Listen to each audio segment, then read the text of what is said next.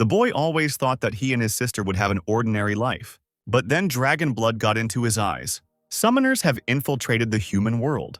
The whirlpool of fate drew me in and gave me a great opportunity. The guy with blue hair kept repeating that no one passed the exam. However, the main character decided that he would still fight for his future.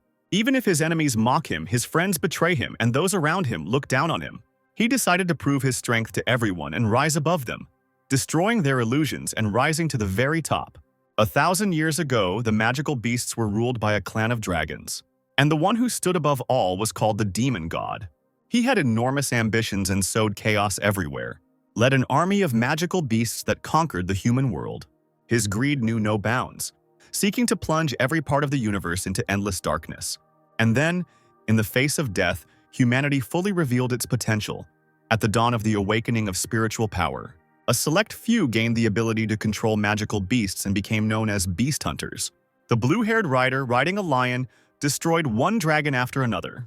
The dragons groaned in pain and died in agony. She reported that a magical beast had been shot down over the northern district of Qingfeng City. The animal fell into a residential area, so emergency assistance is needed. Xiao Xinyu, a third-grade student from Xiangnan High School, looked at the falling magical beast with his mouth open. The dragon, covered in blood, fell face down next to Xiao. The dragon's blood unexpectedly gets into Xiao's eyes. The buildings around were destroyed. Everything was on fire and blood was splashing from the dragon's carcass. Looking at all this, Xiao stood in shock and could not move. Xiu looked at everything that was happening with surprise and fear. The dragon was hit by a spell from the fire lion. The blow was so strong that it should have killed the dragon. The dragon, covered in a purple glow, began to fall lifelessly downwards, after which the rider confirmed that the magical beast was dead. Xiao rubbed the blood from his eyes and heard screams in hopes of finding out if there were any survivors. Xiao opened his eyes and was very surprised by what he saw in front of him. In front of him stood a huge lion and a beautiful girl, Su Ruyan, the headmaster of the Azure Dragon Academy, who was apologizing for the inconvenience. Su said that she would compensate for the damage caused to the Xiao household and pay compensation on behalf of the Azure Dragon Academy. Xiao happily snatched the letter and looked at Su with admiration. Su and her team of trappers said goodbye to the young man. Looking at them, the guy thought with admiration that these were the hunters. Xiao looked at the letter and really wished that he had a chance to become a trapper, as everyone in his world dreams of becoming a trapper. While the frustrated Jiu was thinking about how he didn't even have the money to buy the beast without which he wouldn't be able to pass the national trapper exam, a small beast suddenly appeared at his feet. It was a blue-eyed dog with a red seal on its forehead. He started licking Zhao, who was embarrassed and not very happy about it. Taking the dog in his arms, he wondered where the dog came from and whether it could be tamed. He remembered that the textbooks mentioned a dog-like creature. It was a storm dog. Since it didn't require much spiritual power, Xiao would be able to feed it. Xiao was happy that he now had the beast and would be able to pass the national exam. But then he was immediately visited by doubts, since there were only 3 days left until it. Despite the deadline, he happily tossed the dog, calling him a good boy. In the city of Qingfeng, there was an unremarkable trapper's shop. That's where Xiao went with his dog. He still doubted his abilities and thought that he could give the dog to someone who could take care of him. Xiao understood that the dog had no future with him because the dog ate a week's supply of food in one night, and the guy did not have enough money to buy that much food. Suddenly, the doors that Xiao was standing in front of opened, and a man with a red headband came out, asking what the guy was doing in front of his shop at such an early hour. Xiao offered to buy his dog from the store owner. The owner drove the boy away because he had no intention of buying a dog with such a low pedigree and no evolutionary path. The man with the red bandage on his head scared the dog with his screams, and Xiao asked him not to scream like that. If he didn't want to take the dog, then he shouldn't take it. Suddenly, a blue glow appeared, which made Xiao very surprised. A system window appeared above the dog with its characteristics: level, affection, pedigree, hidden pedigree, talent, hidden talent, evolution path, hidden evolution path. Xiao couldn't believe it, so he rubbed his eyes. The window didn't disappear. There was still a system window above the dog with its characteristics, where it was indicated that the storm dog, thanks to a hidden path of evolution, can be a doomsday wolf. The shop owner told Xiao to get lost and that storm dogs don't have any evolution path. It turns out that the system window was only accessible to Xiao and no one else could see it. Suzha, a third grader from Xiangnan High School and the son of the richest man in Qingfeng, appeared in front of Xiao and laughed at Xiao for not taking the exam because Xiao didn't have a beast. Suzha saw a small dog in Xiu's arms and leaned over to him, saying that he had managed to collect a few coins after all. Xiao abruptly turned away from the nasty guy who was making fun of him for having a storm dog and told him to mind his own business. Suja said that Lin was right that Xiao didn't want to take the trapper exam. Su continued to mock Xiao and said that he would not have passed the exam even if he had really wanted to. Xiao asked Lin if she had said that. Su announced that he was now dating Zhang Lin. A girl in a red dress approached Suja and asked him where Su had disappeared to. He replied that he had simply noticed an old acquaintance, Lin, and decided to greet him. Embarrassed, Lin said that she had broken up with Xiao a long time ago and thought that the guy looked like a loser, and also dragged some mongrel around with him. Xiao shouted at her not to forget who helped her when she was at her lowest point and that he didn't care. Lin could continue to spend her life with the rich idiot. Suji was shocked that he called him a rich idiot. He promised that he would grind Xiao into dust during the exam. Xiao was determined. He wanted to prove to everyone that the storm dog was not useless. 3 days later, the exam began at Jilin Square. The examination center in Qingfeng City welcomes candidates and asks them to take their seats. The test began and Xiao hurried to his seat. The people around him were shocked to see Xiao Xinyu here, because everyone thought that he didn't even have a beast. People said that Xiao had been unable to buy the beast for some time. But 3 days ago, he signed up for the exam and applied to the Azure Dragon Academy, the best of the 4 academies. Everyone was shocked that such a loser would even dare to do something like that, and such statements made Xiao nervous. Xiao walked up to the table where the large golden ball stood and greeted the teacher. Chen Qingyan, a teacher at the admissions office of the Azure Dragon Academy in Qingfeng City, asked the young man who he was. Chen Qingyan tensed up, because Xiao was the only one in Qingfeng City who applied to the Azure Dragon Academy. Suja told Xiao that he knew no bounds, and that in the past 5 years, only 8 students from Qingfeng City had applied to the Azure Dragon Academy. None of the 8 people who applied over the past 5 years passed the exam. Suja is willing to kneel down and call Xiao Xinyu his father if he thinks he is so special and can enter the Azure Dragon Academy. Xiao warned him to prepare himself because he would soon have 2 fathers. Suji was angered by this cheeky joke, and Xiao informed the teacher that he was ready to begin the exam. The teacher warned that the selection process for the Azure Dragon Academy was extremely strict, so Xiao also needed to choose other schools in case he failed the exam. Otherwise, he would no longer be able to become a beast trapper. No one believed in Xiao, since the passing score was 800 units, but Xiao resolutely stated that he understood everything and was ready to begin. Chen Qingyan explained that the first test was a test of spiritual strength. Xiao placed his hand on the large golden magic ball. The ball showed a result of only 316 units. People started laughing at Xiao, and the teacher thought that he had a promising student in front of him. Suddenly, the spiritual power indicator began to grow rapidly and reached 621 units. The numbers on the ball were still rapidly growing upwards. There were already 711 units. The spiritual power indicator has already exceeded 800 units. People thought that the spiritual power measuring device was broken, as it showed an unimaginable 956 units. As a result, the ball stopped at 1,028 units of spiritual power. The teacher was shocked to see such large numbers that the device even cracked. The mood of the people around suddenly changed to horror. They did not understand what kind of monster was standing in front of them. The spiritual strength indicator is directly related to the potential of the hunter. Every 100 units of spiritual power allows you to make a contract with one magical beast. In the future, Xiao Xinyu might even become a 10-star level beast hunter. In recent decades, only a few such trappers have appeared in the land of the dragon. Chen Qingyan announced the result of candidate Xiao Xinyu. He didn't expect that Xiao would be so strong, only 2 points less than the genius Ye Ningxuang. The crowd was furious because there were 2 tests in the Azure Dragon Academy. The second was a test for the quality of the magical beast's bloodline.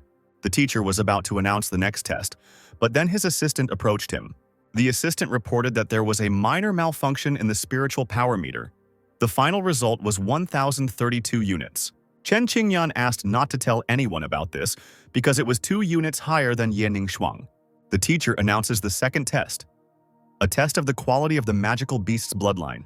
Xiao raised his right hand to summon his magical beast. He shouted the name Black Fang, and the creature began to slowly appear piece by piece. A golden whirlwind formed around the creature. This spectacle fascinated people and terrified them at the same time. The Stormhound appeared. It caused outrage because it is the worst choice for pedigree testing. At present, no one contracts with it. The teacher was upset because the quality of the pedigree is one of the decisive factors limiting the development of trappers. The teacher was going to upset Xiao because his beast. Suddenly, shouts could be heard from the crowd that it was not a storm dog. The dog was transformed before our eyes into a huge beast. People couldn't believe it, because storm dogs don't evolve. After the dog's evolution was complete, the teacher approached him and began scanning the dog to a pedigree level that was equal to epic. Xiao Xinyu passed the tests and was accepted into the Azure Dragon Academy. Suja realized that it was time to quietly slip away with his new girlfriend. But then Xiao noticed this and asked where he was going, if he wanted to say goodbye to his father. Suja called Xiao a freak and said that he needed to know his place because he was not going to kneel down and call Xiao father, because he would not do anything to him anyway. Xiao gave a command to Black Fang, causing Suja to turn around in horror. A second later, he found himself under the dog's powerful paws and Xiao asked him what he would say now. Suja asked for forgiveness from his new father, Xiao Xinyu. Xiao told him to get out, as he couldn't have such a worthless son.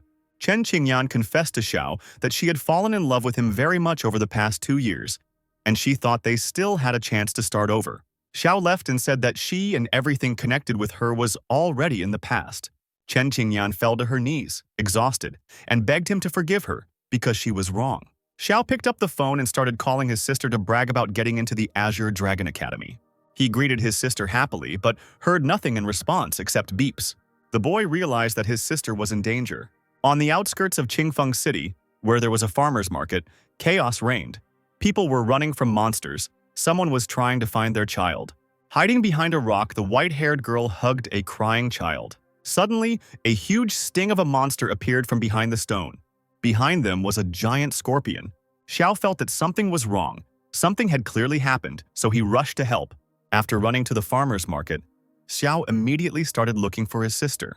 The monster was already ready to attack the girl with a small child. Xiao rushed to help his sister. Suddenly, his eyes started bleeding and a blue glow appeared. A system window appeared in front of him, offering to use the new available skill of the hellish storm wolf, the bonds of hell, hellish howl. Xiu shouted in a fit of anger, "Black Fang, hellish howl, hellish bonds." But nothing happened. Xiao was confused and didn't understand why. The monster struck its stinger first at Sister Xiao. At this moment, Xiao remembered that when the magical beast attacked him, the man from the Azure Dragon Academy shouted something like a spell. Then he decided to try to read the same spell. At the beginning of this catastrophe, when heaven and earth were not yet separated, a pact was made, sealed with his blood, and the spirits from the void were called, "Let blood become payment, and words become bonds." He shouted loudly for the beast to listen to his order. A powerful beam burst out from the Hellwolf, which split the monster into several parts. Xiao didn't understand whether he had killed him, whether this was the power of a beast hunter. Xiu remembered that his sister was still near the monster. He ran to her, asking if everything was okay. Xiao apologized for coming so late. He was glad that everything was okay. He bragged to his sister that he had entered the Azure Dragon Academy and was now a beast hunter too. Suddenly, Xiao's dog jumped on him, and he was unable to stay on his feet, falling with him. He said that this was his new contract animal. Xiao introduced him as a hellish storm wolf, Black Fang. People were shocked that the monster was dead. Xiu confirmed this with a satisfied face. The woman who had lost her child called the little girl to her and thanked the trapper. The girl cried very loudly and asked her mother where she had disappeared to. Xiao and his sister noticed some strange stone on the monster and decided to check it out. A system window appeared in front of Xiao, describing this stone as the core of a magical beast. She picked it up and looked at it, thinking that it was just an initial stage core with a poison attribute. He threw the cannonball to the dog because he knew it would help Black Fang evolve. Xiao announced to everyone that the beast was dead and they were safe. People began to surround Xiao and thank him for saving them. They called him their hero. The girl that Xiao saved told him that now she also wants to become a trapper like him. Xiu encouraged the girl and said that he was sure that she would definitely succeed. Moonlight filtered into Xiao's ruined house. It illuminated Xiao, who was sleeping under the blanket. Suddenly, his sister appeared in the room and approached the sleeping Xiao.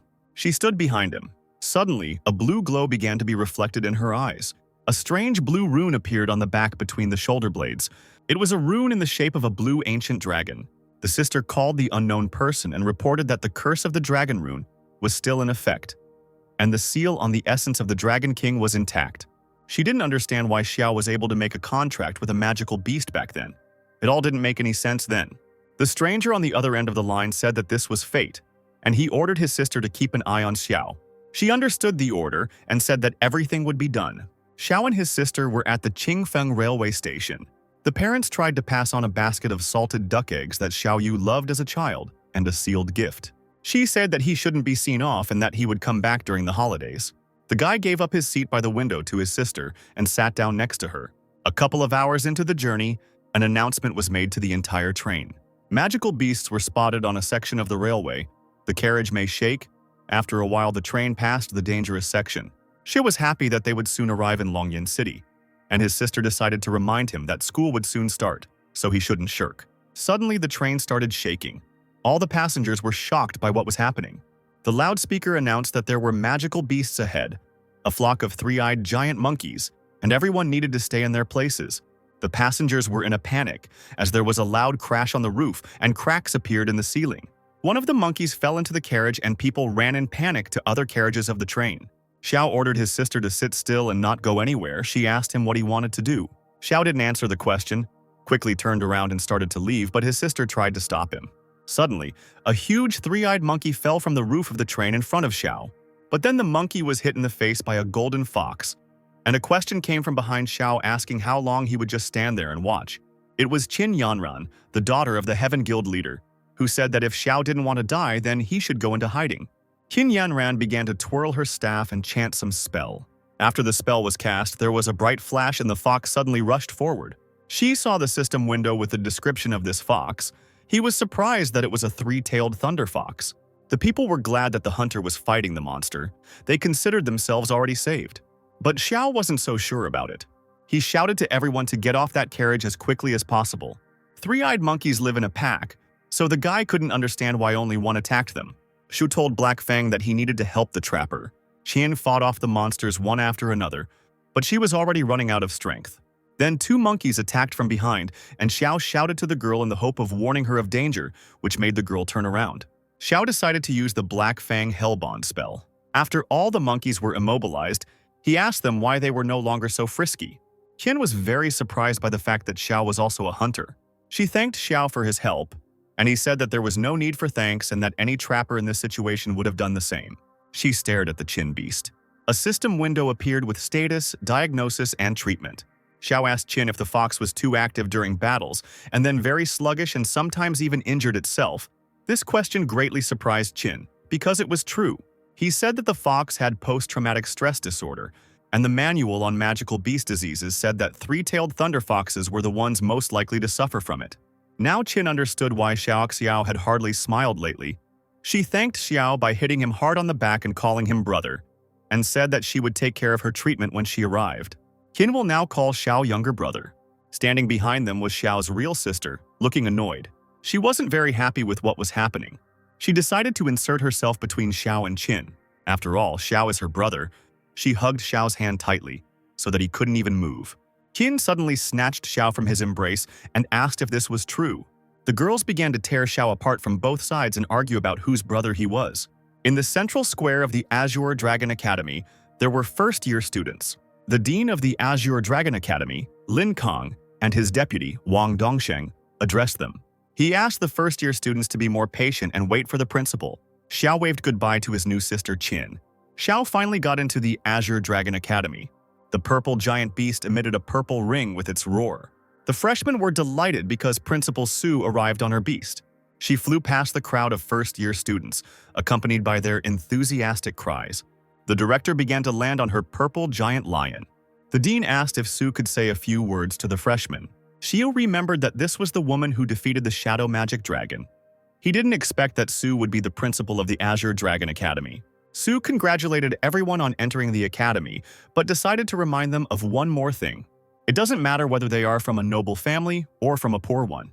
In the Azure Dragon Academy, they must obey its rules, especially the 8th rule. The first-year students were shocked by these words. No one knew about this rule and what it consisted of. Su said that the 8th rule of the academy is that if a conflict arises between students, it must be resolved through a duel in the arena, regardless of who is right or wrong, and the loser must apologize to the winner. Xiao reasoned that the 8th rule may seem harsh, but in fact, it prevents the scions of noble families from using their power to oppress the weak. Even ordinary students can defend their honor with their own strength. 2 hours later in class, Xiao's classmate couldn't believe that he was in the same class with him. After all, He is the same monster with spiritual power almost like that of senior disciple Ye Ningxuang. The teacher came in and told everyone to sit down because they were starting class. The whole class obediently obeyed their teacher and sat down in their seats. Someone from the back of the class whispered to Xiao that they would now always follow him. The teacher asked with displeasure to keep quiet in the classroom. He turned to the students and said that from now on, he, Chen Qingyan, was the supervisor and hoped that they would all achieve great things in the Azure Dragon Academy. Then asked the class to open the first chapter of the Illustrated Handbook of Magical Beasts. The strength of a magical beast is determined by two factors. The first is the form of the beast. At the moment, the following stages are known from the lowest to the highest: initial form, mature form, full form. The next stage is the transcendental form. And finally, the form of the king of beasts. The second is the quality of the magical beast's bloodline. According to records, the blood of magical beasts is classified from the lowest to the highest. Beasts with a higher pedigree can suppress those with a weaker pedigree. In addition, the attributes of magical beasts can suppress and affect each other. For example, the 5 most common ones: metal, wood, water, fire, and earth. The principle is as follows: wood suppresses earth, earth, water, water, fire, fire, metal, metal, wood. Based on these 5 basic attributes, others can appear, such as sand and lightning. But this is the topic of the next lesson. Xiao was fast asleep on his desk. He missed the teacher's entire lecture on magical beasts. The teacher noticed this and threw chalk at him, shouting at him to get up immediately. Xiao had a lot of courage since he decided to sleep in his class and during the introductory lesson at that. Since he was so smart, the teacher asked him to name the weakness of the demonic lizard. If Xiao didn't tell him, he might as well pack his things and get out right now. Xiao confidently said that the demonic lizard's weakness was the poison sac under its belly. The teacher asked the next question: which area does the ice giant crocodile usually live in? Xiao immediately answered that it was in the southern part of the Dragon Country, in the Shuangjiang Lake area and the Kunlun Glacial Waterfalls, and the whole class was delighted. The next question was not long in coming. If a guy meets a sky-tearing demonic tiger in the wild, what will he do? She said he would clutch his ID badge in his teeth and hide somewhere in the shadows.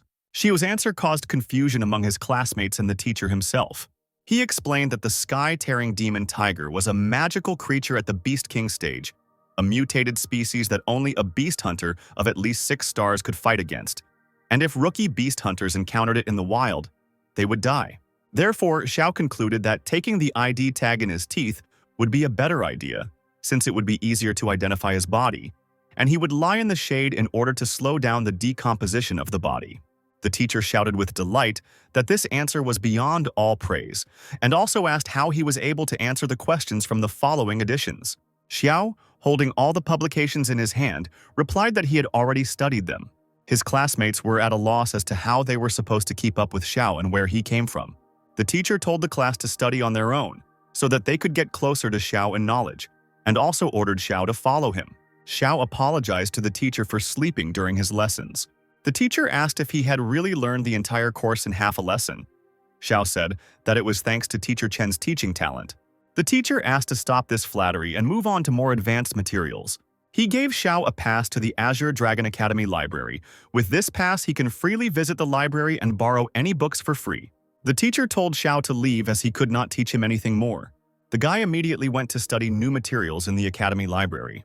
At this moment, Wang Yun, the son of Vice Dean Wang Dongsheng, enters the library and says that this is his library today. He ordered all the boys to run out of the library, but lustfully indicating that the girls could stay and study with him. The girls pitifully begged him to let them go and let them out of the library. Xiao couldn't stand it and threw the book straight at the bully's head, telling him to shut up. Wang Yan was shocked by this action, and his minions said that Xiao clearly did not know his place. Xiao stood up for the girls and asked the guy, "Does he really have no conscience at all?" Since he mocks the girls, Wang Yan irritably asked who Xiao thinks he is. The girl advised Xiao to leave, since he was the son of Vice Dean Wang Dongsheng and should not be messed with. Then Xiao understood why the bully was so impudent, because Daddy was the Vice Dean. Wang Yan was glad that he realized everything and ordered Xiao to kneel down and apologize. But in response, Xiao only swung, and with all his strength he hit the hooligan between the legs. He immediately fell to the floor and began to writhe in pain, and his friends asked if everything was okay with him. Wang Yan decided to remind who he is. Does Xiao think he can handle the consequences, since he will make sure that he does not leave the library alive? Wang Yan promised to show who is the boss in the Azure Dragon Academy. Suddenly, Su entered the library and said that she didn't know that Wang Yan was the boss here. Wang Yan wondered how Director Su had arrived at the library so quickly. Su stated that she knew everything, and since a conflict had arisen between them, it should be resolved as stated in the 8th article of the Academy's charter. The students began to fill the arena, because now Xiao Xinyu and Wang Yan would begin their duel. No one believed in Xiao, because Wang Yan had the legendary six-fingered ice leopard. Teacher Xiao also came to watch this fight. He believed that he would not let him down. The referee announced that the fight would begin soon and the fighters should get ready. Wang Yan said he would show what happens to those who dare to go against him. She said with a smile that he could just apologize, which made Wang Yan even more angry. The referee announced the start of the fight. Wang Yan immediately decided to use the Ice Flame spell. A blue mist formed around Wang Yan. From this icy fog, his magical beast with huge claws and fangs appeared. A system window with the characteristics of the six-fingered ice leopard appeared above them. Xiao began to study this window. Xiao was alarmed because this magical beast had two attributes at once. It was Xiao's turn to show off the power of his magical beast. From the flames emerged the mighty wolf Black Fang. The audience was surprised by Xiao Xinyu's beast. The beast looked impressive. It definitely won in beauty over the six-legged leopard. Somewhere on the teacher's podium, Su was sitting and she was also surprised, as she had never seen such a beast before. She suggested that the beast might be a storm dog that had evolved. But she knew that these beasts were always considered to have no path to evolution. So how could Xiao Xinyu achieve this? Wang Yan shouted that he wouldn't be scared by such a show. Xiao could prepare his apology. Wang Yan used the Ice Flame and Deep Freeze spells, and the leopard rushed to attack. Xiao, without thinking twice, decided to counterattack and used rapid dashes. Black Fang, dodging the enemy's attack, quickly reached his target. But the leopard still managed to hit the dog. The teacher thought that the Hellstorm Wolf was a magical beast with the attributes of fire and wind, while the leopard was a magical beast with the attributes of water and earth attributes of wind and ice, so it would not be able to overcome the advantage of the elements. Wang Yan shouted that he would destroy the Xiao beast and activated the ice flame. Ice burst from the leopard's mouth, completely freezing Black Fang. Wang Yan laughed at Xiao, because his beast would soon freeze to death. At the teacher's podium, everyone held their breath, wondering what move Xiao Xinyu would make. But the smile did not leave Xiao's face. Despite the current situation, Xiao asked Wang Yan if he was sure that the Fang would freeze to death. Xiao unexpectedly used the spell Hunt in the Dark. In an instant, Black Fang disappeared from his icy prison, and people were very surprised by this. The teachers immediately understood that this was an attribute of darkness, which meant that Xiao Xinyu's beast had 3 of them. Wang Yan shook his head from side to side. He couldn't find Black Fang. Behind Wang Yan, Black Fang appeared out of nowhere, already extending its sharp claws. The ice leopard managed to repel Black Fang's attack. She said in surprise that since he was able to repel such an attack, then let him show everything he was capable of. Xiao went on the attack using the Claw of Oblivion. Fang struck one blow after another. The leopard did not move and could not fight back. Oblivion Claw is a dark attribute skill that causes paralysis for 3 seconds when it hits a target. Xiao decided that it was time to finish off his opponent, so he used Hellish Howl. A powerful golden beam burst from the dog's mouth and hit the leopard straight. The exhausted leopard lay on the ground and did not move. Xiao Xinyu won the match, and the audience exploded with delight. Wang Yan couldn't believe his defeat. He fell to his knees and didn't move. Xiao walked up to the loser. Su announced that now, according to the school rules, Wang Yan must apologize properly. Wang Yan knelt before Xiao and asked for forgiveness. He then stood up and left, hearing Principal Su praising Xiao, saying that he was the second student who could impress her.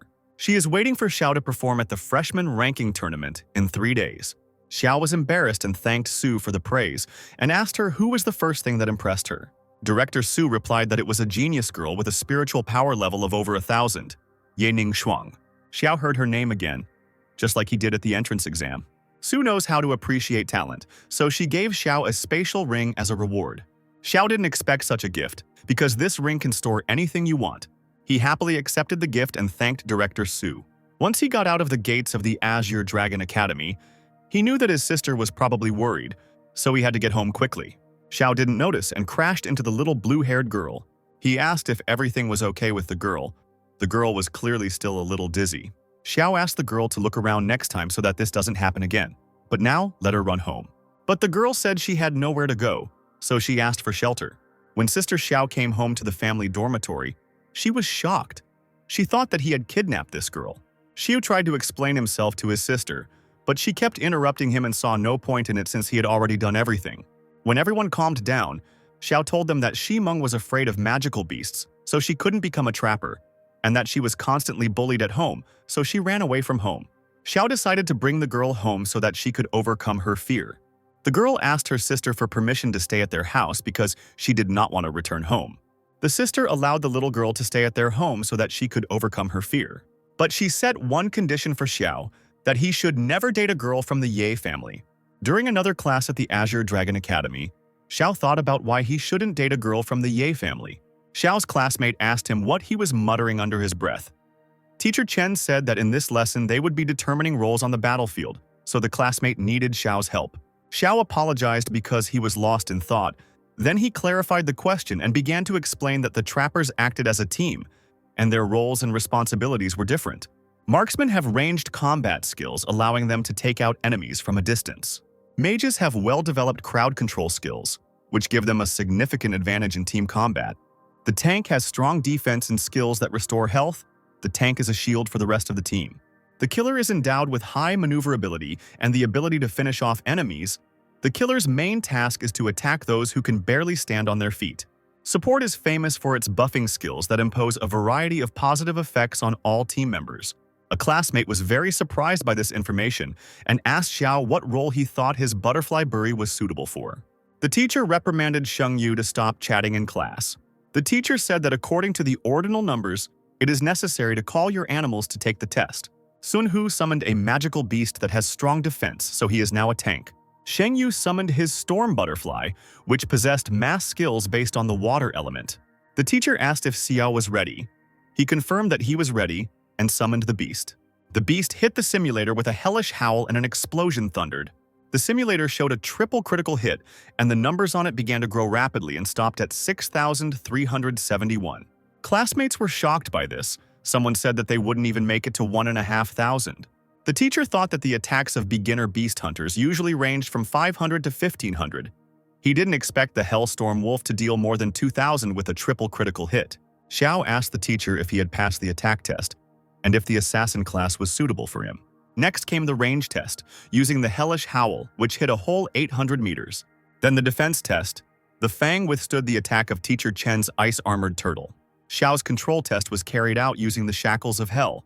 A buff test revealed that any beast within 10 meters of a Hellstorm Wolf gains a 30% increase in rage, 10% in attack, and 10% in movement speed. Classmates asked the teacher what role suits Xiao, because he is good at absolutely everything. The teacher admitted that in addition to these 5 roles, there is another special role called a generalist. The students asked the teacher about this role. What does this mean? The teacher explained that this is the name given to a beast hunter whose summoned creature is equally suitable for all roles. It is clear that Xiao has become the only all-rounder in his group. Xiao's classmates pounced on him with questions about how he could become so cool. But Xiao was modest and didn't think of himself as that cool. The teacher said that there is no need to rejoice too soon. Universalists are rare, but they still exist. At the moment, not only Xiao Xinyu is known, but also Yening Shuang and Han Tianjun from the second group, Murong Qingyang, and Li Xuancheng from the third group. The teacher reminded the students that they needed to continue to work hard and develop. Xiao was glad that the training was over, as he needed to buy some supplements to prepare for the beginner ranking competition. But then, several young men appeared in front of Xiao and asked him where he was going in such a hurry. Xiao asked with a dissatisfied face what else they needed. They smiled and flexed their fists as they asked, "Has Xiao really not heard of the Black Tiger Guild?" Then Wang Yan's voice was heard, saying that there was no need to talk to Xiao, he just needed to break his leg, and then he wouldn't be so impudent. The guys threatened and repeated that Xiao shouldn't have crossed the path of young Master Wang Yan, and that it was all his own fault. Xiao noticed the stars on the hooligans' jackets. They indicated levels. The hooligans were level 3 and level 4. Xiao asked, "Weren't they ashamed to attack someone who was only level 1? Wang Yan suggested that Xiao cry, and his subordinate asked him not to worry and he would deal with him. The fourth-year student summoned his magical beast, which turned out to be a thunder tiger. The tiger rushed forward to deal damage to Xiao. But then Black Fang appeared in time and attacked the tiger in response. The tiger was immobilized and fell to the ground under the onslaught of Fang. The bully was shocked because his master forgot to warn him about Black Fang's power. He guessed that the beast only appeared to be in its mature form, as it could withstand a thunder tiger that was in its full stage. This angered the bully, and he wanted to know who was stronger, some first-level weakling or the elite of the 3rd and 4th level Black Tiger Guild. A female voice suddenly rang out, saying that she was wondering who was stronger, the Black Tiger or the Heaven Guild. Xiao was glad that Sister Qin came to his aid. The hooligans found themselves surrounded and didn't know where to go. The Heaven Guild is the 2nd strongest guild in Longyan City. Even the Storm Guild does not dare to conflict with them. The hooligan obediently asked what brought Miss Qin here. Qin said, "If I hadn't passed by, I would never have known what the esteemed Lei was going to do to her dear little brother." This information made one very surprised, since Qin was the only daughter of the guild leader.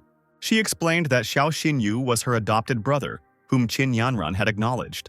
Qin warned that if anyone decided to offend Xiao, they would first have to deal with her and the entire Heaven Guild.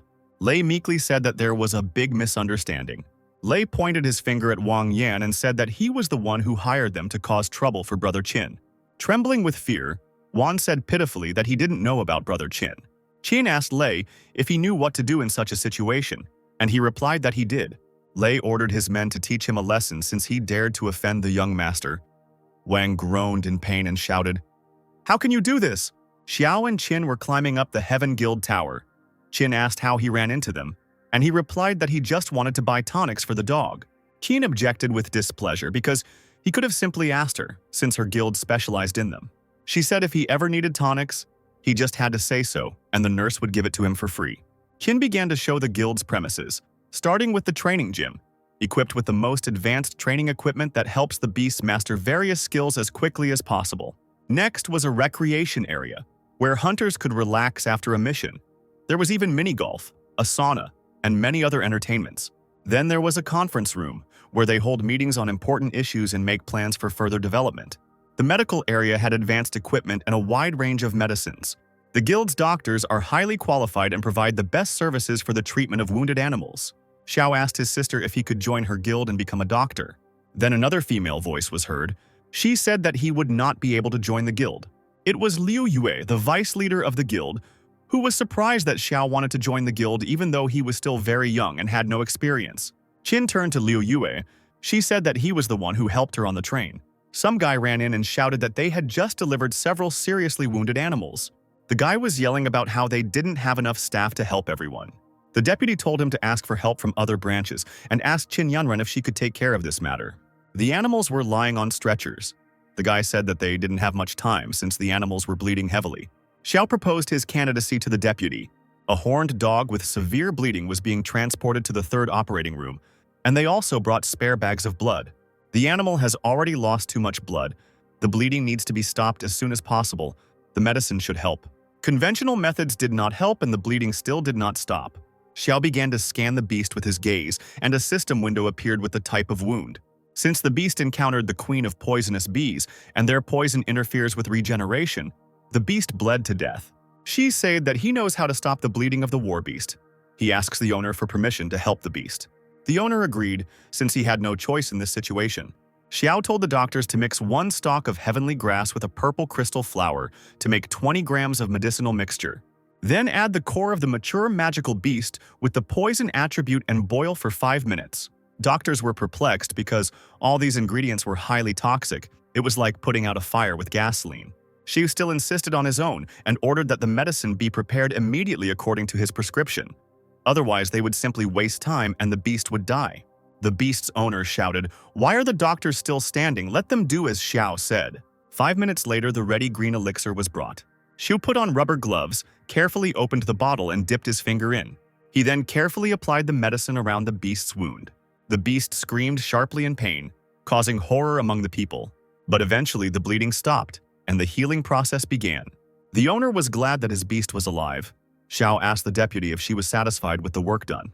She replied that the work was beyond praise. She admitted that her conclusions were incorrect and invited Xiao to the guild as a pharmacist. Xiao accepted this offer with pleasure. Sisters scolded Xiao for being late due to signing a labor contract with the Heaven Guild. Xiao confirmed everything his sister said. The sister was offended by the fact that someone completely forgot about his own sister. after he found some rich woman.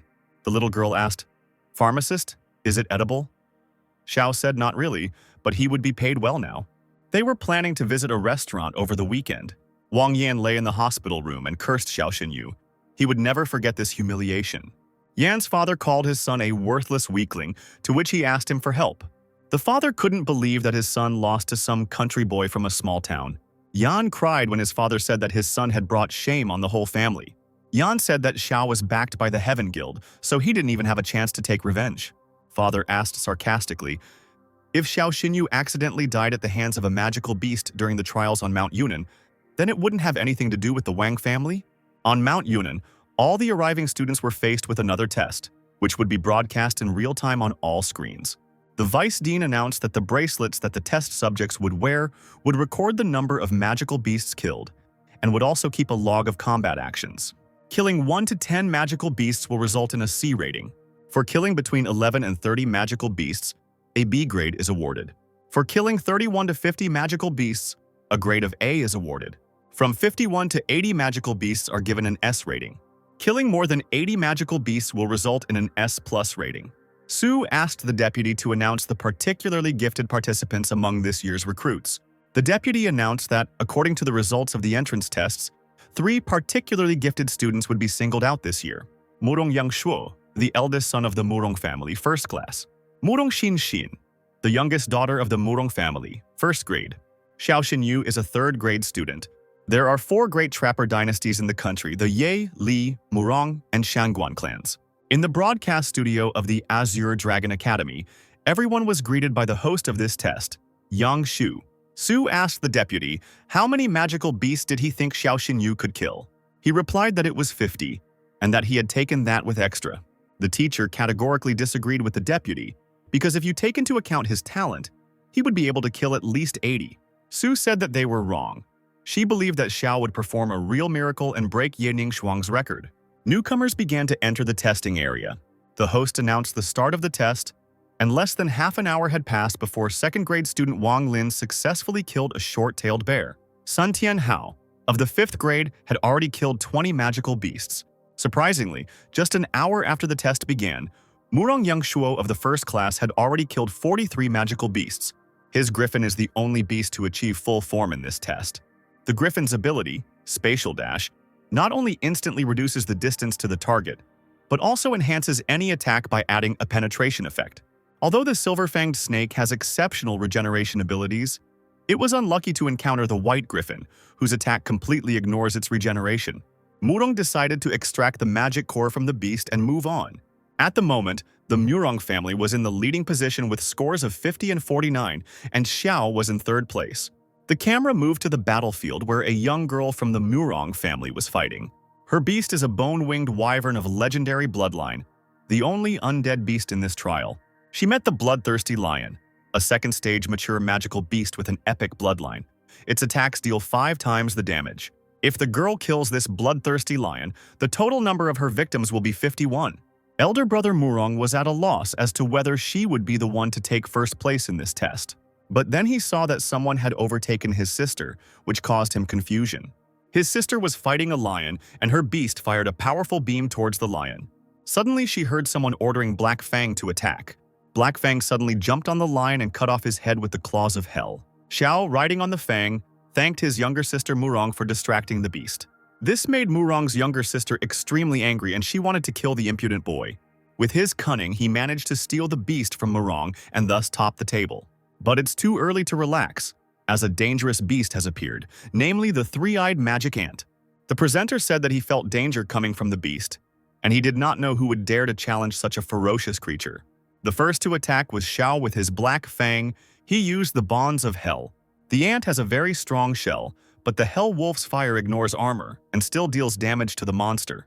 Xiao gave the order to Black Fang to finish off the monster with a hellish howl. Murong Xingxin also decided to enter the game and ordered the wyvern to use sound waves to prevent the Hell Wolf from finishing off its opponent.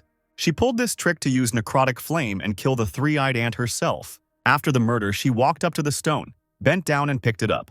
Xiao was shocked by this. He didn't think that his classmate was so vindictive. The situation in the tournament was becoming increasingly heated. Xiao Xinyu and Murong Xinshin were tied and shared first place. There was less than an hour left until the end of the test. It was unclear who would ultimately win. Xiao noticed a magical beast on the road and told Black Fang to get ready. But Murong Xinshin kills the monster again and snatches the glasses right from under Xiao Xinyu's nose. It seems that wherever Xiao goes, his vengeful rival immediately appears nearby and takes away his prey. In the last half hour, Murong Xinshin has firmly secured her position in first place by killing monsters, the host reported. Xiao asked Xinshin if stealing one beast justified her behavior. She stood there with a dissatisfied face, and the audience wrote in a stream about why she looked so offended. She said that he would not serve her anymore, so she could prepare herself. The host couldn't believe that Xiao had been holding back the whole time. But no one believed that Xiao would be able to overtake Xinshin, since there was less than half an hour left until the end. Minutes passed, and the number of killed monsters had already broken all records. Xinshin believed that she had air superiority and Xiao would not be able to get past her. But Xiao, with a great leap, was able to jump up to the eagle that Xinshin was hunting and kill it. Xinshin was very angry and kept saying that Xiao was a scoundrel. Xiao turned to his dear classmate, reminding her that there was less than a minute left and she could no longer defeat him. Xinshin kept repeating that Xiao was a scoundrel again, and he asked if that was really the only word she knew. A magical beast, namely a lion, watches their squabble over the stone. The lion emerged from behind cover and went on the attack. The leader did not understand how a fully developed magical beast of the third form ended up there. Leo attacked Xiao. He was clearly not prepared for this. Xiao fell from the Black Fang and flew down into the abyss. Xinshin was afraid that something would happen to Xiao and began to worry a lot. She was very lucky because he managed to catch hold of a branch sticking out of the rock. Xinshin tried to pull Xiao out of the abyss while her wyvern fought with the lion. Xiao noticed Wang Yan sitting on a nearby tree and immediately realized that it was his doing. The branch began to crack and break. Xiao held on with all his might. The branch broke and Xiao fell down. Xinshin was scared and continued to call him. In the broadcast studio, Teacher Chen put forward his candidacy to search for his students. Su asked him not to worry so much. Teacher Chen decided to activate the emergency rescue program through the security service. The vice dean considered himself a genius because he pulled off a little trick, and Xiao went to the realm of the dead. At the foot of the mountain, Xiao woke up and couldn't believe he was still alive. Xiao scratched his head and remembered that this was all Wang Yan's doing. The guy got up from his beast and saw that it was lying unconscious. Xiao couldn't believe that Fang had offered his body to save him from falling so high. He took out a blue bottle and gave it to his dog to drink to make him feel better. The clouds thickened and it started to rain. Xiao was not very happy about this. Xiao hid his dog back in order to quickly find shelter from the rain. The boy found a cave and entered it, but he was still worried about how soon the rain would stop. Xiao thought that his sister was probably very worried, and besides, he was worried about Xinshin. Suddenly, a sound was heard in the cave, as if someone had stepped on a branch. This made Xiao wary. It turns out there is someone else in the cave. Suddenly, someone grabbed Xiao by the throat, and he couldn't even make a sound. The unidentified beast accused Xiao of seeing the Empress's face, and now he would have to kill him. Xiao was in fear, but then a system window opened in front of him with a description of the nine-tailed fox. He was surprised that it was a nine-tailed fox with a mythical bloodline and 3 attributes. The fox was puzzled as to why some person knew who she was. She was ready to strangle Xiao when he asked her to wait. He asked if the purebred dragon had injured her. If so, then she would die in literally half an hour. The fox was amazed that the man somehow knew about the injury from the purebred dragon. The nine-tailed fox asked how Xiao knew about her serious injury. She realized that this was his chance. He showed his hunter's sign and blinded her, thus freeing himself from her grip. He replied that since he understood who she was, how could such a detail have escaped him? Xiao thought about how he didn't understand where a purebred dragon, whose species had been extinct for over 300 years, came from. But he knew how to cure her and offered her his help. The fox doubted his abilities since he was only a 1-star level trapper. Her wounds were inflicted by a purebred dragon. Even the most outstanding doctors could not help. It wasn't a difficult task for Xiao because he knew how to cure her. She said that he didn't want her to kill him once she recovered, so the fox had to make a contract with him. This proposal angered the fox. How could she submit to him and become his beast? The fox grabbed Xiao by the throat again and began to strangle him. He said that she could easily kill him, but then she herself would not live long. The fox didn't like this very much. Would she really have to bow down before a man? Lisa felt worse. Xiao asked if the dragon's power had already entered her body. Wouldn't it be too late if she didn't sign the contract? She didn't want to sign a contract with him now, She still needed to complete her sister's task. After long and painful deliberation, the fox finally decided to sign a contract with Xiao. Xiao bit his finger until it bled and pressed it against the fox's forehead. After submitting, the fox asked for help so that he could finally heal her from the terrible wound. She said, of course, since they were now connected. He began to undress, which embarrassed the fox. The confused fox asked why he was undressing, to which he replied that it was in order to cure her. The fox ordered him to put his clothes back on, but Xiao didn't listen and cut himself in the chest area to make blood flow. The wounded Xiao told the fox to drink the blood from his chest. The confused fox retorted, "What are you saying? I will never do such a thing. I can't do such things." Xiao tried to convince the fox that his blood would protect her heart from the effects of the wound. The fox resigned herself and realized that there was no way back and began to lean towards Xiao's chest.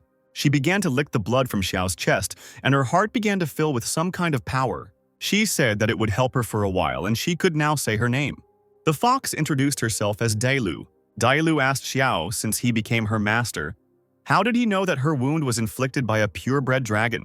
Xiao wondered if Dailu was somehow connected to the missing dragons. Maybe she could understand what was happening to him. He then admitted that his eyes had changed after dragon blood entered them 2 months ago. Now when he concentrates, he sees a panel with information about the animals, as if it were a system. Dailu thought that his eyes were very similar to the legendary eyes of the demon god. Eyes can see all the information about any animal. An ordinary person should not have them. Dailu thought for too long, so Xiao asked her why she was silent. She said that most likely his eyes had changed under the influence of dragon blood and became the eyes of a demonic god. Xiao asked about the demonic eyes. Isn't that a system? Dailu chuckled and said that this was not a system. He did not live in a fantasy world. Xiao thought after Dailu said that it was just a visualization of the demon god's eyes abilities. But why did he hear someone's voice then? He remembered sitting with his dog in his arms in front of a red ruby, and a voice telling him to take this stone, which would allow his beast to be reborn. The voice first appeared after the shadow dragon's attack, pointing at the crystal. The voice told him to give the red crystal to his dog. In the end, Xiao still fed the crystal to the dog, despite his doubts. And the dog did indeed evolve into a hellish storm wolf. Xiao wondered if he would have another chance to hear that voice. At this time, an aggressively minded lion approached them from behind and began to growl at them. Daibu grabbed Xiao by the collar, as he stood there like a pillar and did not react to the enemy's attack. The guy told Daibu that it was because of this lava tiger that he fell off the cliff. Xiao never expected that this tiger would be able to find him here in the cave. The tiger attacked Xiao and Daibu with one powerful leap, but they managed to jump away in different directions. Xiao was watching the tiger and what move it would make next, when suddenly purple dents began to appear on it. It turned out to be Daibu's attack. Even though she was badly injured, she still wouldn't let some creature growl at her. Daibu and the tiger fought. He knocked her to the ground and hovered over her. She did not understand how the tiger decided to attack the empress. The fox was able to turn the pathetic tiger into stone with the help of her eyes. Xia Xinyu calmed down because he felt safe, but something was wrong with him. He began to lose consciousness and was unable to move or say anything. Xiu entered the consciousness, where he met a large dragon. The guy didn't understand who was talking to him, although he saw a huge dragon in front of him. The dragon asked if he had forgotten him and how he had helped the beast evolve. Xiu realized that the voice was the voice of the dragon that led him to the crystal, so he asked him who he was. The dragon said that the blood that got into his eyes awakened his abilities, but he himself does not know who he is.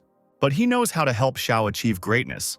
The guy found it funny how someone who doesn't know himself can help him. Xiao, looking at the system window, realized that all these windows were his doing. The trapper repeated his question about where they were and how he got there. The dragon answered him that it was his consciousness. While he was unconscious, the dragon decided to meet him, but now it was time for him to wake up. Xiao asked with hope in his voice when they could see each other again. But the dragon said that there was no need since he was always nearby. Xiao woke up in a hospital room. He wondered how he ended up there because he was in a cave. Teacher Chen and Su stood in front of Xiao's bed and waited for him to wake up. When he woke up, he said that the last thing he remembered was a cave near the cliff. Su explained that he was found by a rescue team next to the body of a lava tiger. She said that he was unconscious. How could he know what happened there? Su asked Xiao not to worry. The academy would conduct a thorough investigation and sort out this situation. Xiao thanked Su for her concern and said that he believed in her in this investigation. Teacher Chen said that in the Yunnan Mountain test, he and Murong Xinshin achieved S+ rank and set a new academy record. So he'd better focus on recovering and preparing for the rookie rankings this weekend. Then Xiao's hand lit up and a projection of a fox appeared, and he realized where it had disappeared to. The fox was surprised that he sacrificed his blood to save himself and then lost consciousness due to his wounds. Daibu said that the rescue team arrived in time so that they wouldn't see her. She hid. She asked Xiao if he told the teachers that falling off the cliff was an accident. Xiu knew that this was not an accident. He suspected who was behind all this. Wang Yan won't get off so easily this time. Wang Yan burst into the Wang family's office and told his father that something terrible had happened. But he sternly replied that the guy should pull himself together and tell everything in order. Wang Yan shouted that Xiao Xinyu had survived and showed him the article about his rescue on his phone. The guy was in a panic because Xiao would not leave him alone and would definitely take revenge on him with the help of the Heaven Guild. But father was calm because even if Xiao Xinyu suspected them, he had no evidence. Van asked his father what he should do now, and he replied that he didn't need to do anything. If they start doing something, they will kill him with the poison that he threw to his son. It was already dark, Zhao was lying on the bed, and someone called him on the phone. From the other end of the line, he heard the voice of his classmate, who admired his results. He said that the freshman tournament had been postponed, but that wouldn't stop Xiao from defeating everyone and taking first place. This news surprised Xiao, because it turned out that it was because of him that the tournament was postponed. A classmate said that Xiao's disappearance was the most discussed topic. The academy declared a state of emergency and organized a large-scale search. The freshman tournament is the main event of the Azure Dragon Academy, which is held every year. All participants are divided into groups, and the order of matches is determined randomly. And after the 8 finalists are determined, the fight for the 3 prize places will begin. A classmate asked Xiao not to be late, and he accepted his message and wished him good night. Xiu thought that a good result in the tournament would attract the attention of the academy and its financial support. The skills of beasts depend on the level of spiritual energy of their master. The stronger the beast, the more spiritual energy is needed. With the help of the academy's resources, Xiao would greatly accelerate his development, which would avoid the situation where Dailu's skills completely exhausted Xiao's spiritual energy. And Xiao will need her help to get rid of this Wang family. However, in order for Xiao to use Dailu's skills, he absolutely could not stand still. So the pressing question was, how could he increase his spiritual energy before the tournament began? Xiao fell asleep to ask the dragon this question. The dragon reproached Xiao for looking for the easy way. She replied that he had it, so why not take advantage of this opportunity? The dragon agreed that if Xiao could return his memories, he would do everything in his power to help him, to which Xiao agreed. Only deep meditation will allow you to penetrate into the space of consciousness and communicate with the dragon. The dragon upgraded the data panel based on the game systems from the human world. Now Xiao will be able to buy the necessary items through the store. But to prevent Xiao from relaxing and forgetting about the return of the dragon's memories, he will periodically issue tasks through the system, for the completion of which Xiao will receive points and other rewards. Xiao chose the dragon's spiritual pill, which instantly increases spiritual energy tenfold, but after 5 minutes it drains all strength and causes weakness. The dragon said that this was the thing he needed, but it had very strong side effects, so it should be used with caution. To activate the system, it is enough to mentally say, "Divine Panel, submit to my will." And now the dragon needs to recover and he asked not to disturb him. Xiao wished the dragon a good rest and said goodbye to him. She warned his sister that he had gone to class, but his sister asked him not to run like that because he had just recovered. The guy walked and thought that the freshman tournament was already today. I wonder if Shen missed it. Then a wanted notice fell into his hands and he began to study it carefully. On the piece of paper was a 9-tailed fox. 3 billion was offered for it, and it was accused of theft. Xiao accused Dao Li of deceiving him. The guy asked why she didn't tell him that the imperial family was looking for her. Xia was angry because she was wanted by the empress's personal order. Daibu should have said so herself. Daibu calmly answered him that then nothing would have changed. If he regretted the agreement with her, then he could hand her over and take the reward. Xiao was now her master, and he wanted her to trust him and not hide anything from him. Daibu agreed and showed the crystal that caused Shangguan Lan to set such a reward. Xiao didn't understand what it was, so he asked the fox directly about the crystal. The fox said that this is the highest treasure of dragons, the dragon's tear. Pureblood dragons have 3 great treasures: the scale sword, the dragon king's whiskers, and the dragon's tear. The dragon king's scale sword and whisker are artifacts with devastating attack power, and the dragon tear has no combat use, but is made up of the tears of 10,000 pure-blooded giant dragons. If you harness the full power of tears, you can turn back time and return to the past. Xiao had long wanted to ask, weren't dragons completely exterminated 300 years ago? The guy was interested in what was behind the war against the dragons that took place 300 years ago. Suddenly, someone on the street called out to Xiao Xinyu. It was Morongi, the elder brother said. What a coincidence that he is here too. The guy with white hair was surprised that he had gotten out of a real hell. Next time they might even kill him.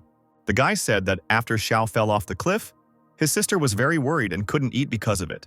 After Xinxian saw on TV that Xiao was okay, she ate a couple of servings at once.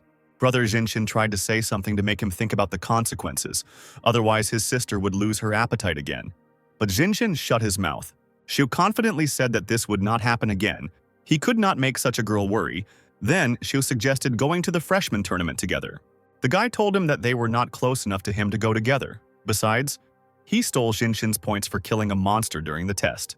The elder brother took Xinxian's hand and said that they were leaving, and Xiao stood and watched them go. He still didn't understand why the Murong started talking to him if they hadn't forgiven him. The test host welcomed the teachers and students to the arena. Since the freshman tournament is about to begin, they are required to draw lots to determine the order of the fights. All the first-year students stood in line and drew lots from the box one by one. Wang Yan looked at Xiao Xinyu and couldn't help but believe that he had actually returned safe and sound. Now Wang Yan decided to use the death box to ensure that Xiao would never rise again.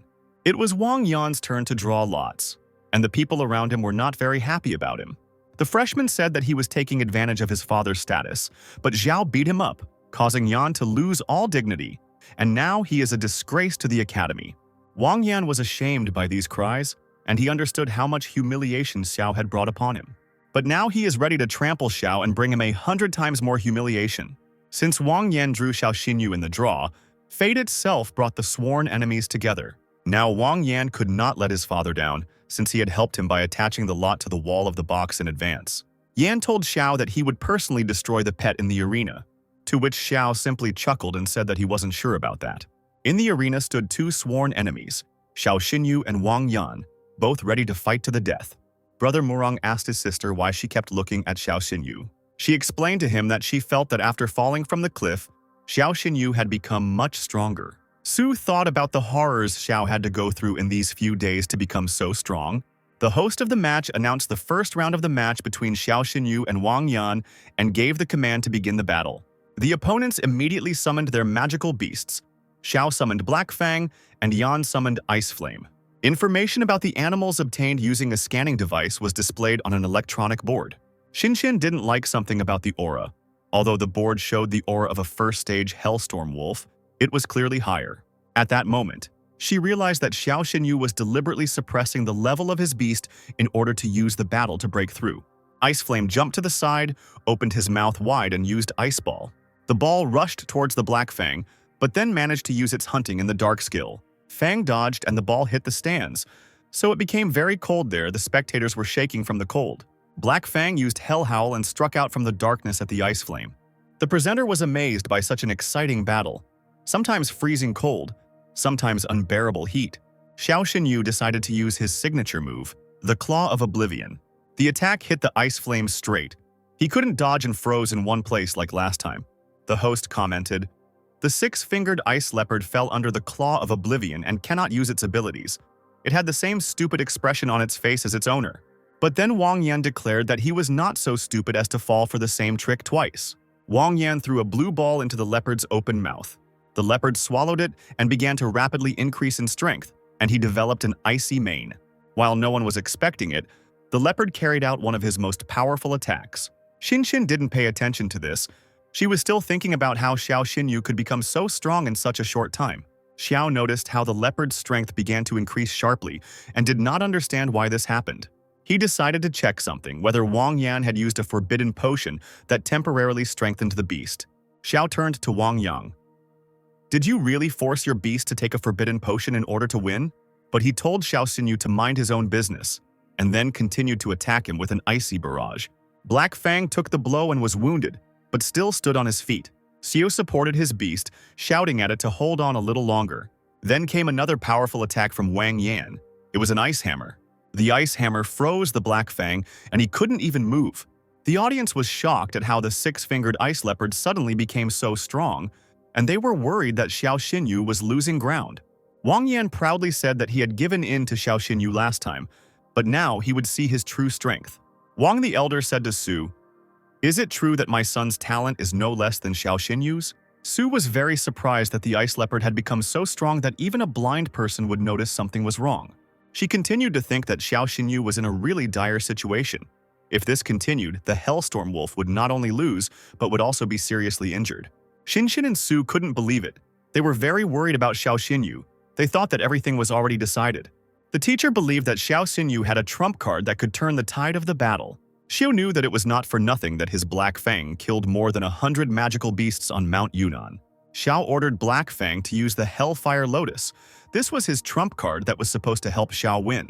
Wang Yan realized that this was a very dangerous attack, and if his ice flame was not dodged, he would lose. Black Fang opened its mouth and released hellish fire, which formed a fire lotus. The teacher happily noted that the fire element combat skill is precisely the lotus of Hellfire. Su was amazed that Xiao used a combat skill that was only available to fully developed beasts. Xiao's future was simply limitless. Hellstorm is still only in its initial form, but it has already mastered the fire element combat skill. If this continues, Xiao Xinyu might even surpass Ye Ningxuang and become the best in the entire Azure Dragon Academy. The lotus fell straight into the icy flames. Xiao was intent on completely defeating the enemy. Through the flames, one could see the enemy dissolving from the heat. There was a deathly silence in the stands. Everyone watched this scene in horror. Suddenly, the host announced to the entire stadium that Xiao Xinyu had won the battle. The stands were shouting with delight that Xiao was a real monster. The Lotus of Hellfire was simply incredible. The spectators' gaze quickly turned to the electronic scoreboard. Everyone was shocked, as the Stormwolf's data had changed. At first, he was only at the first stage of the initial form, but now he has immediately reached the third. Xiao Xinyu set an unprecedented record for the first time since the Azure Dragon Academy started holding the freshman tournament. The beast was able to rise 2 steps right in the arena, and the person who caused this miracle was Xiao Xinyu. Xiao praised his Black Fang, who happily wagged his tail. Since Black Fang had killed dozens of magical beasts and survived many deadly trials, he was already on the threshold of evolution. Xiao used the Ice Leopard's ice abilities to corner Black Fang. Wang Sr. sharply expressed his dissatisfaction that everything should be supported by evidence, whether they have any. He said that the rules of the competition state that the fight continues until a winner is determined. The Ice Leopard is dead? Isn't that proof of victory? Su's subordinates began to speak harshly and negatively about Xiao Xinyu. Although he was talented, he was cruel and ruthless and had no place in the academy. Su replied that there was no point in jumping to conclusions just yet, and that until the truth came out, she would not spare anyone who tried to slander her student. She ordered the Ice Leopard's body to be brought in so that a veterinarian could perform an autopsy. The doctors brought in the leopard's body and began to examine it carefully. Su asked what the results were and if they had found anything. The vet said the internal organs were badly damaged, probably due to the Hellfire Lotus. Wang Sr. immediately thought that things were going well because he had bribed the academy's veterinarian in advance. He knew that the rector might resort to this method of verification. He asked Su what she would say now, since even the doctor confirmed the death of the beast at the hands of the enemy. Xiao suddenly interrupted their conversation with an objection, asking what kind of killer would act so brazenly in front of so many people. Besides, the Lotus of Hellfire attacks only the soul, and the leopard died from internal bleeding, especially since the spiritual attack does not leave physical damage. Xiao asked again if the doctor was confident in his diagnosis. He whispered into the doctor's ear that it was not worth risking his career for penny bribes. Let him think again. The doctor said that the matter was extremely serious, and he was asking for a blood test on the ice leopard to check everything again. 10 minutes later, the doctor brought the results to Principal Su and said that the ice leopard had died from the rampage pill. Wang Yan was infuriated by this conclusion and went berserk, calling the guy a worthless doctor who was blatantly lying. Wang Yan tried to justify himself to Su. How could he give his beast such crap? But the doctor gave Su the test results. The tests showed that Wang Yan's beast had taken the Furious Pill, an item that would send magical beasts into a furious state, enhancing their abilities, but had many side effects. Wang Sr.'s subordinates did not believe that the vice principal's son was so cruel that he even gave his magical beast this poison. The vice rector asked Su to give his son another chance. Su also told him not to forget about his position, and that he was not only a father, but also the vice principal of the Azure Dragon Academy. She threatened that if he planned to cover for his son, he could go home with him right now. The deputy understood that if this continued, he would also suffer. At this point, he said abruptly that Wang Yan had violated the Academy's rules and given his magical beast a rampaging pill, so he needed to be expelled. Wang Yan couldn't believe that his own father would expel him from the Azure Dragon Academy. Wang Yan's father added that the fact of using the prohibited pill had already been established. The guy left them no choice. He ordered that this scoundrel be thrown out of the academy. The crowd was discussing that it was finally all over, and now the list of the top 8 was out. The audience discussed that Xiao Xinyu had become a real dark horse among the newcomers. Without connections and wealth, he managed to enter the top 8. He is a real genius. Brother Xinjin told her that Xiao Xinyu was among the top 8. He stole so many points from Xinjin on Yunnan Mountain. If he met him, he would definitely avenge her. Xinjin looked at the scoreboard with the names of the best, where Xiao Xinyu was, and said that she now wants to beat him herself. Xiao Xinyu's friend ran to meet him. He had good news for Xiao, because he got into the top 8. But Xiao didn't think it was something to be proud of, and his friend was already ready to celebrate his entry into the top 8. Vice Director Wan was very angry with Xiao because he failed to harm Xiao, but he already had a plan for revenge. Xiu walked through the city at night after celebrating his victory. Although he didn't really want to celebrate, he was now happy to get home. When Xiao arrived home, he was surprised to find that the front door was broken and the house was in disarray. Ximing's sister ran out to him, very frightened with tears in her eyes and horror on her face. She started hugging Xiao and told him that her sister was kidnapped. It was done by a man in a black mask and he left a letter for Xiao. Xiu began to read the letter with concentration, which said that if he wanted to save his sister, he had to go to the Yinanshan Mountains. Frightened, Xiao dropped everything and ran to save his sister. He did not understand. Who could dare to touch his sister? Having run to the place, the guy saw his sister lying unconscious by a tree. A man in a black cloak came out to Xiao and told him not to shout because his sister was still alive. The guy shouted for him to let his sister go quickly, but the man in the cloak was in no hurry. He was surprised that Xiao didn't even ask who he was. Xiao frowned and told him that he had a conflict with Wang Yang recently, but he would not dare to steal a person, so the man in the cloak was Wang Dongsheng. The man laughed and began to remove his hood, amazed by the boy's insight. Dongsheng fantasized that if Xiao Xinyu were his son, he would make him the most powerful beast hunter in the entire Dragon Empire. But then Dongsheng became serious because life had turned out differently, and Xiao had even wounded his son, so he had to die. Dongsheng summoned a stone guardian and a huge, powerful bear jumped out of the ground. It wasn't just any bear, but a ruthless stone demon bear in the form of a beast king. Powerful. The bear is constantly in a state of absolute defense, which makes him invulnerable to physical attacks, and he can also neutralize any control skills. Dongsheng laughed at Xiao. After all, he was a 1-star level beast hunter who was currently facing a king-level beast, so Xiao's path had to be interrupted here. At this point, Xiao smiled and told Dongsheng that he would disappoint the deputy director. Adjusting his glasses, Dongsheng was surprised that Xiao really wanted his dog to become a snack for his stone bear. Since Xiao had another beast in reserve, he raised his hand and ordered Dailu to kill this bear. This frightened Dongsheng because he sensed a powerful aura. Then Dailu appeared, yawning and stretching, and in a lazy voice told the owner to think carefully about moral compensation. She allowed her to sleep as much as she wanted, but first she needed to kill that stone bear. Sweat began to drip down Dongsheng's forehead from excitement. Dailu terrified him so much that he decided to act unexpectedly. Right now, the stone bear flew towards Dailu, swinging its massive hammer. But in one moment, the bear froze and turned into stone, due to which he could not even move. The frightened Dongsheng realized that this was the same 9-tailed fox, a king-level beast that was wanted throughout the country. Dongsheng was angered by the fact that Xiao had made a contract with the most wanted criminal in the empire. But Xiao smiled and interrupted him, saying that since he summoned the 9-tailed fox in front of him, it meant he didn't plan on leaving him alive. Dongsheng went berserk. The gap between 1 and 6 stars could not be bridged with just one summoned beast. The bear, turned into stone, was able to break these shackles with his powerful roar, causing the stones to fly apart. Wan Sr. sneered at Zhao. The 9-tailed fox was strong, but that wouldn't change the fact that he was only a 1-star level beast hunter.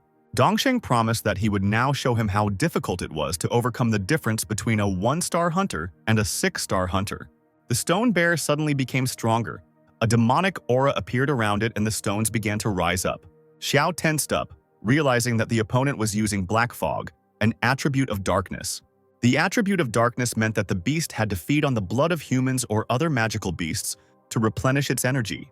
Xiao blamed Dongsheng for the fact that it was because of him that low-level beasts began to disappear in Longyin City about 5 years ago.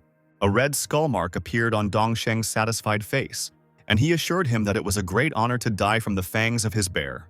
On the opponent's face, Xiao saw this red skull and horror began to appear on his face. After all, it was the Red Skull Guild, which specialized in training hunters with the attribute of darkness. The guild was listed as a sinister terrorist organization. The people of this organization inspired fear just by their appearance. Xiao asked what would happen if everyone found out about the status of the deputy director of the Dragon Academy, but he said that the guy would not leave here alive.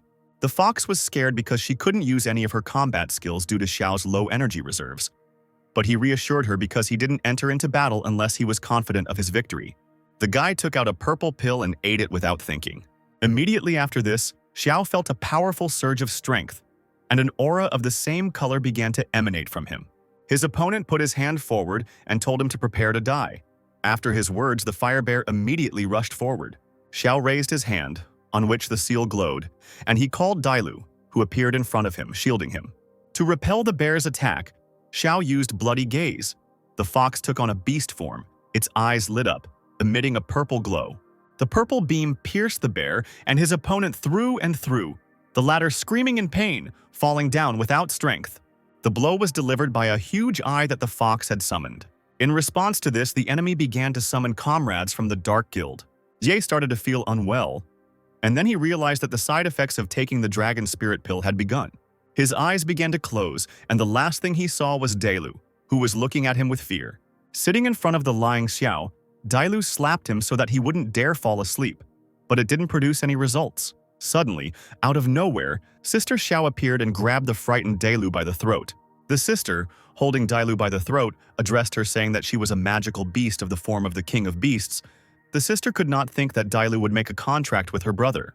Dailu felt that the power of a dragon was coming from her sister.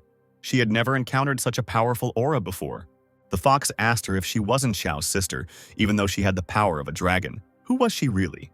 Putting her finger to her lips, the sister said that the fox did not need to know who she really was. After letting go of Dailu, she immediately sat down next to Xiao, who was lying on the ground, and began to examine him for wounds. The sister put her hands on Xiao and began to treat him. A white glow appeared around her hands. A worried Dailu watched this and hoped that Xiao would be okay. The sister stated that Xiao had taken a medicine that temporarily increased his spiritual energy, and he was now experiencing side effects. She reassured Dela that he would be fine. He just needed 3 days to recover. The sister stood on the rock and began to sing. A blue aura in the form of notes emanated from her. It was a force that restored everything around them. Surprised, Dailu knew that it was a dragon whisper, a skill that is unique to purebred dragons, which allows one to restore any essence in the world through a special melody. The sister turned towards Dailu. Blue dragon scales appeared on her face. She said that there was no trace left of today's battle. Dailu remembered that among purebred dragons there was only one dragon with such scales. A blue glow emanated from the sister's eyes. She inspired horror with her very appearance because her name was Chaos. The sister turned to the nine-tailed one. She didn't care that she was wanted by the order of the Empress of the Dragon Kingdom. But since she was able to make a blood contract with her brother, then she shouldn't betray him. She ordered her to help Xiao properly, and then she would not harm her. Pointing her finger at her tails, she threatened that otherwise she would cut them all off. In response, the fox said that she understood everything clearly and distinctly. Her sister also ordered her not to tell Dailu anything about her real identity. She woke up in a hospital room and saw his sister and Director Su sitting next to his bed. The sister lay down on him and started crying because she was very worried about him and she was glad that he was okay. She said that after she woke up, she found him unconscious and decided to immediately carry him down the Yunnan Mountains so that he could receive help. Xiao thought that since his sister didn't find anything strange, it seemed like Dailu had cleaned everything up thoroughly. Director Su informed Xiao, who was lying on the hospital bed, that he had been lying there for 3 days already and had missed the semifinals and finals of the freshman ranking tournament. She said that Murong Xinxin won first place and her brother Murong Yangshuo won second place, so his absence was considered a voluntary withdrawal from the tournament. But there was another piece of news. It turns out that Deputy Wang disappeared 3 days ago. Xiao broke out in a cold sweat because they might start to suspect him of Deputy Wang's disappearance. Sister Xiao tensed up and extended her claws behind her back, ready to kill Su if she harmed his brother. But Su immediately stated that Xiao was innocent and would continue to investigate the case. But for now, it was necessary to find a new deputy director of the Azure Dragon Academy. Xiu thought that Director Su must have decided to protect him. Su also told Xiao that she came not only to check his health, but also to tell him about the Supernova competition. The Supernova competition is a major event jointly organized by the Azure Dragon, White Tiger, Red Crane, and Black Tortoise Academies. Since each school selects 3 of the most talented newcomers, everyone at the Azure Dragon Academy considers Ye Ningxuang to be the most talented student. But in last year's Supernova competition, she lost to Li Mucheng from White Tiger Academy and only took 2nd place. Therefore, Director Su said that Xiao should become one of the representatives of the Azure Dragon Academy and restore the honor of the Azure Dragon Academy. This was a great chance to make up for the missed opportunity at the freshman ranking tournament. But Xiao didn't know the conditions for participating in this competition. Director Su explained the conditions for participating in the tournament. A participant must have at least 2 battle beasts, and the participant must be at least a 2nd-star trapper. Su put her hand on Xiao's shoulder and said that she believed in him, and that he would be able to qualify as the 2nd-star trapper before the competition started next month. Xiao was determined because Director Su believed in him, and she had always helped him. He couldn't let her down, and he would also have a chance to see the power of the White Tiger. Xiao told Su not to worry because 1st place in the Supernova competition would be his. As he walked through the Yunnan forest, Xiao thought about how the participants in last year's Supernova competition had made a contract with at least 2 beasts. Xiao also had 2 beasts, but Delu is wanted all over the country. She can't be summoned in open battles. Also, Black Fang is now just a Hellstorm Wolf in its initial form. Standing in the night forest, where only the moon lit the way, Xiao summoned the Black Fang to make it stronger. Everything was ready for evolution.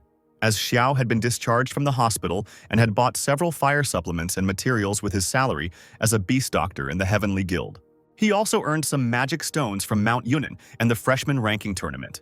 A mountain of magic stones lay in front of the Black Fang.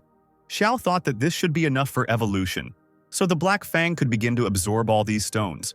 After absorbing all these stones, the Black Fang began to feel hellish pain. Red flames formed around it. Xiao shouted at it to hold on with all its might. Xiao called Dailu to guard him, because the Black Fang might have a breakdown during evolution. Here the hunter fell to the ground from wild pain. He felt everything that the Black Fang feels now, during evolution. In order to find out how much time was left until the end of the Black Fang's evolution, Xiao ordered to obey the Divine Panel. The Divine Panel showed that evolutionary progress is now only 30%. After a while, the panel froze at 99%. Xiao thought that Black Fang had failed. But then, an evolved Black Fang appeared through the flames. Xiao looked at the system panel and analyzed his new characteristics and saw that Black Fang had a new attribute: Demon. Dailu was very surprised that the Black Fang's demonic attribute had awakened. She was also amazed by Xiao because this guy is truly a unique hunter. Xiao happily hugged the Black Fang because it had become much stronger, but he still needed to make a contract with another animal. Xiao came to see Sister Yanran, who was happy to help Xiao buy a new beast for him so that he could participate in the Supernova competition. Xiao felt awkward and wanted to refuse her help, but she said that his problems were her problems because he was her brother. She took him to a pet store and told him to choose whatever he wanted. She would pay for everything. A girl met them at the store, and seeing Mrs. Qin, she asked what exactly she had come for today: an electrical preparation or a lightning crystal. Sister Yanran said that there would be a supernova competition in a month, so Xiao needed to find a suitable beast to contract with. The girl happily decided to help and began offering Xiao new animals. The first was the demonic red spider. Its attack was much higher than other beasts of the same level. There is also a shadow tigress, very fast, and deals increased damage from stealth. Mrs. Qin said that they didn't need cheap options. They needed the highest class animals. She would pay for everything. The girl decided that she would not hide the treasure from them then, and would present it to the attention of the best animals in the store. Various magical beasts were kept in special chambers. There was a huge snake, various beetles, and wolves. Xiao, using his panel, began to evaluate the animals. First, there was an underground pangolin with very good characteristics. Next up was the three-eyed fire snake, which impressed with its poison and fire damage. Also, the icebone bird was not bad in its characteristics. It has a legendary bloodline and 2 attributes of ice and death. But none of this suited Xiao, because none of the proposed beasts had a hidden pedigree. The girl asked, "There are so many high-class animals here, and he is not satisfied. What kind of animal does he need then? What requirements should the animal have? Then a man entered the room with a cage in his hands and said that he had brought new goods, some of the best animals he had ever seen. Xiao was surprised by this because there were two fairies in the cage, and these animals are considered useless. Why would they be needed in the store?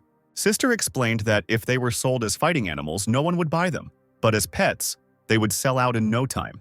Xiao looked at one of the fairies and saw that she had a hidden angel bloodline, although her other characteristics were not very good.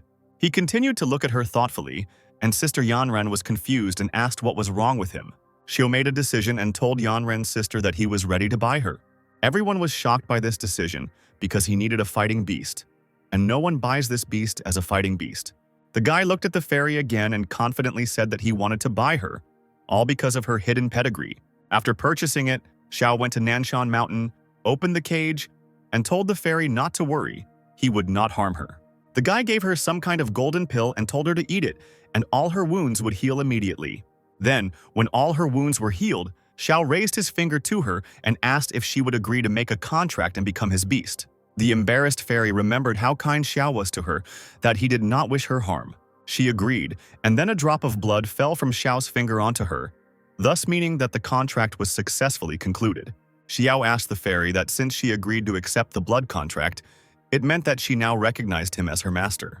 The fairy obediently flew to Xiao's hand, which meant that after the contract was concluded, the bond between the beast and the beast catcher became much stronger. Then Xiao took out the shattered bloodline awakening crystal. With it, the fairy would be able to evolve.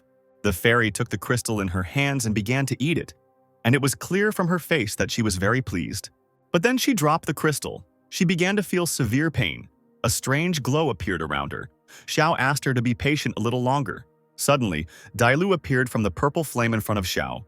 She felt a strange energy, so she decided to protect her master. At this time, the fairy wrapped herself in a cocoon, surrounded by a golden glow. The cocoon exploded, and from it emerged a beautiful angel with 4 wings and swords in each hand. A satisfied Xiao looked at the system window and was amazed at the new abilities of the Holy Angel of Light. But what surprised him most was what kind of evolution path the fairy had. Xiao asked the angel when he became the 9th star's beast hunter, would she be able to evolve into a seraph with 12 wings? She remembered that he hadn't given her a name yet. Before awakening, she was a water spirit. He gave her the name Freya.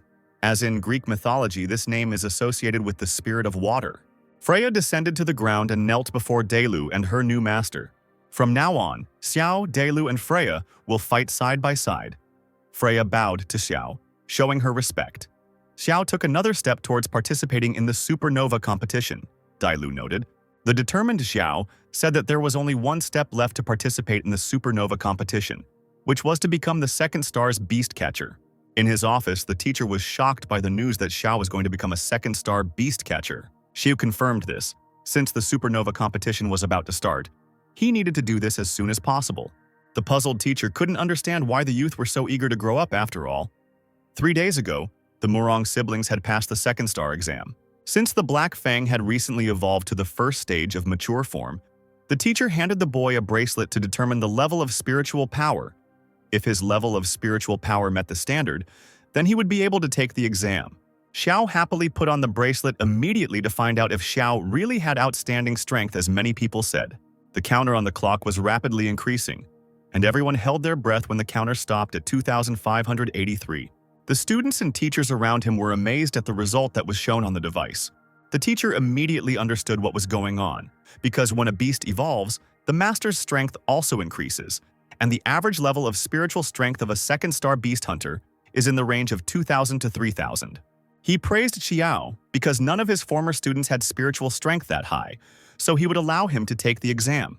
Xiao traveled to the Blood Mist Canyon exam by helicopter, and after opening the door, he immediately began to inspect the area. There was an earphone in Xiao's right ear, and the voices of Director Su and his teacher were heard, asking him to prepare himself and be careful, because this canyon was full of magical beasts. Xiao collected his thoughts, exhaled, and was ready to begin the exam. Director Su told him the conditions for successfully passing the exam.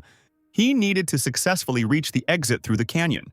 In the observation room, teacher and Principal Su were standing, discussing that Xiao had successfully landed and entered the Blood Mist Canyon. To pass through the canyon, the examinees first had to fight crocodiles with iron jaws and teeth. The next test was to escape from the demonic spiders that lived in the demon cave, among which there were individuals of the third stage of the mature form.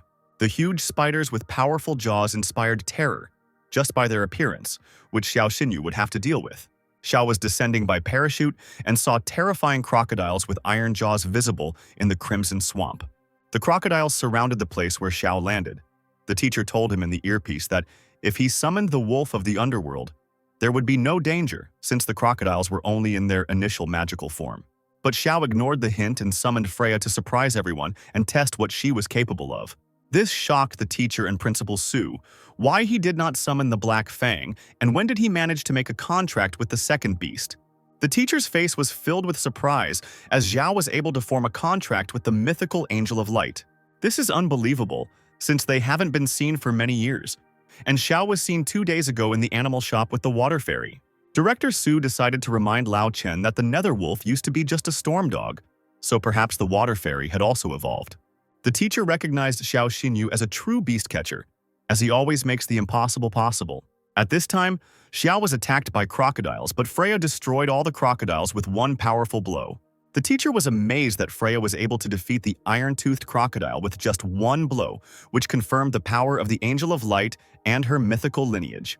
Xiao, pleased with the fairy's work, ordered Freya, who was floating in the air, to lead him through the swamp. Freya wrapped her powerful arms around Xiao's waist, causing him to feel a little embarrassed. She picked up Xiao and held him in her arms, which completely took the boy by surprise, and he didn't understand why she held him in her arms in that particular way. After crossing the swamps, Freya lowered Xiao to the ground, and in front of them was a bloody thick fog. Out of nowhere, spiders attacked them. But thanks to Freya's quick reaction, she was able to repel the spider's attack. But then a huge spider with sharp fangs descended along the web, enveloped in a terrifying red aura. Xiao was tense because, thanks to the system window, he realized that in front of him was a bloody demonic spider that lived in colonies. A terrifying aura was coming from the cave, and it became clear that there were at least 20 spiders in it. The teacher decided to remind Xiao that the Holy Angel of Light was only in its initial form. It could ignore the difference in strength and deal damage even to mature specimens of blood demon spiders. But Xiao summoned his main beast, and it turned out to be a powerful storm demon wolf, Black Fang. Director Su was not happy with this. She told Xiao that the main goal of the exam was to reach the finish line, not to kill all the magical beasts. Without listening to Su, Xiao stretched out his hand, formed a goat sign with his fingers, and commanded the Black Fang with a hellish howl. The bloody demon spiders tried to hit the Black Fang with their webs, but it dodged again and again. But then one of the webs still hit the Black Fang. Let's grab him by the hind leg. Xiao didn't lose his composure and began giving commands.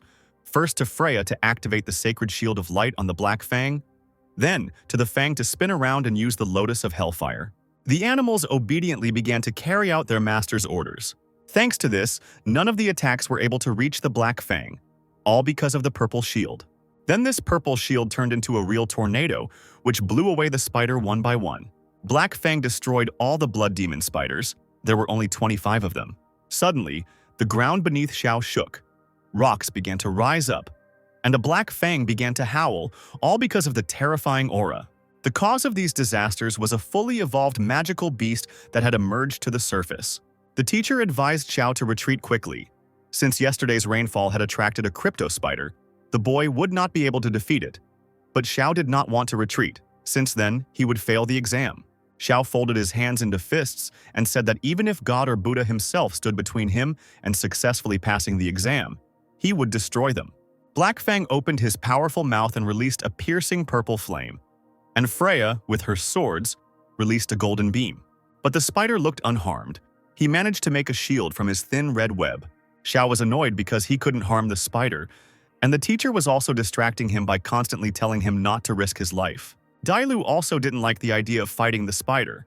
She agreed with the teacher and Principal Su that it was not worth going ahead, and it was better to retreat. Nothing could stop Xiao as he really wanted to pass the exam and become a second-star beast hunter. Kill that beast and test his limits. The terrifying appearance of the spider did not frighten Xiao. He ordered Black Fang to sneak up behind the spider and use the Claw of Oblivion. Suddenly, the spider opened its mouth and released a large black web towards Xiao. Suddenly, an aggressively minded wolf emerged from the shadows behind the spider. The spider reacted to this and quickly hit the wolf with its sharp metal paw. But Freya came to the rescue to protect Xiao. She activated the divine shield in time. The shield only softened the blow, but Xiao was still sent flying into the rock behind him, and his beast looked exhausted. Xiao recovered from the blow and gave a thumbs down, showing that he was not affected by the spider's mockery. The spider was confused and decided to launch a new attack and released another web towards Xiao. Having climbed onto the black fang, the guy began to dodge the web, as it was very poisonous. Looking at the spider's terrifying eyes, the boy understood that he couldn't just run away from the spider. He needed another plan to defeat it. Then Xiao noticed the health bar above the spider's head, which was constantly and slowly decreasing for no reason. The guy noticed shallow wounds on the spider's back. Blood was coming out of them, so the web became weaker. Due to the injuries he had received, Black Fang would likely not be able to withstand another blow. So Xiao decided to ask Freya for cover. The spider's life bar decreased again, and it became clear how to deal with the nasty spider. Xiao was suspended in the air by Freya. He shouted at Black Fang to spit on the spider. Black Fang turned towards the spider and spat right in his face, which left him confused. The spider got angry and released a very large amount of web, but Black Fang managed to react and hid in the shadows. The animal catcher confirmed his suspicions that the more webs a spider produces, the fewer lives it has. Black Fang's job was simply to wear out the spider, not without risking his own life. The wolf used shadows. He moved from side to side, which made the spider very angry. But again, one of the webs reached its target and the Black Fang was caught and immobilized, followed by a blow from the spider's sharp paw. Xiao ordered Black Fang to not hold back and activate the demonic power, and Freya to use the sacred shield of light on the wolf, and she also needed to remove all the negative effects. After activating the demonic power, the wolf was enveloped in yellow lightning, showing how much his power had increased. Meanwhile, the teacher and Director Su were flying in the helicopter. They did not interfere in the battle, as they assumed that Xiao had found a way to deal with the spider. 7 hours later, the battle was still ongoing, with the exhausted Black Fang and Freya still standing. The exhausted Xiao noticed that the spider had lost 90% of its health. Its web had become lighter. The spider would not be able to defeat Black Fang and Freya. It needed to hold out a little longer. The only thing that bothered Xiao was that the spider, having lost so much blood, did not try to escape, perhaps because it was furious. Opening its mouth once again, the spider fired a powerful shot of web towards Xiao. But since the black wolf used Hell Howl and the purple flame was able to reflect the web attack, the spider was left without strength, and this was a chance for Xiao, and he, without thinking, immediately attacked the spider with the Lotus of Hellfire. In response, the spider released a rain of webs. Freya managed to react and covered Xiao with her body, but the beast didn't need to worry about Xiao. They had to go on the offensive to deal with the spider once and for all. Due to the attack of the Black Fang by the Hell Lotus, the spider received serious damage and its eyes started bleeding. Tired from the battle, Xiao sat down on the ground and realized that he had managed to kill the spider with the help of the coordinated work of his beasts. She stood up and walked deeper into the cave to see what was hidden there. There should definitely be something worthwhile there. Suddenly, Xiao heard someone telling him to leave immediately, because even after death, the spider could continue to move for some time. Immediately after these words, the spider actually rose up and opened its mouth to launch another attack on the beast catcher's squad. Frightened, Xiao commanded his beasts to hide inside it immediately. Freya flew up and decided to launch a powerful attack on the spider's body, which made Xiao worry. This attack sent the spider flying into the air, and then it exploded into tiny particles, which now definitely meant the spider was dead. Xiao looked at Freya with bewilderment, because she was able to master the combat skill on her own. Returning to the cave, Xiao saw what the spider was so fiercely and desperately defending. He decided to ask Dailu what it was. Xiao was delighted to hear that it was a heavenly soul vine seed that had an ancient bloodline. Now he would be able to cultivate it. Dailu knew that this would be an extremely difficult growing process, as it required dewdrops from the feather grass plant and nectar from the magical yellow flower, as well as fertilizer from the excrement of higher beasts. Xiao looked at the seed with disappointment. It was so small, but it was even more troublesome than the daughter of an aristocrat.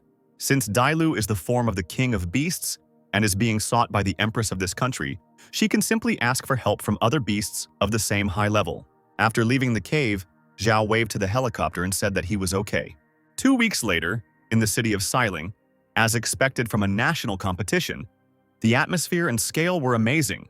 As he climbed up to the stands, elder brother Murong was surprised that the great Xiao himself had come so early. Xiao wished good morning to brother Murong and complimented Liu Jin that she had become even more beautiful. Yanshu was so angry that he crushed the can in his hand, and Xiao calmly explained to him that Murong Xinshin's name was too long, so he came up with a nickname for his sister. The guy was puzzled as to how he even had the courage to insult his sister with such a stupid nickname. The sister asked him to calm down and sit down, and he obediently agreed with his sister. Xinshin told Xiao about her successes because her first beast had evolved and reached the second stage of its mature form, and the second one had awakened the ability to control lightning. Murong Sr. was horrified that his little sister would talk to another guy herself, and even accept this stupid nickname so calmly. The guy was desperate because girls grow up too quickly, and his sister was always so vindictive that she remembers how he gave her a nickname, and after that, she did not talk to him for several days. The world has gone mad. The cat now hangs out with the mouse, and it seems that soon there will be cancer on the mountain because Murong's sister has found her betrothed, Yanshu declared. In order to distract himself from the strange brother Murong, Xiao asked Xinshin who they were fighting today, but he didn't get an answer since the results of the draw hadn't been announced yet. Then a female figure appeared and claimed that the guys were wrong and the results were already known. Director Su approached the boys, holding the results of the draw in her hands, and told them that their first opponent would be the White Tiger Academy, and they must defeat them at all costs. The girl in the luxurious purple dress with a gorgeous figure heard this and asked Su why she was so nervous. Wasn't she afraid of losing to them? An angry Su decided to ask what Director Zhu was doing here, why she wasn't in her place in the preparation area. If you're interested, all the information was on the phone. With their chests pressed against each other, the two headmistresses began to argue over the talent of this year's Azure Dragon Academy's trump card, King Yu since elementary school.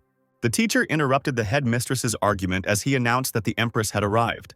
Director Zhu continued to threaten Director Su and said that she would force him to return to his pathetic academy in disgrace.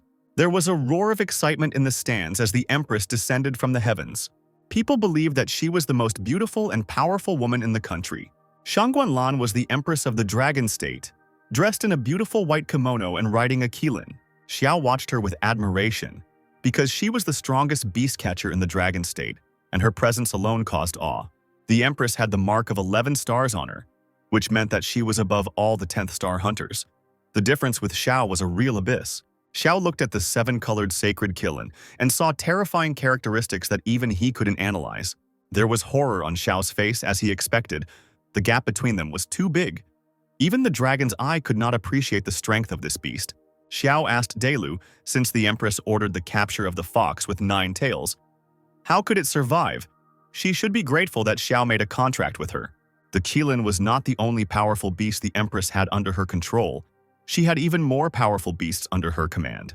A golden dragon wriggled around the Empress, its aura striking and breathtaking. The astonished Xiao asked Dailu if Shangguan really had a purebred dragon under his command, to which he received a negative answer. According to the chronicles, only purebred dragons, phoenixes, and qilins have divine origins, and phoenixes and qilins come after dragons in strength. If the purebred dragons were extinct, then how did the Empress manage to make a contract with one of them and obtain one of the 3 dragon treasures, the Dragon Tear? Xiao wondered about these questions. The Empress announced that the battle was about to begin, as the draw had Xiao going first.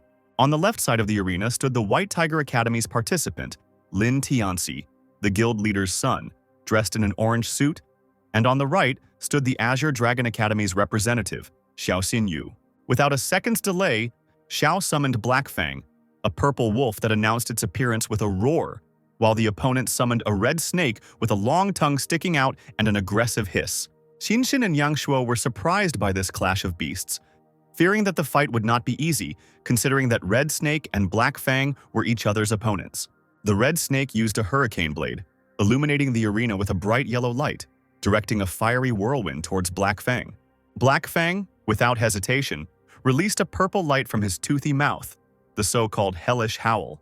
Black Fang, assuming the confident pose of a predator, growled terrifyingly, seeing someone's blood scatter across the arena. The bald guy with cross-shaped earrings in his ears smiled contentedly, voicing that the advantage was clearly not on Xiao's side and it would be better for him to surrender. The confident Xiao, not giving in to his opponent's provocations, resolutely extended his hand forward, showing the number 2, explaining that he only needed 2 attacks. Xiao, who suddenly became serious, confidently commanded Black Fang to use Hell Howl into the sky. The Empress's assistant, who stood next to her, watched the pillar of purple light and assumed that he wanted to melt the sand. But despite his efforts, the fire of the Xiao beast was too weak. The Empress, sitting on the throne, rested her chin on her graceful hand, grinned, and refuted her assistant's guess about Xiao's plan. After revealing Xiao's plan, the Empress looked at the purple pillar with a satisfied smile and explained that Xiao was going to use the 7-colored cloud she had summoned. The frightened opponent, looking at the large wolf spewing purple flames from its mouth, wondered what Xiao had planned. Feeling the raindrops falling on his skin, the frightened enemy gave the red snake the order to stop Xiao. Xiao, against the backdrop of a purple sky with a yellow swirl, relaxedly spread his arms out to the sides, telling his opponent that it was too late and the chance was lost. The clearly maddened enemy looked at the ground where his wet sand lay, realizing that his beast would now be unable to create either sand whirlwinds or hurricane blades. Even more confidently, Xiao extended his hand forward, giving the command to Black Fang to use the Lotus of Hellfire, and the wolf, without having time to listen to the rest of the command, Xiao immediately jumped towards the enemy, spewing scarlet flames from his mouth.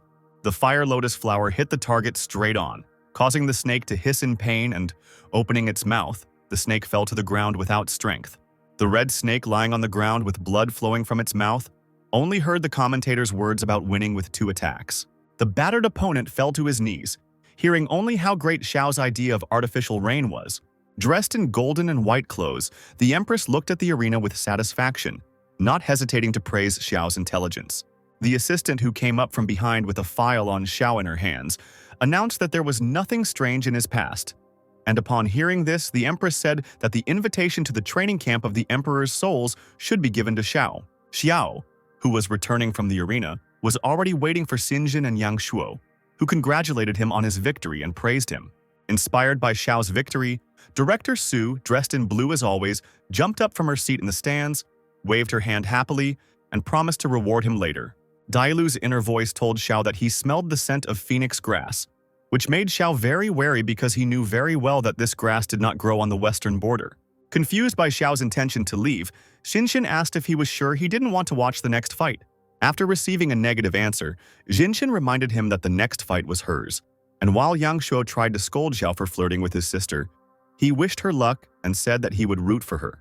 Xinxin wanted to say something, but Xiao interrupted her and, awkwardly scratching his head, apologized, saying that he had things to do and could not stay. Nodding her head from side to side, Xinxin suggested that in that case they should go somewhere after the tournament. As the commentator announced the upcoming fight between Jinxin and the son of the ruler of the White Tiger Academy, Xiao ran away, having first agreed to go somewhere. The 2 guards in the crowd of people tirelessly thanked him for his protection, presented him with fresh eggs, and praised Mr. Zhou, who approached them. Confused, Xiao stopped near a passing blue rhinoceros. He didn't understand if this whole crowd really came to greet the army. In front of the blue rhinoceros with a shield on his back, a clearly elderly hunter in golden armor walked with a confident and proud step. The shocked Xiao immediately turned to Dailu in his mind, telling him about the appearance of an 8-star level beast hunter with a top-form rhinoceros and affection above 100. Dailu was not surprised by this information and said that the rhinoceros is part of a clan of fighting monsters that live for the sake of fighting and have long been at odds with her 9-tailed clan, and the only ruler of the western city can be none other than Zhou Xiong. Dailu realized that the phoenix grass could very well be in Zhou's bag and suggested that Xiao steal it, but he was not confident in this proposal. Xiao noticed that the huge rhinoceros was limping for some reason and, looking closer, noticed a red bug in the beast's ears and eyes. Without any modesty, pushing aside people in his path, Xiao rushed forward and approached Mr. Zhou with an offer to cure the fighting rhinoceros, since it was clearly sick. Mr. Zhou, turning to face Xiao, did not understand at all what he was talking about and asked what Xiao meant, thinking that Xiao was the same age as his son and he probably did not understand anything about healing. Handing over his business card to Mr. Zhou, Xiao introduced himself as a visiting physician from the Heaven Guild and began asking questions. How often did the beast appear lethargic? Did it develop red spots, inflammation, and ulcers on its skin in rainy weather?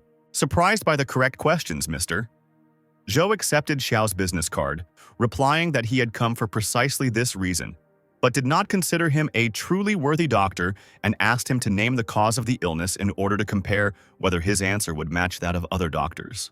Without losing his composure, Xiao pulled out a red bug from the rhinoceros's skin, handing it to Mr. Zhou and explaining that the cause of the disease was precisely this bug, the sand mantica. Pleased with the answer, but still serious, Mr. Zhou paid tribute to Xiao and acknowledged his knowledge, saying that he had met many doctors who were unable to cure his war rhinoceros, so how was he going to cure it? Still standing opposite each other, Xiao suggested finding a less crowded place as he would need some herbs.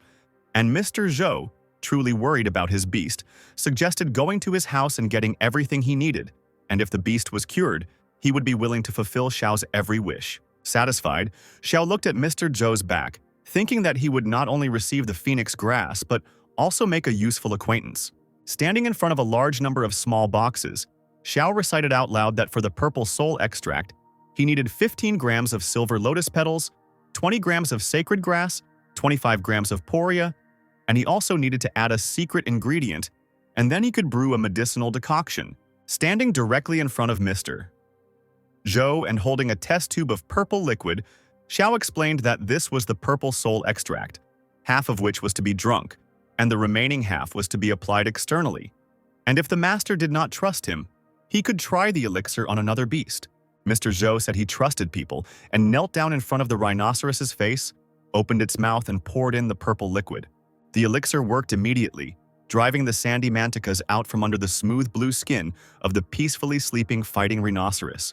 Holding the now empty test tube in his hands, Mr. Zhou was surprised at how peacefully his rhinoceros could sleep and acknowledged Xiao as a great healer. Inspired, Xiao spread his arms out to the sides and offered Mr. Zhou a recipe for a medicine to cure his soldiers' war beasts, and he thanked him and asked what Xiao wanted in return. Xiao voiced that he needed phoenix grass and a magical radiance flower, to which Mr. Zhou replied that phoenix grass was very easy to obtain, but the magical radiance flower would require a bit of work. Mr. Zhou, overjoyed at the healing of his beast, invited Xiao to stay and have a cup of tea. But Xiao refused, admitting that he had sneaked out here while Mr. Zhou's son and Xiao's girlfriend were fighting.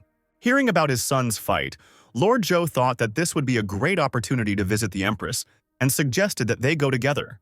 Xiao, leaning on the stands with both hands, shouted in surprise that an hour had passed and the fight was still going on. The blue-haired boy smirked, reminding Xinxin that she was in a losing position and reproaching her for being absent-minded from the very beginning of the fight. Xinxin, completely unaware of her opponent's mockery, was only thinking about the reason why Xiao had not returned yet and that she had no right to lose.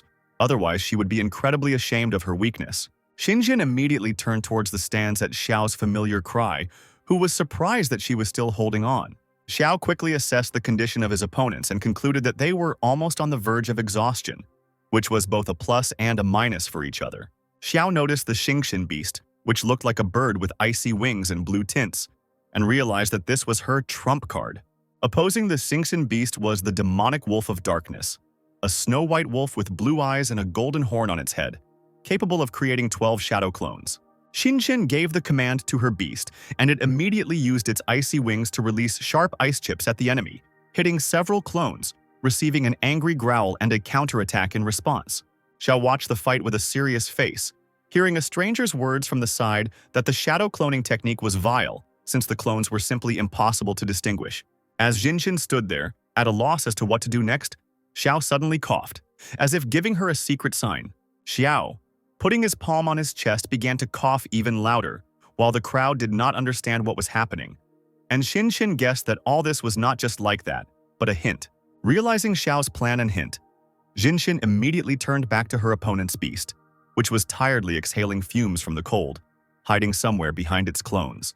Realizing exactly where the original was, Xinxin confidently commanded her bird-shaped beast to attack the enemy, and this precise and swift strike hit the target, spraying the blood of the white wolf. Shocked by the bird's sudden strike, the blue-haired boy attributed his opponent's normal luck to his commanding wolf to move the clones, but even that didn't help the wolf avoid the ice attacks. In the dust, shaking sweat from her forehead, Xinxin listened to the commentator's announcement of her and her academy's victory by a score of 2-0. Yangshuo and Xiao, who were watching Xinxin descend, applauded and shouted congratulations on her victory. Ignoring her brother, who was so happy about his little sister's victory, Xinxin immediately threw herself into Xiao's arms, thanking him for his congratulations.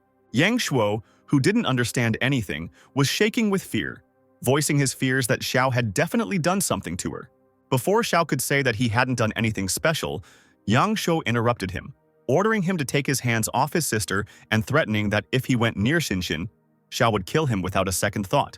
The blue-haired boy, awkwardly scratching the back of his head, walked back to the director, who was standing with a cigarette in her hands and was clearly angry about her charge's loss. Breaking the smoldering cigarette, the director pointed towards her charges, informing them that no one would go to bed until they came up with the perfect plan and tactics for a team fight. Mr. Zhou, standing next to the Empress, amid the joyful cheers of the spectators, acknowledged that his son had much to learn. But the general's daughter was a promising student who had managed to spot a weak spot at a crucial moment. The Empress, smiling, asked Mr. Zhou not to pretend and admit that it was the very divine doctor he had praised so much who had suggested her weak spot. Hearing these words, Lord Zhou immediately knelt down on one knee, asking the Empress not to punish them and to give them another chance. The Empress, rising from her throne, reassured Lord Zhou and said that all three of them would receive an invitation to the Imperial Soul Camp, to which the Lord smiled and thanked her. Xiao, clasping his hands, addressed Yang Shuo as his brother and suggested having a barbecue in the evening. But Yang Shuo, in turn, embarrassedly and angrily refused Xiao and told him not to call him brother. A guy in a gray uniform appeared in front of Shinshin and Xiao, handing over a beautiful golden envelope with a red seal on it, explaining that their performance had impressed the Empress enough that she was inviting them to the Emperor Soul Camp. Yang Shuo, having moderated his anger and crossed his arms over his chest, looked at the golden envelope in Xiao's hands, explaining that the Emperor's Soul Camp is an elite program for the best first-year students, supervised by the Empress herself, from where they emerge as pillars of the Dragon State.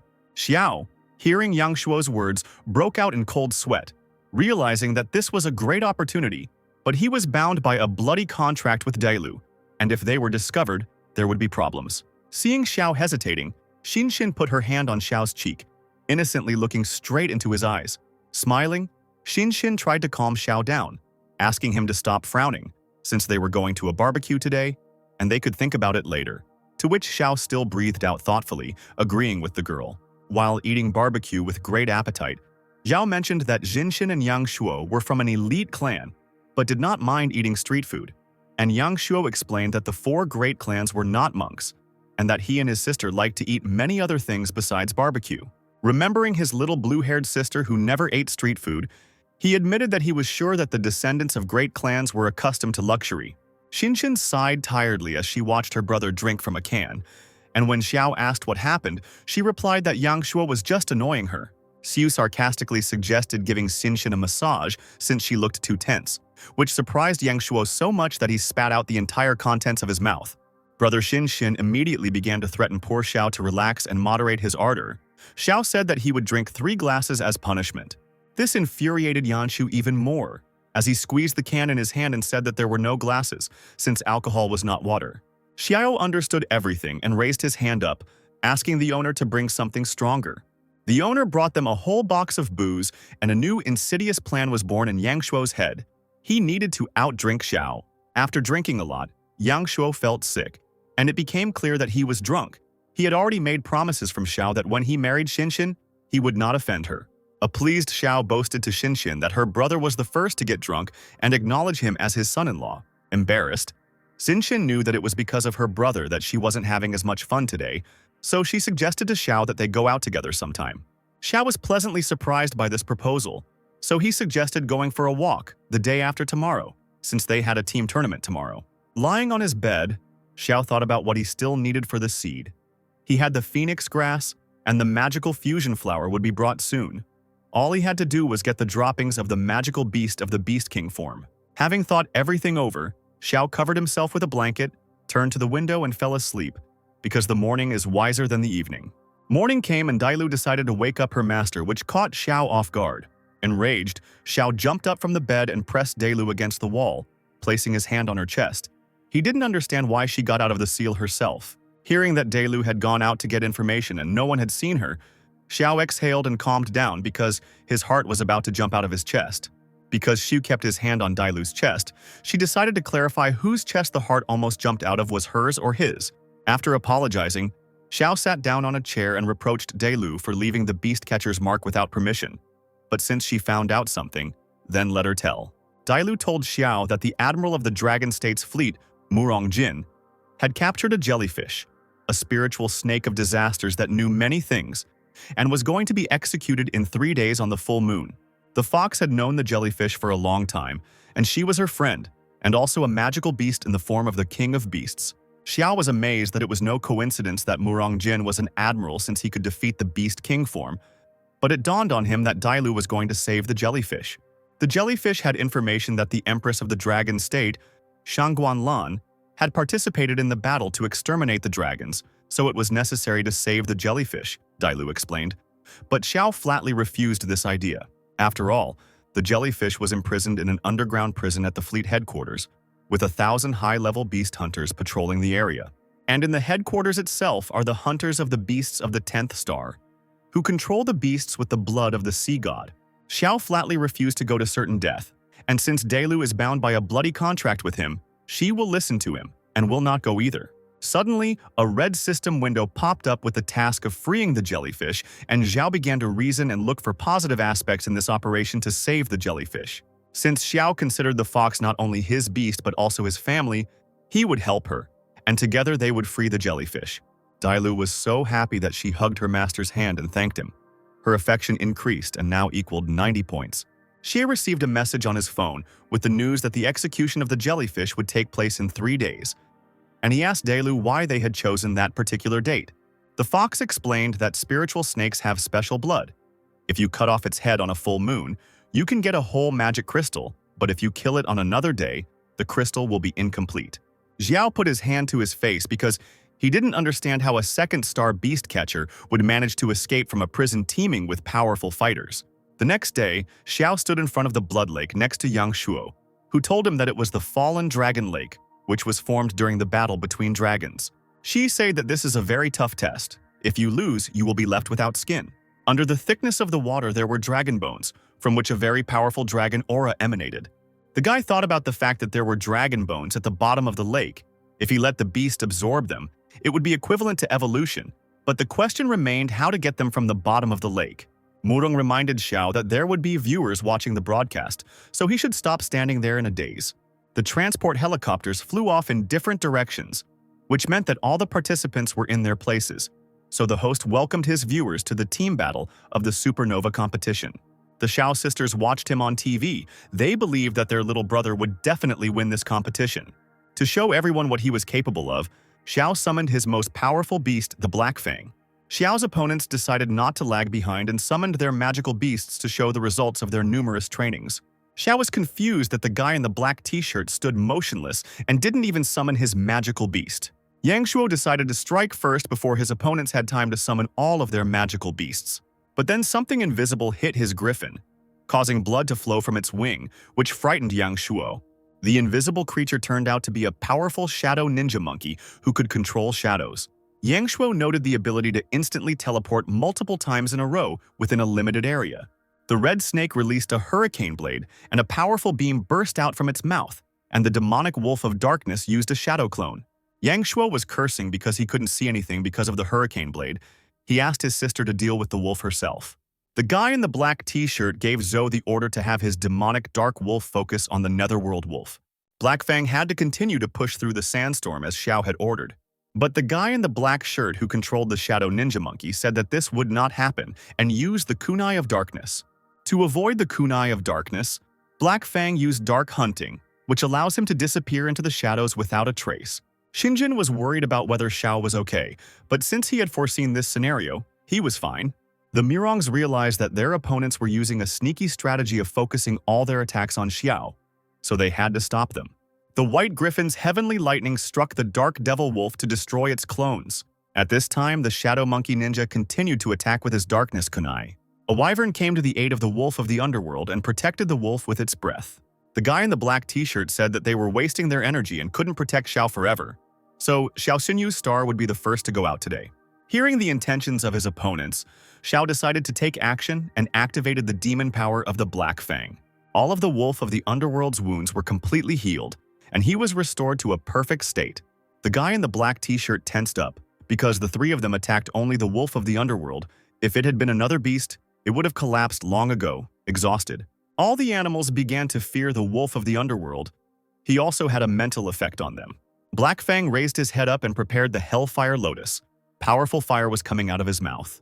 Yang Shuo was shocked that the skill of one beast simultaneously contained 4 attributes: fire, wind, darkness, and demon power. Seeing the impending threat, the short-haired boy decided to use the hurricane blade to put out the fire. But the Black Fang's attack was so powerful that the red snake was unable to repel it. The guy with the short hair was horrified, as the earth element was supposed to suppress the fire. Xiao chuckled at him and explained that elemental superiority was irrelevant in the face of absolute power. The wounded shadow ninja monkey and demon wolf were barely able to stay on their feet. Xin Xin saw Xiao's true strength and realized that he really hadn't fought at full strength yesterday. Xiao mocked his opponents, saying that with such weaklings he could handle the 3 of them alone. The enemy was hurt by this, but his comrade immediately began to calm him down, saying that he should not give in to emotions but should just continue to follow the plan. After these words, the guy in red became inspired, as he thought that even with such strength, the Hell Wolf would not be able to withstand the simultaneous attack of 3. After saying these words, the wolf concentrated his own flames to form armor for defense. The enemy was shocked, since the use of this technique requires not only a high level of consciousness of the beast, but also a huge reserve of spiritual strength in the hunter. Xiao decided to further puzzle the enemy by asking them if they had noticed anything. The enemy realized that the Murong family's beasts had disappeared and were high in the sky. The wyvern was able to catch the monkey off guard, grabbing it and flying away with it. The trapper realized that the shadow ninja monkey would not have the strength to break free and would simply be thrown out of the arena. Therefore, a stone giant was summoned and given the order to save his comrade. Glad that the enemy had fallen for the provocation, Zhao summoned Freya. The enemy was even more shocked, because he recognized the beast. It was a sacred angel of light that was only seen in books. But how could he resist the stone giant if he was in the initial stage? In response, Xiao stated that it was simple. His beast was much stronger than one could imagine. Unfortunately, due to Xiao Xinyu's interference, participant Yang Heng was unable to save his beast. Xiao was not distracted by the defeated monkey and ordered his wolf not to interfere, as he wanted Freya to prove herself. The enemy was perplexed by the impudence. Could a beast in its initial form really defeat their beasts, which had already reached an advanced form? The red snake was given the order to teach this arrogant fool a lesson. The stone giant had to cover his partner. But before anyone could blink, Freya struck the snake with all her might, sending it flying free. The reporters nearby were in shock because the filming had to be slowed down 1,000 times to make out anything. Yang Shuo asked Xiao what kind of technique was used, in response to which the guy said that Freya had mastered this technique herself and it was called lightning dash. The enemy was confused, as even the stone giant with its enormous defense was no match for the angel's attacks, so they had no idea what to do next. Xiao didn't give them a chance to think, continuing to mock them, asking how they liked the lightning dash. They were sure that such a powerful skill couldn't be used often, so they had to attack now to make it in time. After making the decision, one of the guys summoned a thunder rhino. The second guy was also full of determination and, activating the seal on his hand, summoned an indomitable gray fox. The Murong family didn't want to stand aside and began to activate summoning seals after the enemy.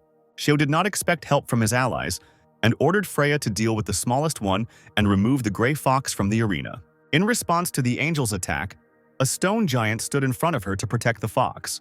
The Murong also sent their beasts in response to delay the enemy.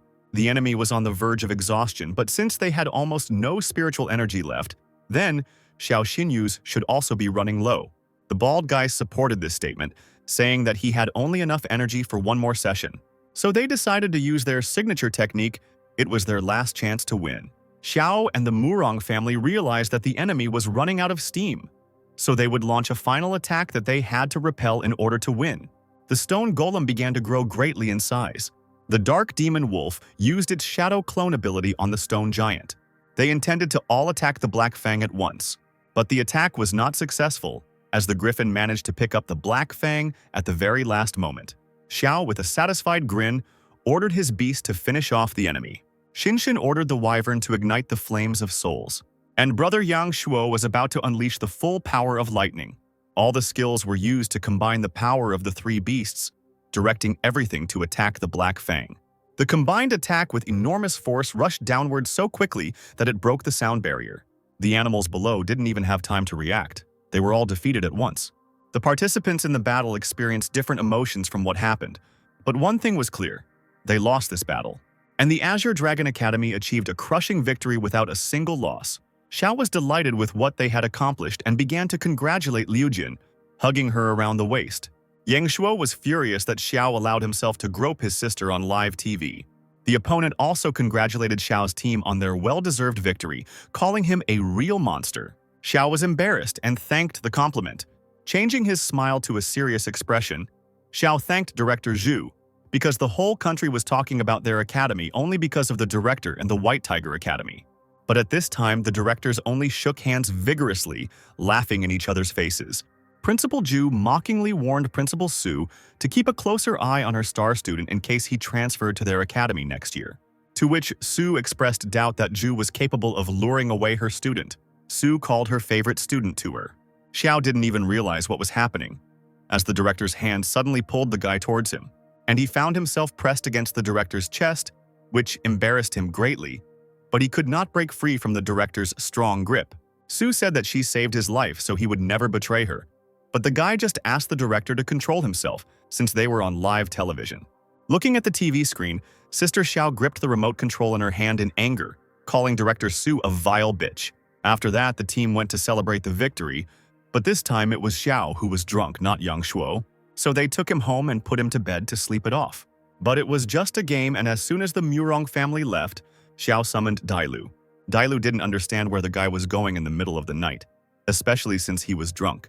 In response to which Xiao only said that he had figured out how to save the jellyfish and he needed the fox to go with him.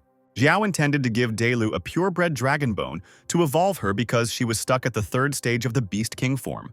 If she swallows a dragon bone and combines her blood with that of a dragon, she can evolve from a fox dragon, to which Dailu only calls him a fool, because no creature can combine their blood with that of a dragon.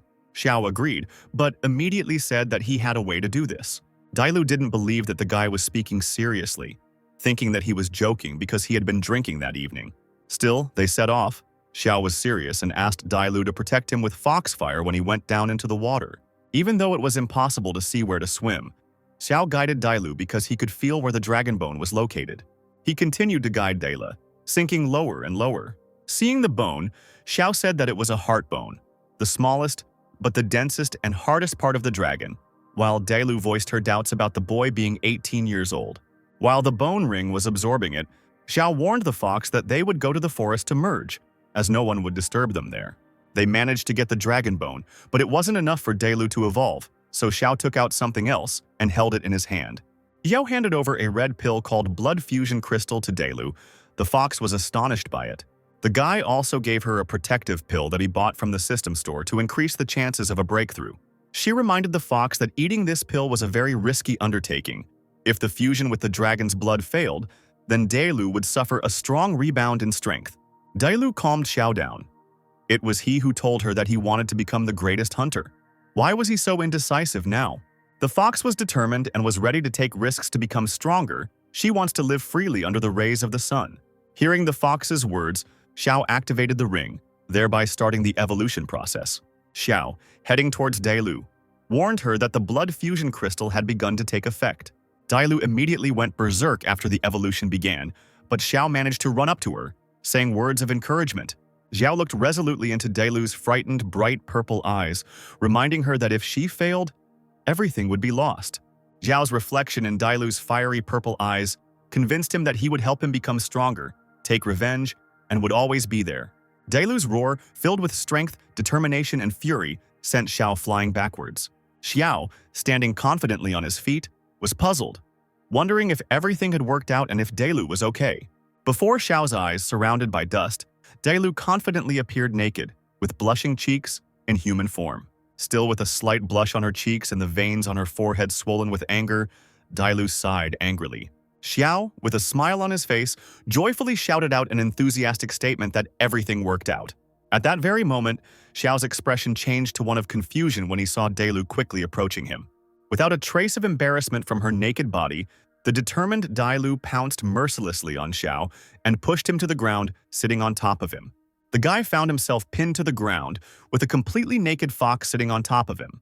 Dailu, although embarrassed but determined, shouted curses at Xiao, accusing him of making his words of support sound like a marriage proposal. Being in an unacceptable closeness to each other, Both embarrassed, with blushing cheeks, Xiao tried to justify himself, explaining that he didn't mean that at all. Still sitting on top of Zhao Dailu, with her eyes full of despair and hope from the words she had said earlier, with her cheeks flushed and her face innocent, asked him to repeat his words. Looking at the mountains over which the bright sun was rising, Xiao thought about how he was not ready to give up, but he understood that he would not become a great magician by the time he was 30.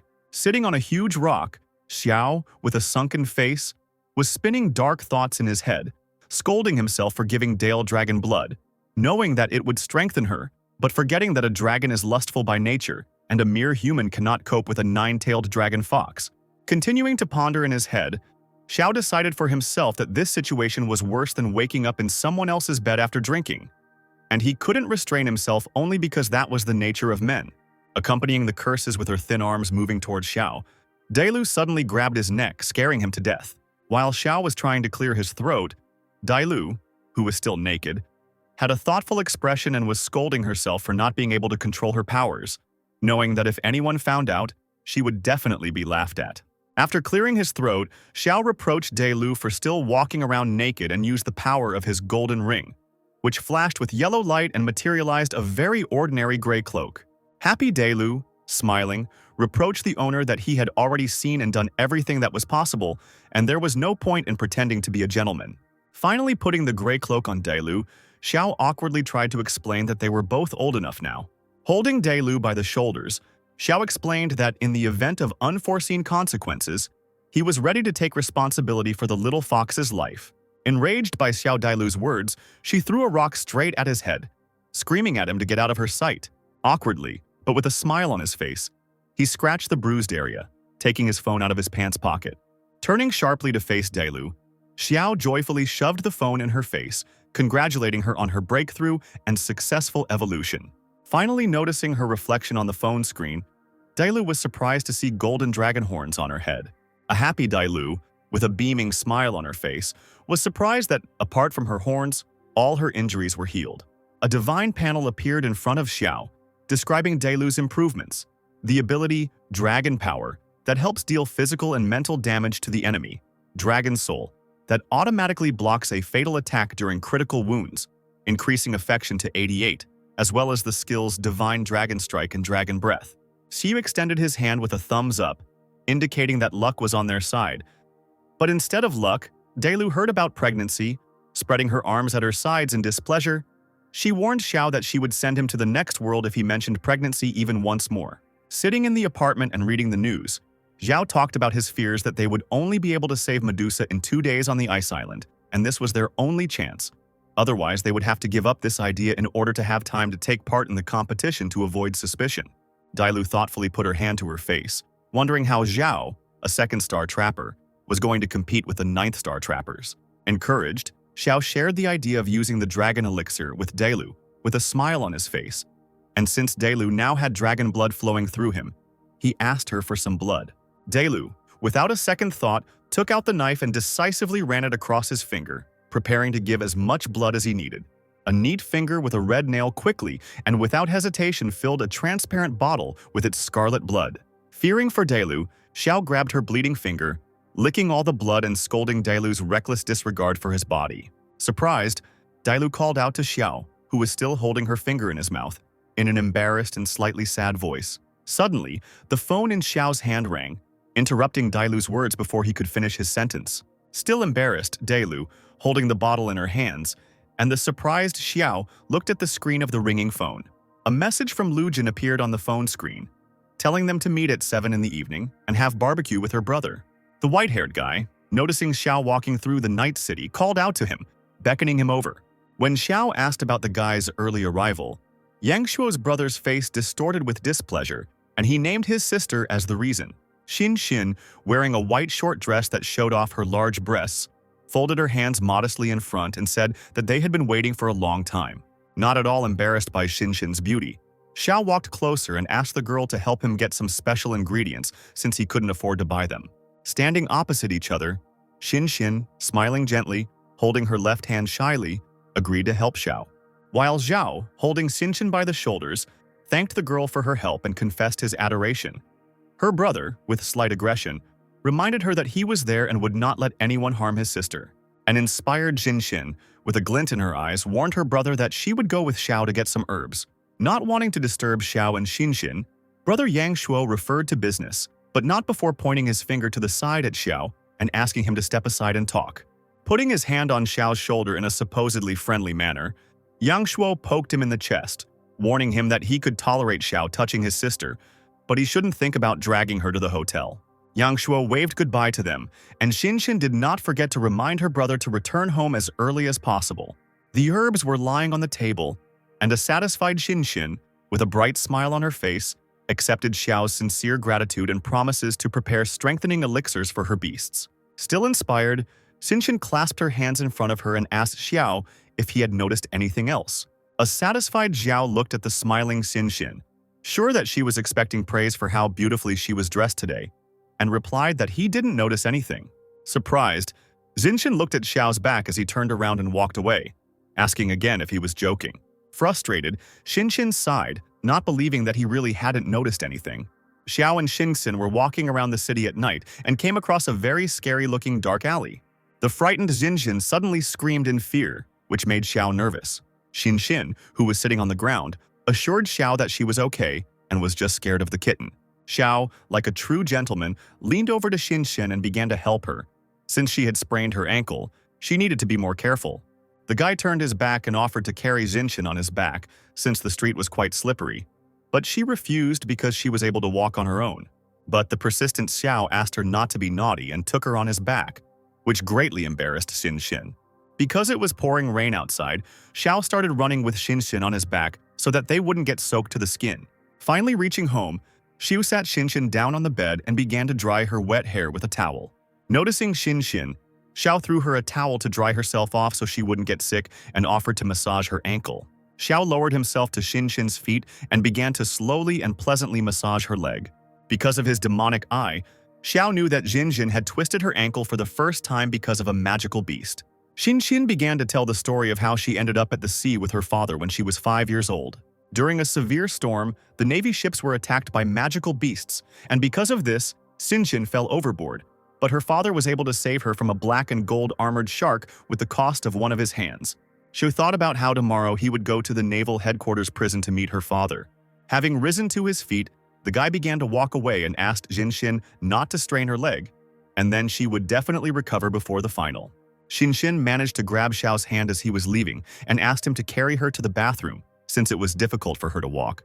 Xiao couldn't refuse the beautiful girl and still helped her get to the shower. Afterwards, Xinxin happily took a hot shower after jogging in the cold rain. After getting out of the shower, Xinxin was embarrassed, thinking that the guy was waiting for her. But she saw her brother sitting on her bed, who asked her how her leg was. Brother came because Xiao, who had some business, asked him to. The worried brother understood that Xiao liked his sister, but he asked her to learn to control her feelings, as they could push her to rash actions. The girl sadly agreed, looking at the phone screen, hoping to see a message from Xiao, and understand what kind of business could be going on at such a late hour.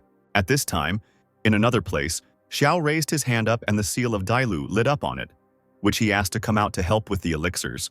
Dailu decided to tease Xiao by asking him why he didn't stay at the girl's house, but he avoided answering by saying that he needed Dailu to control fire to create at least 2 dragon elixirs. The girl was upset that the guy didn't react to her joke and immediately got down to business. After that, they began to brew elixirs with concentration. It was already deep night and the rain did not stop.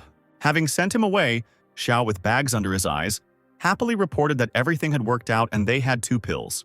Before he could say that he would go and get some sleep before setting off on his journey, he immediately began to fall from lack of strength, but Dailu managed to catch him. She thanked her master for his efforts, saying that he was not only her master, but the boy never heard who he was to Dailu, and fell asleep.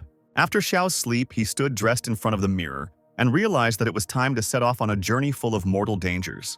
Dailu was still hesitant, since Xiao had no reason to risk his life for the sake of a summoned beast. Snapping his fingers at Dailu's forehead, causing her to stumble back, Xiao reminded her that she was not just a summoned beast, but part of the family, and that he would be with her until the end.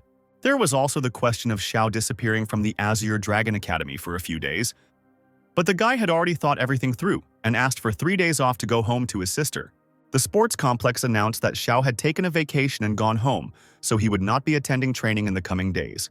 Upon hearing this news, a frustrated Jinjin prepared to return to the hotel, lying to her brother that she was not feeling well. The disgruntled teacher watched as everyone ran away and no one wanted to go to class. Meanwhile, Xiao and Delu stood on the Azure Beach, since if they sailed directly from there to the island of ice and fire, they would get there the fastest. The fox reminded him with displeasure that she was not a shark, and that if she spent too much time in the water she would feel ill. The guy asked in response what she was suggesting in that case. After asking the master to watch carefully, she began to concentrate her power.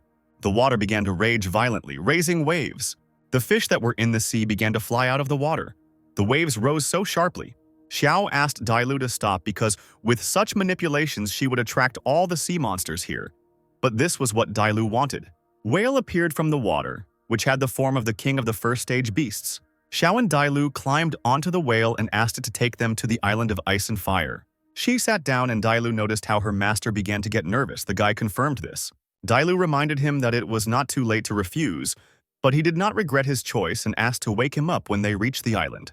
Looking at the sleeping Xiao, Dailu knew with a satisfied face that she would protect him for the rest of her life. Meanwhile, at the main naval base, Admiral Murong was reading a newspaper that said something about his children and that they were on the right path. Lao Bai came into the admiral's room and said that if the admiral was so worried about his children, then he should take a vacation and visit them. Lao Bai revealed his purpose for visiting. It was because of the execution of the jellyfish, and the empress was worried about it. It turns out that on land, not long ago in Sakurano, cultists tried to break through the border, but the empire's troops were able to push them back. In the south, things are also restless. There are only fugitives and bandits. But the ground forces General Bai Yu assured that no one would dare to interfere with the treasury and the jellyfish, since there were 2 generals there. After these words were spoken, Admiral Murong realized that it would be best to begin the execution quickly and ordered the prisoner to be brought in. In the cell was a beautiful girl, chained, and on her forehead there was a shining red stone. A blue-haired Medusa, bound in chains, knelt before the scaffold, awaiting her death. General Bai assured the jellyfish that if she had survived to this day, after all her countless atrocities, then she had received mercy from the empress.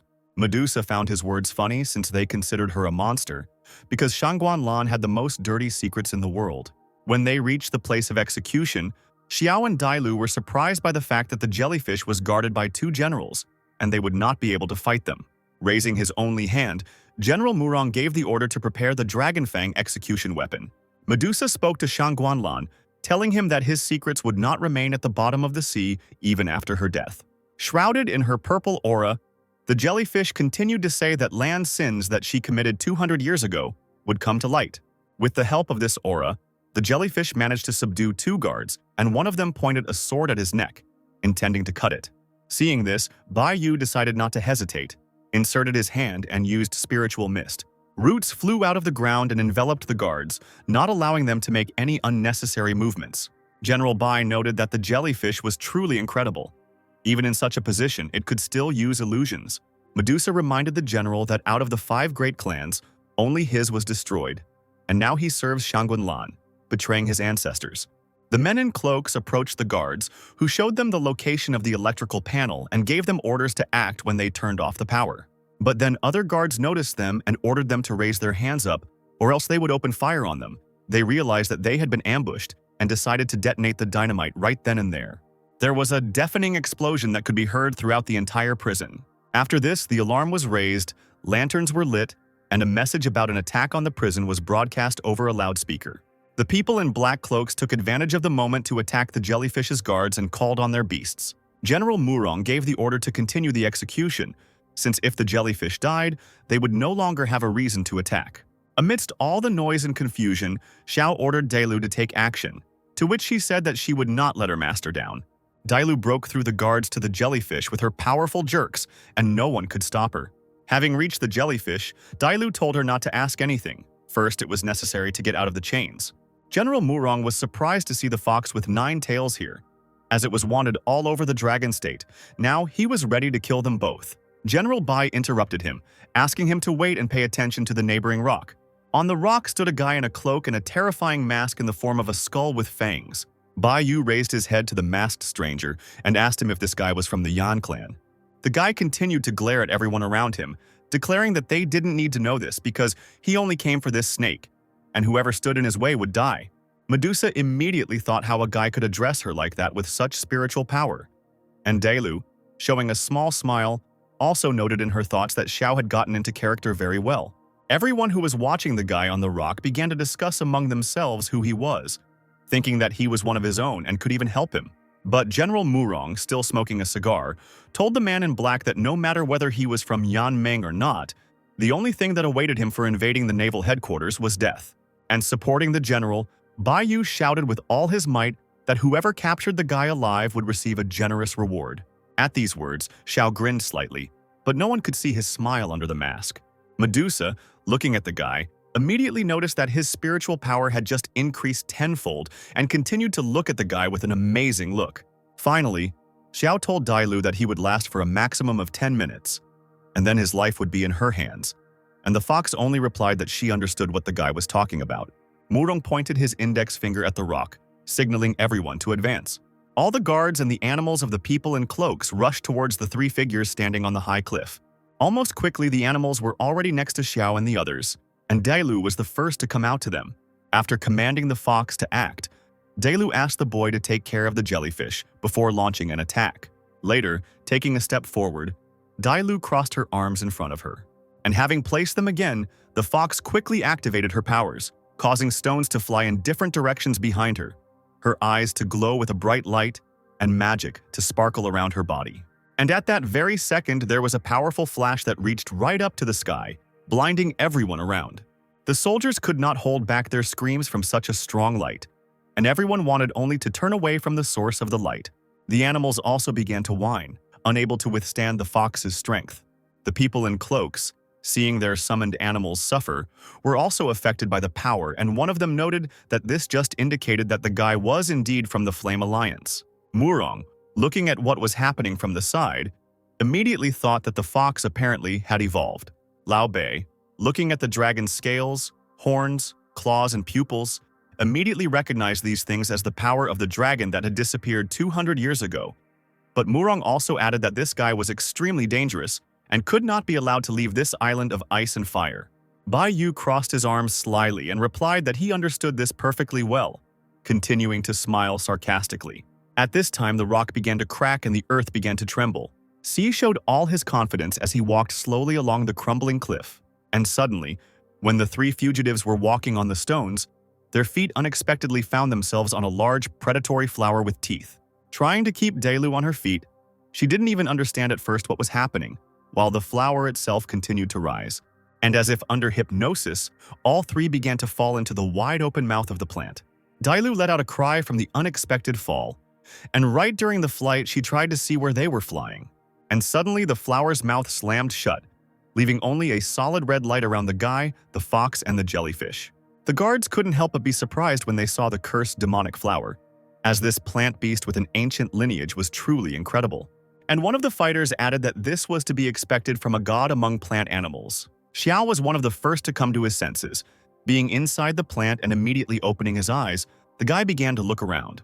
Turning his head, the guy noticed that Daelu, standing on her feet, was looking into the distance and asked out loud where they were. But, on the other hand, the voice of the jellyfish was heard, who explained that this was the stomach of the cursed demonic flower. And immediately after her words, completely different demonic creatures, similar to animals, began to attack the three. Medusa, also standing on her feet, quickly began to cast her gaze in different directions, so that if anything happened, she would have time to defend herself. Xiao, as if giving a sign to the fox, briefly glanced at her. Daelu quickly understood the guy and formed a circle around herself and the others, protecting them for a short time from the onslaught of the creatures. Xiao understood that they would not be able to defend themselves here for long and began to quickly look for ways to get out of here. Looking to the side, the boy quickly commanded Daelu to use Dragon Breath and attack the weak spot on the right. The fox quickly began to fulfill the request and launched the dragon's breath into the place she had been told. The plant, from the side, began to swell in different parts of the body, as if explosions were happening inside it. Murong quickly noticed that 6 minutes had already passed, and Lao Bai, knowing that after being swallowed by the cursed demonic flower, you would experience the sensation of your flesh beginning to decompose and your bones being ground into powder, and so the man was confident that these three would not be able to escape. But suddenly, the plant was torn into different parts from the inside, leaving only a small stem intact. The next minute, a large figure of a red fox with horns on the top of its head burst out from the already collapsed plant. Laobai held his breath and couldn't believe that this was even possible, because he knew very well that no one had ever managed to escape from the cursed flower. Murong also added that the power of the dragon flame was truly impressive, and even the cursed flower with ancient blood could not withstand this attack. As soon as the huge beast stepped forward, the general saw that same guy standing on the fox's head and shouted to him, hoping to find out who he really was, because he had such power. But he was not even in the top 10 wanted. Xiao, standing confidently on the animal's head, only laughed slightly. Murong, who was not at all satisfied with the guy's behavior, said that in that case they would have to arrest him and slowly interrogate him in an underwater prison. And after his words, a large fish began to move under the water, trying to get to the surface. Xiao quickly tensed up as he felt something under his feet, and the big fish, opening its mouth, began to radiate its powerful force, from which came equally strong shockwave shocks. These shocks reached the fox and the guy, and only because of the fox's large size were the two able to stay on the ground. The guy, looking forward, felt what a powerful destructive force had just passed through him. The fish, more like a shark, continued to shoot out of its mouth like charges, which, with a shockwave, captured the area of land where Xiao stood. But the fox was not going to give up so easily, and in order to defend herself, she opened her mouth and also began to radiate her bright red power. The big fish, in front of the boy and Delu, continued to exude its energy, trying to absorb its enemies, but the fox did not hold back its attack, also showing its strength. Xiao understood that he couldn't drag out the fight, because the medicine would only work for a little more than 3 minutes, and he immediately voiced his thoughts to the fox. Delu, understanding the guy, suggested that in that case they leave quickly. But Bai Yu stood in front of them, not wanting to let the uninvited guests go so quickly. The man extended his hand and released a myriad of vines, and Dela began to be engulfed in vines from all sides, first wrapping around her paws and then her body itself, preventing her from moving. The general continued to hold his hand outstretched, but already clenched it into a fist and added that although they had burned his flower with dragon flame, plant animals by nature do not feel pain. Xiu looked down at the man and realized that they were being attacked from 2 sides, surrounded from the front and from behind. It seemed that everything was lost. The vine wrapped around all parts of the animal's body and then began to strangle the fox, causing it to lose its balance. The large fish standing in front of them, having finished giving impulses, suddenly formed a large trident above itself, making it clear that it was intended for the guy. This trident almost immediately flew towards the fox, who could not even move. Seeing the angry fox, Xiao knelt down on one knee and continued to be on her head. He told her to stop resisting and suppress the dragon's power by turning off the energy shield. Dailu didn't even understand why she should do this at the moment when a large trident was flying at them, but the guy convinced her to just do it. And suddenly, the two seemed to fall through the ground, and the vine began to get entangled in the ground. Laobai couldn't understand why the fox stopped fighting and even gave up defending itself, watching as clouds of dust began to rise from the place where they were standing. Murong thought that it didn't matter now because, in any case, no enemy could withstand the blow of the sea god Leviathan's trident. But what was their surprise that after the trident hit them exactly, the guy and the fox remained alive. After waiting a couple of seconds for the smoke to settle, a huge dragon suddenly flew out of it, making loud sounds. General Murong couldn't help but be surprised, realizing that he was definitely seeing a dragon soul.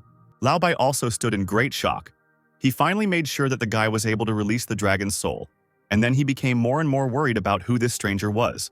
When Dailu finally realized what was going on, she didn't even believe at first that she had survived the encounter with the trident. But Zhao explained that it was her Dragon Soul ability, which automatically protected against fatal damage and was perfect for fighting the Leviathan and the cursed demon flower. The guy's spiritual energy was almost at 0. In a minute, he could lose consciousness or even die. And having warned Dailu about this, he said that they needed to get out of here as quickly as possible. The fox, understanding the importance of the words, decided to quickly think of how to escape from here as quickly as possible. Bai Yu stared at the couple with a grimace, stating that they definitely wouldn't be able to leave. And immediately, new stems began to sprout from the ground on all sides. But Dailu was already so angry about all this that the fox had no trouble using his power to begin holding back the advance of the new plants. After releasing a powerful beam, the stems began to reach their target more slowly, giving them time to escape. Xiao, looking at what was happening, began to feel blood starting to flow from his eyes, and the guy immediately realized that it was a bloody gaze, which meant there was even less time left. The fox, realizing the seriousness of the situation, let out a very powerful roar, after which a circle formed around them, protecting them from attack, and something began to thicken in the sky. And raising your head up, you could see the sign of an eye in the middle of a circular funnel. General Murong, full of seriousness, began to shout that they represented the honor of the Dragon State's navy. There were billions of citizens behind them, and they could not allow the guy from the island of ice and fire to escape. And finally, the man ordered the Leviathan to continue using the sea god's trident. Leviathan, understanding the order, began to hide in the thickness of the water to use the trident again. And the weapon began to appear as if from water, which flowed around the trident from all sides. And then the water weapon rushed to the very top, to the place where the eye continued to hang. But as the trident got closer and closer to its intended target, its color suddenly began to change to purple instead of blue. It seemed as if its tip was about to touch the clot of energy from which a powerful aura emanated. But in an instant, there was a powerful explosion, accompanied by a bright flash, and the Leviathan even got a little scared and wanted to quickly dive back into the water. In the place where the fox stood, a confrontation between water and fire began, knocking everyone off their feet. The fox, having lost her balance, began to roll on the ground, and Xiao, who was on her head, also began to fall, trying to grab onto at least something. And after the smoke began to settle, and the area where the battle was taking place could be seen, Murong noticed that he couldn't see anyone. Without letting go of the cigar in his mouth, the general hissed menacingly that they had escaped after all. Bai Yu sighed and admitted that he was already old enough to fight against such a powerful dragon soul. But General Murong was not prepared to put up with this so easily and put his hand forward and declared that this was the naval headquarters, and no one could just come and go on a whim. Having quickly made a decision, the man began to call all the warships, giving orders to comb all coastal waters. Many ships set out to explore the area, but something happened to one of the ships. Murong stood on the observation tower holding binoculars. The radio reported that they were attacked by the Southern Island Alliance, and then the ship was hit, leaving it with a leak in the hold. The voice on the radio tried to calm the general down, saying that the attackers were no match for them. But in the next few minutes, reports began to arrive that the turbine of the 7th ship had been disabled. When Murong was informed that the captain of the 7th ship was wounded, the man clutched the radio in his hand and began to worry more about his men. Ordering the soldiers to stop searching for the man in the black robe, Murong ordered the Leviathan to immediately swim to the surface and help the damaged ships. At this time, Delu, who had returned to her human form in the middle of the sea, tried to find Xiao by looking around. While the fox was calling for its owner on the surface of the water, the boy was slowly sinking to the bottom, realizing how strong the side effects of the dragon elixir were. His body slowly sank deeper and deeper, until at some point a large snake-like creature swam past him. And suddenly, a jellyfish began to appear from the water, which had grown several times in size, and behind it, water snakes were swarming. Since the girl had become very big, she was able to easily pull the guy out of the water and holding his body in her palm. The jellyfish noted that the guy was an ordinary person, but was able to resist 2 high-ranking hunters at once, which was truly amazing. Looking a little more at the facial features of the tiny boy in her arms, the jellyfish quietly apologizes and opens her mouth, preparing to swallow Xiao. After a while, as if in a dream, Xiao tries to gather all his thoughts together and slowly opens his eyes. The first thing he sees in front of him is the worried face of Dailu, who can barely hold back her tears. The fox, holding the guy's face, finally began to rejoice that he had finally woken up. As soon as Xiao was able to wake up, he began to look around, not understanding where they were, but Dailu immediately calmed him down, answering that they were inside the jellyfish and he should not worry, because no animal moves through water as quickly as she does. But Xiao was no longer very concerned about the situation, and looking at the fox, the guy touched her cheek, wet with tears, and quietly said that the main thing was that everything worked out and he kept his word. Immediately after his phrase, the guy began to close his eyes and the fox began to anxiously shout at Xiao not to sleep. At this time, the jellyfish moved quickly through the water, hiding from the pursuing ships. She understood that the guy was seriously injured and unconscious, and his condition was very serious, and seeing an uninhabited island in front of him, the jellyfish decided that it was worth stopping there for now. The island was small, surrounded by a stone wall on the sides, and the rest of it was dominated by mountains with a small amount of vegetation at the foot. Murong looked into the distance and realized that even 2 generals could not cope with such a task, considering it a great shame. And while Lao Bai was calming Murong down, suggesting that he think better about how they could avoid the Empress's wrath, a bright point suddenly appeared in the sky, growing larger with each passing second. With a sharp movement, a bright beam burst out from the point, from which emerged a divine creature resembling a wolf with horns, whiskers, and the claws of a bird. Both generals raised their heads and immediately tensed up when they saw who exactly had come to them. And when they were absolutely sure that it was the Empress, both froze in fear, not knowing what to expect. And the Empress, standing on the head of her divine creation, which was frozen in the sky, asked the men where the jellyfish was. Murong decided to explain himself first, saying that unfortunately the prisoner had escaped, and Lao Bai added that, in addition, they had been attacked by other forces, otherwise that person would never have left. This answer quickly angered the Empress, and she began to shout that she did not want to listen to their excuses and simply wanted to know who took the jellyfish. Lao Bai, fearing the Empress's wrath, immediately replied that it was a man in a black cloak and a mask with a demon's face, and with him was the nine-tailed fox Dailu, his battle beast. But the girl was not satisfied with even this answer, and she began to ask in the same shout how two generals could not protect the naval headquarters. Murong fell to one knee and began to admit his guilt, saying that he was ready to bear the punishment he deserved, and Lao, in order to justify himself, stated that those who came to them possessed the power of a dragon, and the nine-tailed fox even had a dragon soul. The Empress, having heard about the dragon's soul, could not believe what she heard, because such a thing simply could not happen. Deciding that it would be better for her to do everything herself, the girl asked where the man in the black cloak had run off to, promising to discuss the general's punishment later, as soon as she returned. Hearing that the fugitives had gone to the southeast, the Empress, standing on her beast, directed her gaze in that direction. She immediately flew off to look for that person, while Lao Bai thought that even if the Empress interfered in this matter, it seemed like big changes were coming to the dragon state.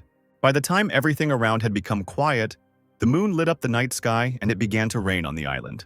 Dailu, Zhao, and the jellyfish sat in the cave next to the newly lit fire and waited for the rain to pass so that Zhao could wake up.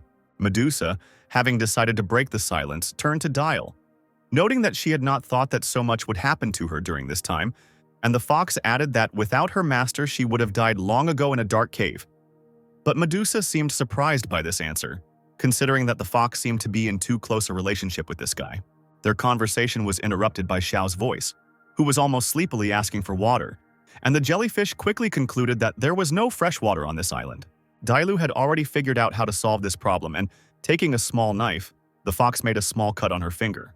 And then, bending her finger towards the guy's lips, she began to wait until the blood began to flow and get into Xiao's mouth. Medusa, watching what was happening, was very surprised that the fox really decided to spend her own blood for the sake of some person. As soon as the first drop of blood entered Xiao's throat, unknown images began to flash before his eyes. And then, he saw a girl with white hair, who stood with a bloody sword in front of the slain dragon. And then this girl stood in front of him and Xiao seemed to recognize her as Shangguan Lan. As soon as he said her name, the girl suddenly put her hand in front of his face, which made the guy put his hands in front of his face, thinking that he was about to be attacked. But the moment the girl put out her hand, his dream seemed to begin to crack into little pieces. He jumped up sharply, accompanying his awakening with a scream. The guy didn't even immediately realize that it was a dream. The fox, smiling at the fact that the guy had finally woken up, immediately exclaimed how happy she was.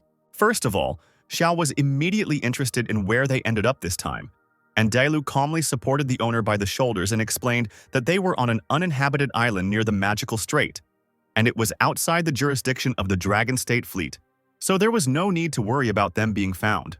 Having come to his senses a little, licking his lips, Xiao felt the taste of dragon blood and also learned from the fox that after losing consciousness he was severely dehydrated, and there was no fresh water on the island. So this was the only way, and the guy was very grateful for such care. As soon as he expressed his gratitude, the system showed that the affection level had increased to 99. But their conversation was interrupted by a jellyfish, who suddenly entered with a glass of water in her hands. But Zhao didn't immediately notice the water because he was only looking at the crown that was on the jellyfish's head. The guy, of course, gladly accepted the water from his savior. The moment the jellyfish bent down to hand over the glass, Xiao's eyes dropped to the level of her chest, which was only slightly hidden by her dress. Xiao, as soon as he noticed that the girl's chest seemed to be about to fall out of her thin dress, immediately blushed with embarrassment and hurried to change the subject. Medusa, as if noticing the guy's embarrassment, folded her arms across her chest, declaring that there was no need for thanks, since she should be thanking the guys for saving her life. The fox, looking out from behind the guy, noticed that this was the highest form of gratitude among the snake tribe. Not noticing Dailu's words, the jellyfish continued to thank the guy, stating that the snake tribe always repays kindness, especially for saving a life, so Xiao can wish for anything. The guy, having finally quenched his thirst, looked at the snake with an almost greedy gaze, not even hiding his gaze. After thinking for a while, Xiao said without any embarrassment that in that case he wanted a jellyfish. But the snake immediately and sharply refused the guy's wish. Xiao, who did not expect a refusal to his request, did not even know what to say in the first seconds. There was silence between the two for a few seconds. The snake crossed her arms and declared that she was ready to do anything for the guy except sign a bloody contract. And the guy immediately asked why that was impossible. And then the jellyfish explained that orcs would never be slaves. But the guy decided to try his luck and offered food and shelter. But the snake still refused. Dailu, watching this, remembered how she had once been forced to enter into a bloody contract with Xiao Xinyu. But in the end, it was all for the best. The guy was so disappointed that he even started spitting blood, which caused concern among both ladies. Clutching his head, Xiao began to say how he thought that if he risked his life for the snake, he would be able to warm its cold heart. But how wrong he was, and the guy demonstratively groaned that now there was no more room for warmth in his soul. With his hand on his heart, Xiao continued to say in a pained voice that since the jellyfish didn't want to make a contract, then he no longer had a reason to live, and in his next life, he would never save such an ungrateful snake. Medusa, listening to the boy's suffering, could no longer bear these words and abruptly declared that she would sign the contract, if only the boy did not die. Having named the jellyfish Shasha, the guy began to talk about how kind she was, adding that he now had an incentive to live. The fox, pulling the guy aside, asked him since when he began to manipulate so shamelessly, to which the guy only added that in such a situation all means are good. But Dailu, continuing as if scolding the guy, asked him what he would do if moral pressure did not work. Smiling slyly and looking straight into the fox's eyes, Xiao said that he would simply catch the jellyfish and hand it over to the authorities for a reward. That way, it would definitely give in faster under his pressure. Having discussed all the plans with the fox, the guy hurried to conclude a bloody contract with the jellyfish, and touching the forehead of the jellyfish with his finger, the guy, with the help of his blood, left a small seal on the forehead of the snake as proof of their contract.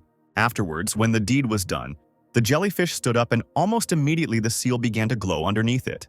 And on the snake's forehead a small, barely noticeable mark appeared. Xiao, satisfied with what he had done, declared that now Shasha was his jellyfish. Swaying a little, she herself could not believe that she had made a bloody contract with a human. Almost immediately, the guy's system had a complete description of the snake, which contained a lot of useful information, starting with its abilities and ending with what the path of hidden evolution is. Looking at the large stat, the guy noticed that Shasha was really strong, thinking that he could use another dragon bone. Suddenly, over the island where they were hiding, a powerful clap of thunder was heard, accompanied by a bright red light. Xiao, who a minute ago was simply beside himself with happiness, suddenly stopped, feeling as if lightning had pierced him. Dailu immediately noticed the owner's condition and quickly asked the guy what was wrong with him. And Xiao, continuing to hold his hand on his chest, said that he had some kind of bad feeling. Although the danger had already passed, the guy's heart was still pounding wildly. And it suddenly dawned on the guy that he had sort of saved the jellyfish, but the system had not given out a reward, which meant that the task had not been completed.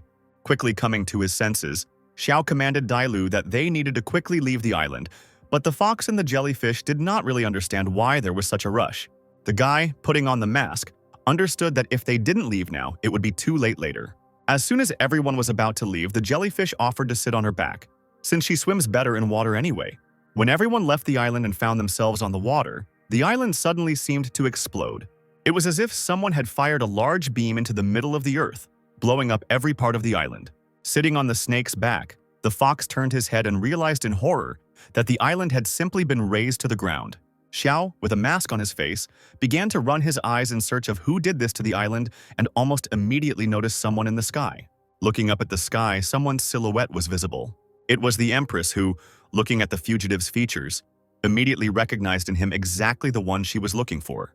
The fox, as soon as she saw the seven-colored sacred Kilin, at first did not even believe that the Empress was here. The snake, turning into a large water serpent, raised its head higher above the water and added that they were being pursued, and it was unlikely that they would be able to escape. Xiao, looking at one of the strongest of all the beast hunters, mentally thought about why she was here, and realizing that his spiritual power was already running out, there were no pills left and the guy would not be able to use techniques, so the situation became even more complicated. Dailu, noticing the owner's concern, stepped forward, activating her power and asked the guy not to worry and just trust her. Meanwhile, the Empress approached the fugitives, continuing to stand on her large white beast.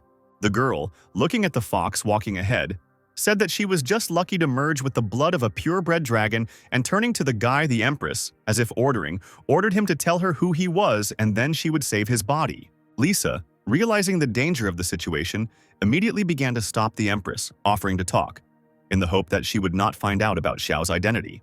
The fox's violent reaction really attracted the Empress and she agreed to listen. Shielding the guy with herself, Dailu declared that she was ready to swear allegiance to her right here and now, and she could leave her master alive even if it meant imprisoning him forever. But the Empress didn't like this idea at all, and the girl was even ready to simply kill everyone present there. Having angered the snake with this, the jellyfish began to scream that in that case it was worth simply fighting the Empress, and there was nothing more to wait for here. These words became like the beginning of action for the Empress, and she, looking once more at her victims, prepared to rush into the attack.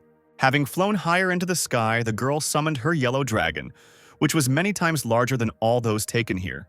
The fox was the first to feel the dragon's strength, and even tensed up from such power.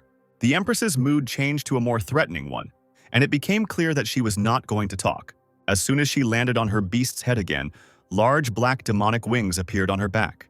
Dailu looked at the Empress with confusion, seeing the ominous energy of the black dragon's soul emanating from the girl, although this was impossible for people. But then the jellyfish declared that this was precisely the real face of this woman, adding that now they knew for sure that she wanted them to take this secret with them to the grave. The fox was almost completely overcome with fear from such powerful energy. But Dailu still wasn't going to give up so quickly for the sake of her master. With one quick jerk, the Empress's beast flew at the three of them, approaching them closer and closer. Dailu, having encouraged herself a little, was already ready to enter the battle. In a second, she transformed into a nine-tailed fox and stood confidently in a fighting stance, awaiting the attack. And deciding not to wait for the full approach, the fox made several dashes towards the large beast. But as soon as Dailu got close to the beast flying towards her, something unexpectedly began to inflict numerous cuts on her. Xiu was only able to understand this when he saw the fox start to bleed. And at that very moment, something cuts off one of Dailu's paws. Immediately after this, part of her ear is also quickly cut off, leaving only a small piece. And then, without even having time to scream, the fox loses his head with just one felling. She quickly shouts the girl's name, afraid that this is how it will end now. Fearing for the fox, the boy sees how it, having become human again, began to fall almost unconscious at a great height. The boy couldn't leave Dayla like that and quickly ordered the jellyfish to catch the fox. As soon as the jellyfish lowered its head to the fox's body, the guy tried to lift it up, realizing that it was almost exhausted. Placing her head on his lap, Xiao saw Dailu trying to call out to him. The girl tried not to show weakness, and stretching out her hand to her master's face, the fox felt sorry that they had only recently met. Xiao, hearing what she wanted to say with this, couldn't help but let tears slowly start to flow from his eyes. The guy kept trying to find out from the fox how to help her, but Dailu, instead of words, put her hand on his head and pulled him closer. And then, very tenderly and with all the love she had, she kissed the guy on the cheek, unable to hold back her tears. Smiling slightly, Dailu tried to speak with all her might, apologizing to the guy, adding that it seemed she would leave first. The fox, wanting to touch her master again, stretched out her hand forward, but suddenly it fell to the ground. Xiao frantically began to shout the fox's name, seeing how she didn't blink or breathe. The guy finally realized what exactly had happened, and he could no longer hold back his tears. All the good and bad moments associated with the fox immediately began to float through his head, and realizing how attached he was to her, the guy hugged the girl's already lifeless body. The Empress, watching what was happening, said that there was no need to worry so much because they would soon be reunited. Xiu seemed to no longer pay attention to the words of the one who killed the fox and simply continued to hug her body, while the Empress, deciding to take advantage of the moment, began to form a new attack. The girl, flying up on her wings, began to gather all her energy together to strike the others again. The snake, beating the owner, directed its gaze at the Empress and declared that it would protect the guy to the end. But immediately after her words, Xiao loudly and clearly shouted that this should not be done. Medusa paused for a second, not understanding the meaning of the words spoken to her. But Xiao, who could no longer calm down, continued to shout that this was not the ending he wanted. And wanting Delu to survive, he took out a small but strongly glowing crystal. The snake, as if understanding the owner's desire, wrapped itself tighter around him, hiding him from prying eyes. Small particles of water began to thicken in the sky. And suddenly, a powerful flash appeared around the guy, surrounding everything around with a shockwave, from which the water, the sky, and everyone who stood nearby began to fill with blue light. The Empress froze in place as soon as she saw the dragon's tear, not believing what was happening. And then, the time on the clock seemed to start rewinding, starting from 7 hours and 10 seconds all the way to 4. As if a clock had been rewinded, the torn parts of the fox's body began to grow together. The wounds on her body began to disappear on their own, as if they had never been there. After all this, her body again acquired a living appearance. The Empress, looking at the guy, tried to do something, but as soon as she even waved her hand, nothing happened. And then everything seemed to return to its original state. Not far from them, stones from the destroyed island began to appear from the water. And as if brick by brick, the recently destroyed territory began to be put back together. In the end, it was as if no one had touched the island. Xiao only came to his senses when he heard Dailu calling him. The fox, not noticing anything, already standing on her feet, asked the guy why he was in the clouds. But suddenly the girl seemed to realize what was happening. And the next moment the guy jumped up on the spot, ran up to Dial, kissing her right on the lips, confusing the fox. Medusa, having forgotten, or rather not knowing, what would happen in the future, looked at the guy in surprise. Breaking away from the kiss, Xiao commanded the two that they needed to leave, and then he would definitely explain everything. Dailu, also forgetting everything that happened to her, agreed with the guy, seeing how worriedly he spoke. And after some time, something happened again that only the guy remembered. The island began to collapse from a powerful shot. The Empress, leaving a large hole in the center of the earth, waited for the guy she was chasing to finally come out. But looking at the destroyed island, the girl realized that they had escaped after all. The Empress promised that next time there wouldn't even be bones left of that guy in the black cloak. Meanwhile, Xiao, the jellyfish, and the fox wanted to quickly hide from the impending threat. Hiding on another island in a rock, the guy tried not to look out, afraid that someone might follow them. But the jellyfish hastened to calm him down, assuring him that most likely no one was chasing them anymore. And Dailu was still very interested in how Xiao understood that Shangguan Lan would pursue them. Turning worriedly to the fox, the boy took her hand and declared that he could not lose her a second time because he would never survive it.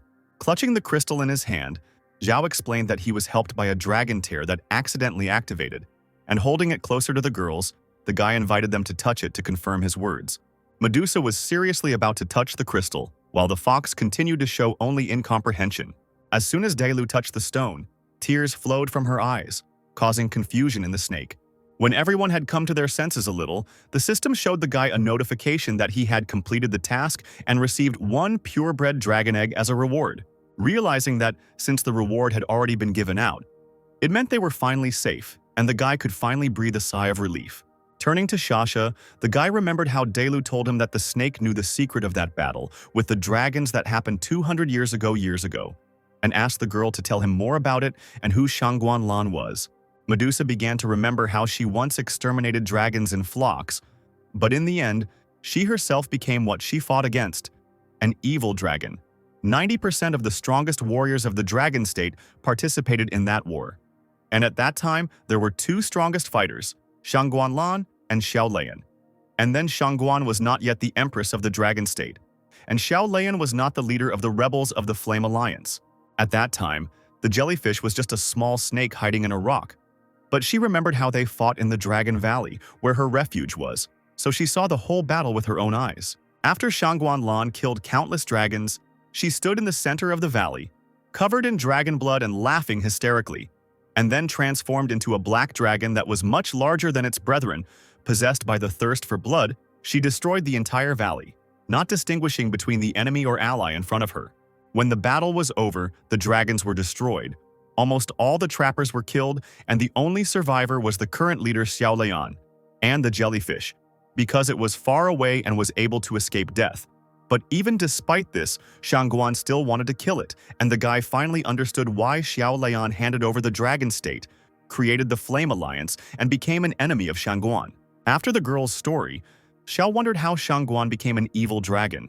Thinking that it was because of the number of dragons destroyed, the answer to this could only be given by Leon, since he was the only one who took direct part in that battle. But then the guy stopped his thoughts, because he was a student of the second star Azure Dragon Academy, and he was the leader of the rebels, and they would simply never be able to meet. The guy's thoughts were interrupted by a jellyfish who asked him what he would do now, knowing what Shangguan really was. But even Xiao didn't have many options, because going against such a strong person would be suicide. The fox also reminded that now after this incident, Shangguan was targeting the guy in any case, and now she would not leave him alone. But the guy reminded that the Empress was hunting for the Black Cloak, and this did not matter to him at all. Dailu didn't understand at all why the guy was talking like that because he was the Black Cloak. But the guy quickly changed the subject and suggested that the fox not bother her head with this, and that it would be better to go and rest, and then return to the city. Having decided that he really needed to rest, the guy looked at the dragon tear one last time. But suddenly, Xiao's head suddenly began to feel heavy, and the guy could barely stand on his feet, causing the fox to start to worry. At that moment, the guy seemed to stop seeing and could only see darkness in front of him. But then suddenly a large golden dragon stood in front of him, grinning and breathing heavily, approaching closer and closer. Thinking that this was all real, Xiao started to run, afraid that the black dragon had finally reached him. But when he was running, the guy accidentally came across a mirror, and at first did not attach much importance to it, only wondering where it came from. But when it dawned on him that he was not in a cave, the boy seemed paralyzed and unable to move. Suddenly, the skin on his hands and face began to grow dragon scales, and Xiao was horrified and did not understand what was happening. Covering his eyes with his hands, the boy began to scream that he did not want to turn into a monster while the dragon continued to stand behind him. Screaming as if Xiao didn't want to be a monster, he suddenly seemed unable to do anything, and the next second he began to rise into the air, black wings appeared behind his back, and horns of the same color appeared on his forehead. While Xiao was unconscious, a fox and a jellyfish were sitting next to him, who understood that the guy was still very weak, feeling a slight fever, assuming that he would remain in this state for a couple more days. Looking at Dela, the jellyfish stated that the milk of a magical beast could increase its immunity and ability to recover. But the fox, as if not understanding her look, immediately snapped back that she definitely did not have milk. Realizing that she would still have to go in search of milk, the fox headed towards the exit of the cave, promising to get something. And leaving the cave, the jellyfish was left alone to watch the exhausted guy. After a while, unexpectedly for everyone, Xiao jumped up shouting that he was not a monster. Looking around, he finally realized that it was a dream and calmed down a little. Having become a bit of a pest, the guy immediately asked the snake where they were and how long he had been sleeping. Medusa calmly answered the owner that they were in the same cave next to the magical strait, and 3 days had already passed. Upon hearing this, the guy was very upset because it turned out that he missed the supernova competition. Still recovering, the boy realized that about 5 days had passed since they left the city, and he needed to return urgently to make it to the finals. Otherwise, the academy might suspect something, and if the Empress noticed, then he would definitely be finished. Delu was very happy to see the guy conscious, while Shasha sat next to him and dissuaded the guy from returning to the city because he was still weak. The worried fox came up and said that the milk of the magical beast would help him get back on his feet faster. But Zhao, as soon as he heard whose milk it was, began to resist and grimaced, saying that he was a human and only drank milk tea at most, and that the animal's milk was too disgusting. Medusa decided to intervene immediately, hinting at how it was precisely due to this milk that he had remained unconscious for 3 days, and that the milk would strengthen his immunity and restore his vital energy. And for this, by the way, the fox had sacrificed a lot. Looking at the slightly embarrassed fox, the guy at first did not understand the jellyfish's words. But when the whole meaning suddenly dawned on him, Xiao had completely lost his desire to drink milk. The snake, standing behind him, continued to pester the guy, repeating that Delu had gotten this milk especially for him, and if the guy didn't drink it, she would be very upset. The fox herself joined the conversation, saying that she had put in so much effort that now he was obliged to drink this drink. Xiao, understanding how much Delu had sacrificed for him, could no longer simply refuse her and hurt her again. And opening the bottle cap, the guy began to quickly drink the milk, without even inhaling air between sips. When he finally tore himself away from the drink, the young man immediately realized that it was the milk of the Silver Tiger Empress. Jellyfish quietly laughed and whispered to Xiao that the tigress was currently in her lactation period, and that was why the fox hunted female animals every day. Deciding to end this awkward moment, Zhao drank some more milk and asked Shashi how long it would take to return to the coast of the dragon state given her maximum speed, and the snake, without thinking twice, said that half a day should be enough. Realizing that there was still time, the guy suggested that the girls catch the beast and roast it together. Once the fox and the jellyfish had gone hunting, Xiao could finally see what kind of reward the system had given him. Looking at the dragon egg in his hand, the guy began to read about the item in the system. After learning that this was an ice lotus made from dragon bones, Xiao remembered that he couldn't even grow anything from a seed, but here in front of him lay a real dragon egg. But the guy's thoughts were abruptly interrupted by a sound coming from the entrance of the cave. It was a fox with a jellyfish that was being dragged by several animals. After a while, all three lit a fire, cut up the meat, and finally roasted it over the fire. Having gathered around the fire, everyone began to eat. And Xiao's attention was drawn to how the jellyfish was eating another piece of meat and, compared to the fox, had definitely eaten more. As he continued eating, the boy thought, "Are they that big even in humanoid form? By the way, if she eats so much, then the rest of her is big too?" Noticing the thoughtful guy, the snake asked him what the gentleman was thinking about, and then Xiao, without any suspicion, asked what kind of relationship he had with the jellyfish and received the answer that for the girl, he was her savior, so he could speak directly. A little shy and stuttering, Xiao carefully asked the jellyfish to give him some of its feces. At this question, the snake immediately bared its teeth and released its claws, asking the guy if he was looking for death by asking such questions. Wanting to pounce on the guy, the jellyfish was quickly stopped by the fox, who tried to calm her down. But Xiao, as if he was asking for something simple, decided to ask Dailu for it in that case. The fox, continuing to hold the jellyfish so that it would not attack its owner, declared that the guy was too spoiled if he thought that after the jellyfish refused, he could just ask her for such a thing. Unable to contain her anger, Dailu herself was now angry, calling the guy a pervert, and the jellyfish completely agreed with her words. To calm the girls down, the guy took out a small pot containing some kind of fruit with a root and showed it to the girls, saying that his request was needed for exactly this. Medusa, looking at the plant in surprise, didn't even know what to say. But Dailu said that they were not wild animals after all, and they also had dignity. The guy, of course, agreed with her words, and even realized that he was rude to them. But he tried to explain to them how he really needed it. And the main thing was that the magical beast had the form of the king of beasts. Medusa, guessing that other magical beasts would be suitable for such a task, said that in that case it was not a problem, because there was a magical strait at the bottom of which many beasts of this level slept. So after their meal and conversation, all three went to the strait in search of the necessary resources for the guy. Approaching the shore, where it was clear that someone was living there, the guy began throwing small stones to attract attention. And to make sure it worked, Xiao threw a slightly larger stone at the end. Almost immediately, someone began to scurry about in the water, wondering who dared to disturb his peace.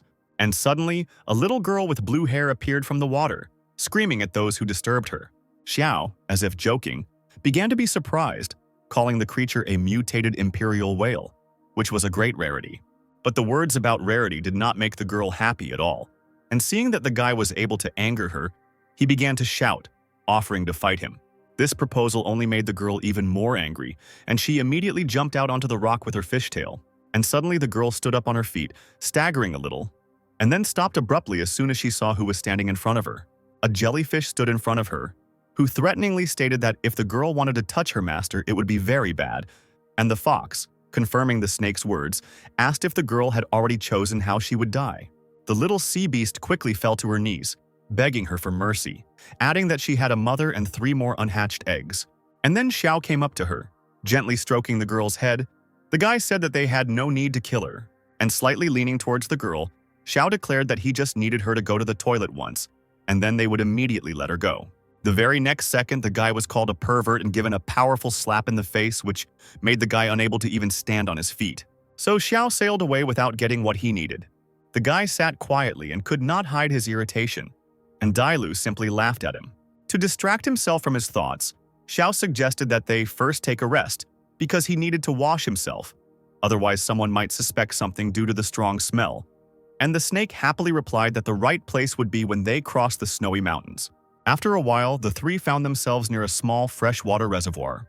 Taking off his outerwear, the guy looked at the fox and the jellyfish, offering to wash together, but the fox, embarrassed, immediately refused. And the jellyfish, without even hiding her gaze, began to say how much energy the gentleman had and how hardy he was. But Dailu didn't particularly like such approving words towards her master, and the fox hurried to cover the jellyfish's mouth. And Xiao was finally happy, seeing how the girls were getting along. And to diffuse the situation, he added that he had heard that the girls in the Silver City were also not bad. But the jellyfish quickly snapped back, saying that she was not some kind of girl. While the girls continued to argue among themselves, Xiao already wanted to go closer to the pond. But suddenly he heard someone rustling in the forest. And as if confirming the guy's thoughts, someone suddenly flew out of the foliage.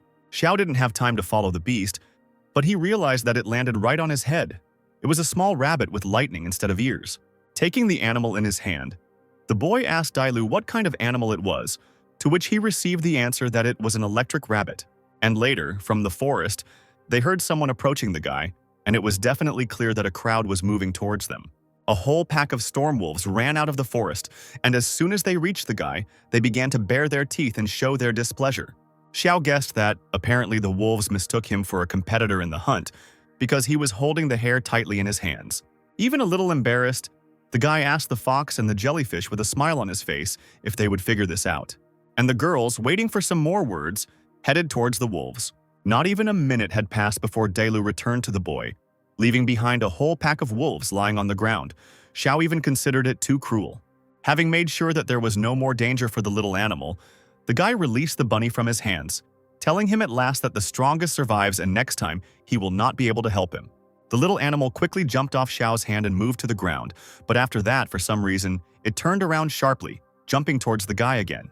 And to Xiao's surprise, the bunny began to climb right into his pants, which made the guy completely embarrassed and even angry. Pulling down his pants, Xiao began to shout at the hare that he would sue him for harassment if he came out right now. Without waiting for obedience, the guy simply pulled the animal out of his pants, holding it tightly by the ears. But looking into his small eyes, Xiao even began to think that maybe it was worth giving the bunny another chance, and if they were connected by fate, then he would leave him. And as soon as he decided to keep the beast for himself, the system showed all the information about the electric rabbit. Seeing that the little animal could reset the cooldown of the ult, the guy was very surprised at how useful this animal could actually be. Inspired by all this information, Zhao approached the girls with a rabbit in his hands and declared that this long-eared one would go with them, and the guy wanted to make a bloody pact with him. But the jellyfish and the fox immediately began to dissuade the owner from such an idea because this beast was still weak, did not develop, and was completely useless. Meanwhile, the city of Cylong lived its life peacefully, illuminating the city's residents with bright sunshine. Spectators had already gathered in the open arena, and loudspeakers were shouting at the top of their lungs that the decisive battle of the supernova competition would take place today. One of the screens showed Xiao's team, and on the second screen, the second team from the Red Crane was visible. Meanwhile, Yang Shuo, convulsively clutching the phone, did not understand why Xiao, who was supposed to show up, was still not there. Xinjin tried to calm her brother down, saying that he just needed to call again, but the guy couldn't stand it and started shouting angrily, saying that he had already called Xiao 15 times. But despite his sister's attempts to persuade him to call again, Yang Shuo gave in and was about to call again. Putting the phone back to his ear, the guy heard that the called subscriber did not have enough funds in his account. And now Yang Shuo really felt better, because now it was clear that Xiao was at least within reach, which meant close. And then, quite unexpectedly, a joyful Xiao entered, exclaiming how much he missed the guys. Although Yang Shuo was angry at the guy, he still put 100,000 yuan on Xiao's phone and threatened him not to disappear next time. Xinjin, seeing how embarrassed Xiao was, asked the guy if he hadn't gone to Longyin to see his sister, because if they had called him so many times, then why was the guy out of reach? Xiao, realizing that he had absolutely no idea what to say, decided to quickly change the subject, and taking Xinjin's hand, the guy said that she was especially beautiful today. But Yang Shuo clearly did not appreciate such a compliment to his sister, realizing that the guy had simply changed the subject and was clearly hiding something. Deciding to deal with it later, Brother Murong heard over the loudspeaker that there were 10 minutes left before the match, and the participants were asked to get ready and go on stage for the opening ceremony.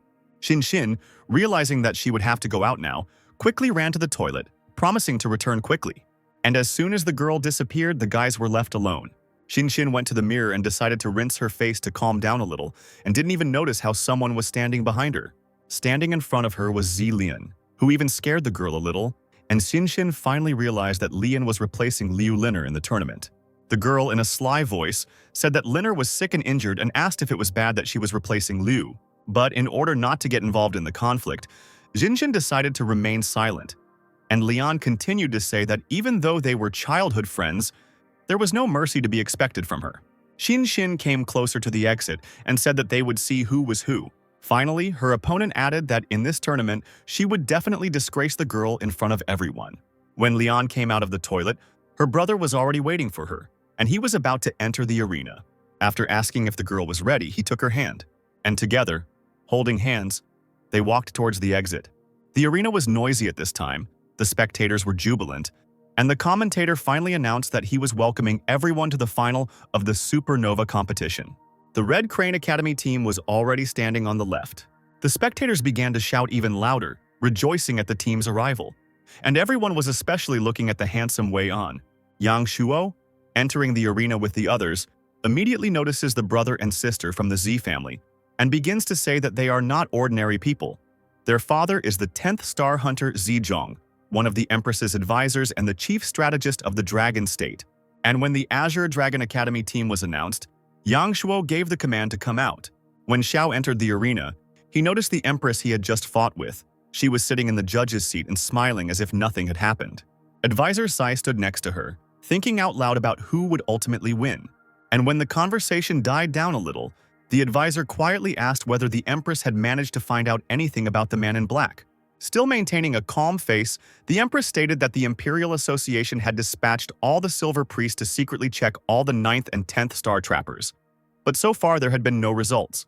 But the advisor, deciding to put in his own thought, added that this man in black might not be a high-level trapper at all, but, say, an influential official or even a minor figure from a backwater town in their country.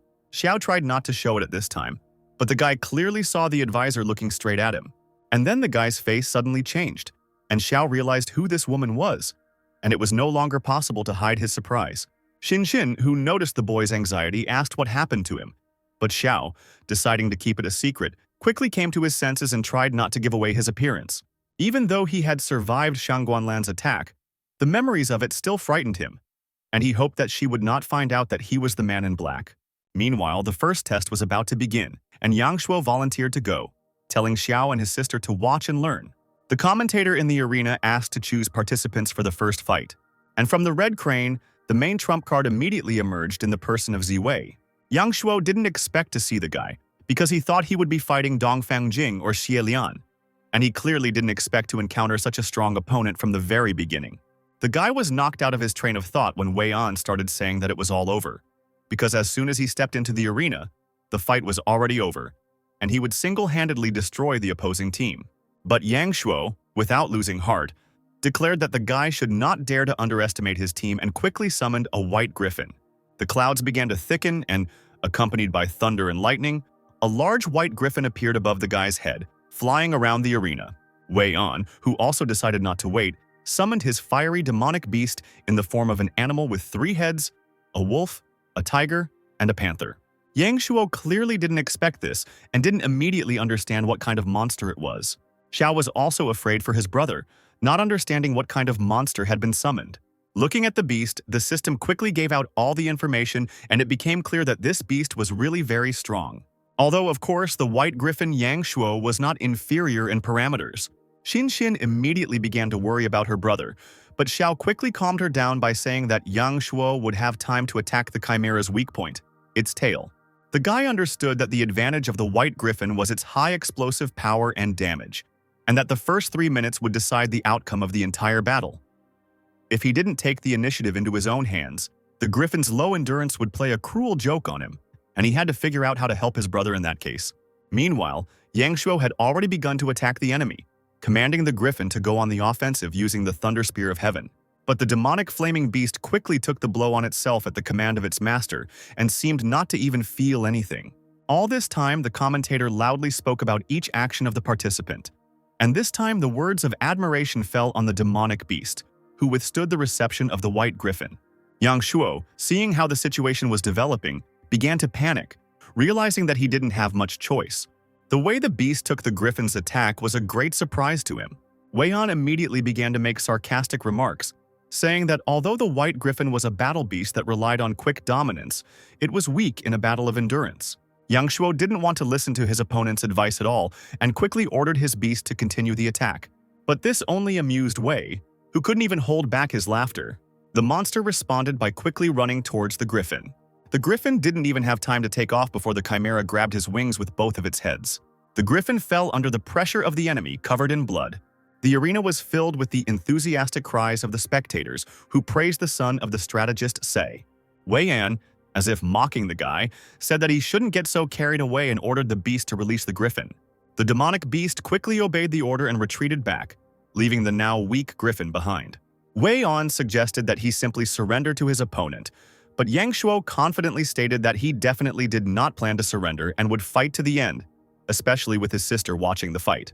Xinxin wanted to call out to her brother, worrying about him more than anyone else, but Xiao quickly put his hand on her mouth so that the girl couldn't make a sound, realizing that there was nothing to say now.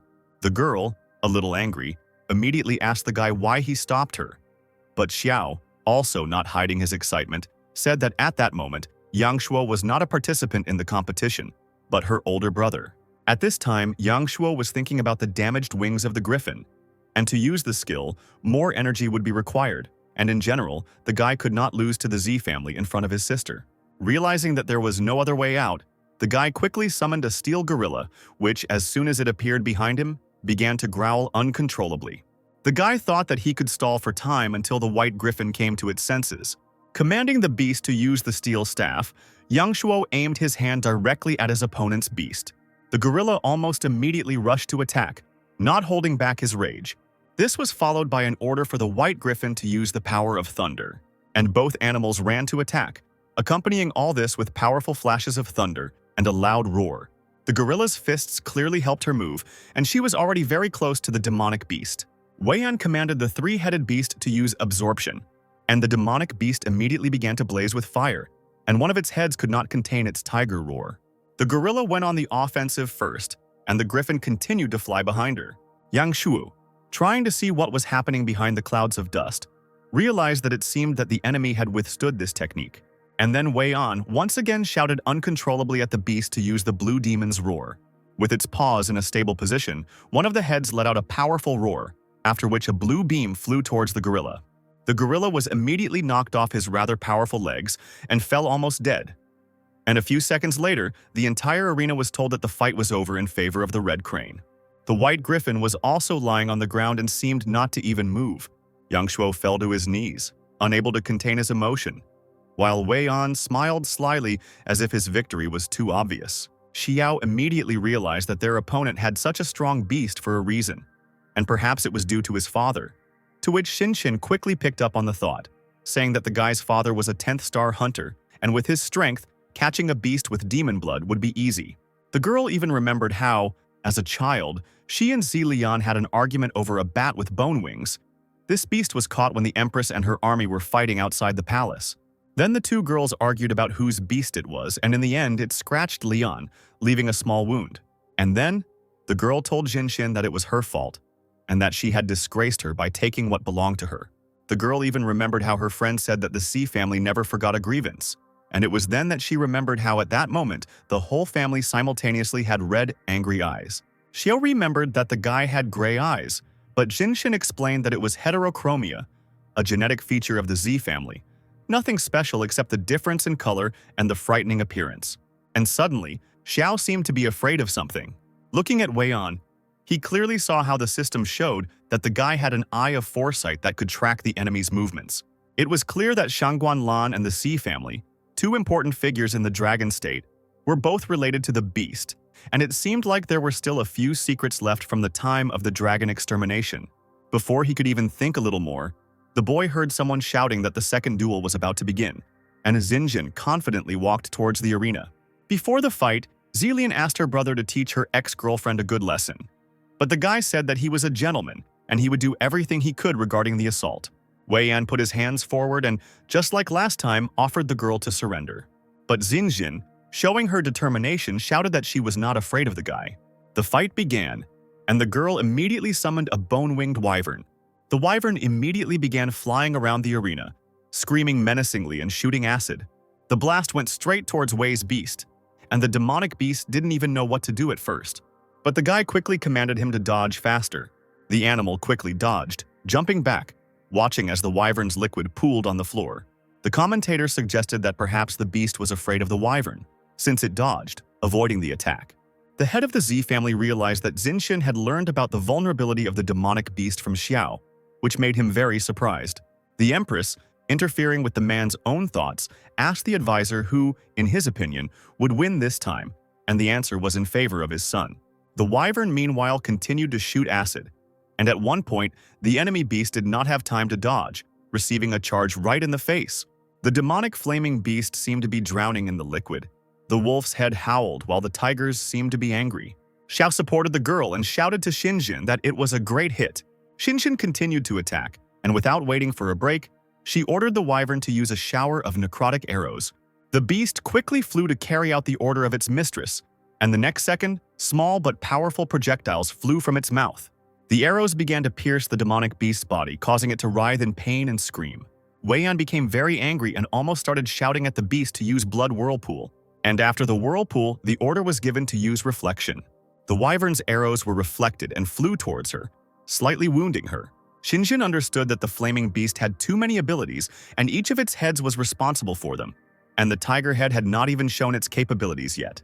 Weiyan, who was already fed up with all this, shouted that it was time to end this fight and prepared for something very powerful. Xinjin, realizing that there was little time, commanded the wyvern to use its ultimate Wrath of the Undead as soon as it recovered, and the wyvern quickly carried out the order, as if it had launched its wings at the enemy, which made the spectators begin to rejoice. Using the technique, the beast began to make a whirlpool, and the girl, as soon as she put her hand forward, gave a sign that it was time to act. But the demonic beast did not lag behind and was already preparing a new attack. Weiyan, realizing that things were bad, began to panic, thinking that he needed to do something. Otherwise, he would end up in a losing situation. Although Undead Wrath was a fairly powerful skill, it still couldn't finish off the demonic beast, and the girl realized that it was time to deal the killing blow. In a word, she gave the order to act, and the wyvern launched a powerful spear from which the flaming beast hastened to dodge. Weiyan even laughed, thinking that such a slow attack was useless. And to Xinjin's surprise, the spear seemed to start turning in the other direction as the enemy beast ran away. The girl could not contain her surprise. She had already spent her powers on the Wrath of the Undead, and now she could not summon a second beast. Lian, meanwhile, shouted to her brother that now was the time to finally finish off the girl.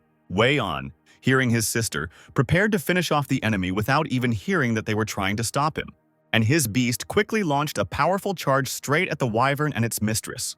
The beast Xinjin tried to protect the girl by covering her with himself, but suddenly, just when it seemed like the end was near, a large wolf figure flashed past Xinjin's head.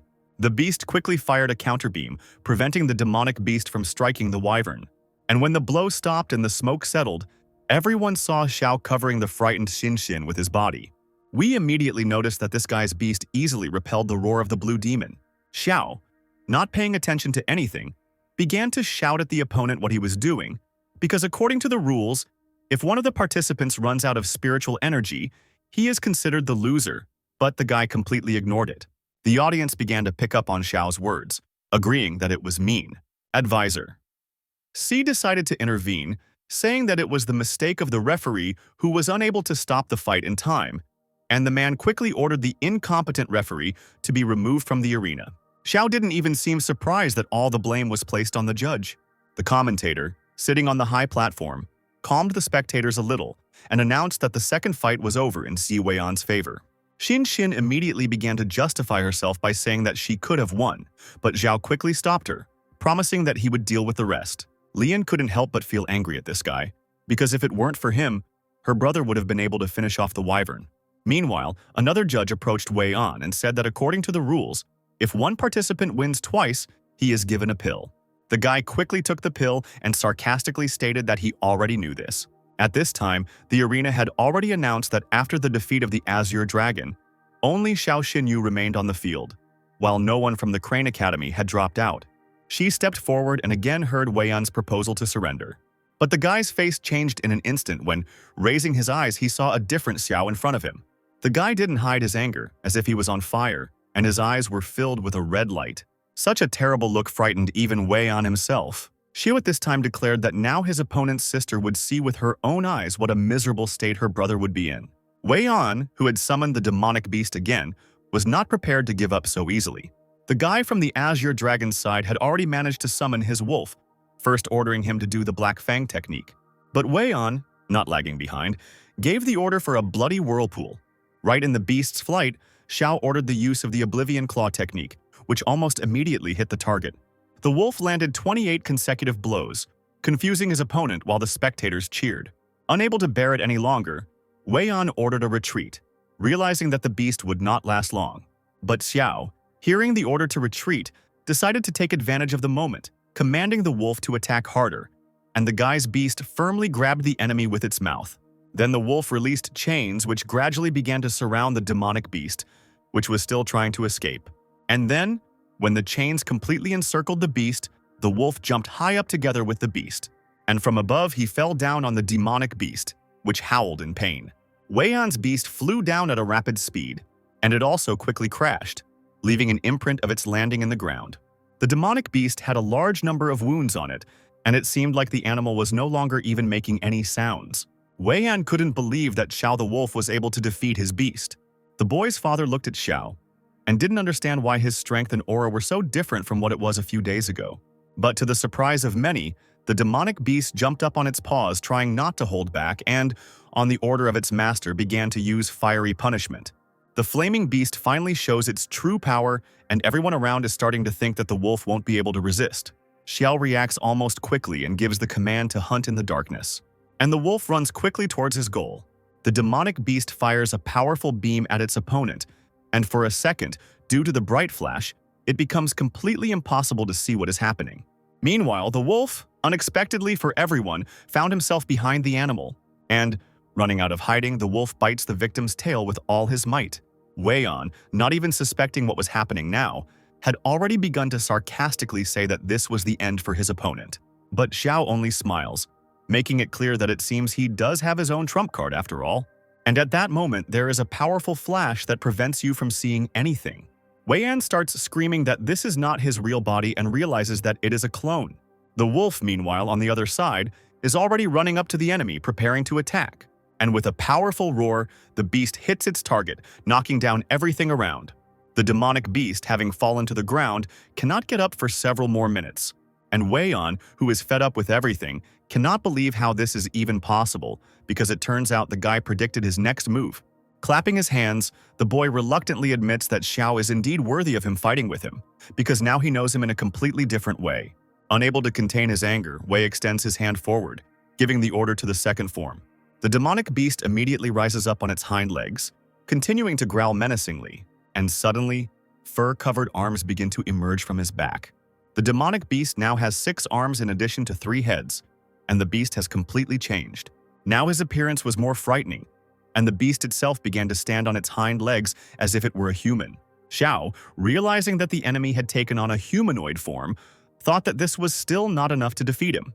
Activating the summoning of the second beast, Xiao began to wait, and Wei An couldn't believe that this guy could summon someone else without even knowing who it would be. And suddenly, a small electric rabbit appeared on the arena. Everyone froze in bewilderment. Wei An's mouth even opened in surprise. Yang Shuo, who was retreating from the battle, even let out a surprised sigh. And Xinxian just silently looked at this whole picture. And only Lian, as if understanding something, looked at the little rabbit with distrust. Even the Empress herself looked at the electric rabbit with confusion. And then Wei An lost his mind and started laughing uncontrollably, not believing that the guy was doing this in all seriousness. Adding that Xiao was not worthy of being called a beast hunter, the boy ordered the demonic beast to quickly use the 6 Paths hammer to finish this off quickly. The beast, rearing up, confidently clenched his hands into fists, forming a blue flame in them, and he quickly ran towards the wolf, who was still standing on his paws. Xiao, meanwhile, gave the command to the rabbit to help the wolf. And in the arena, the wolf was already fully engaged in defense against the demon's attack.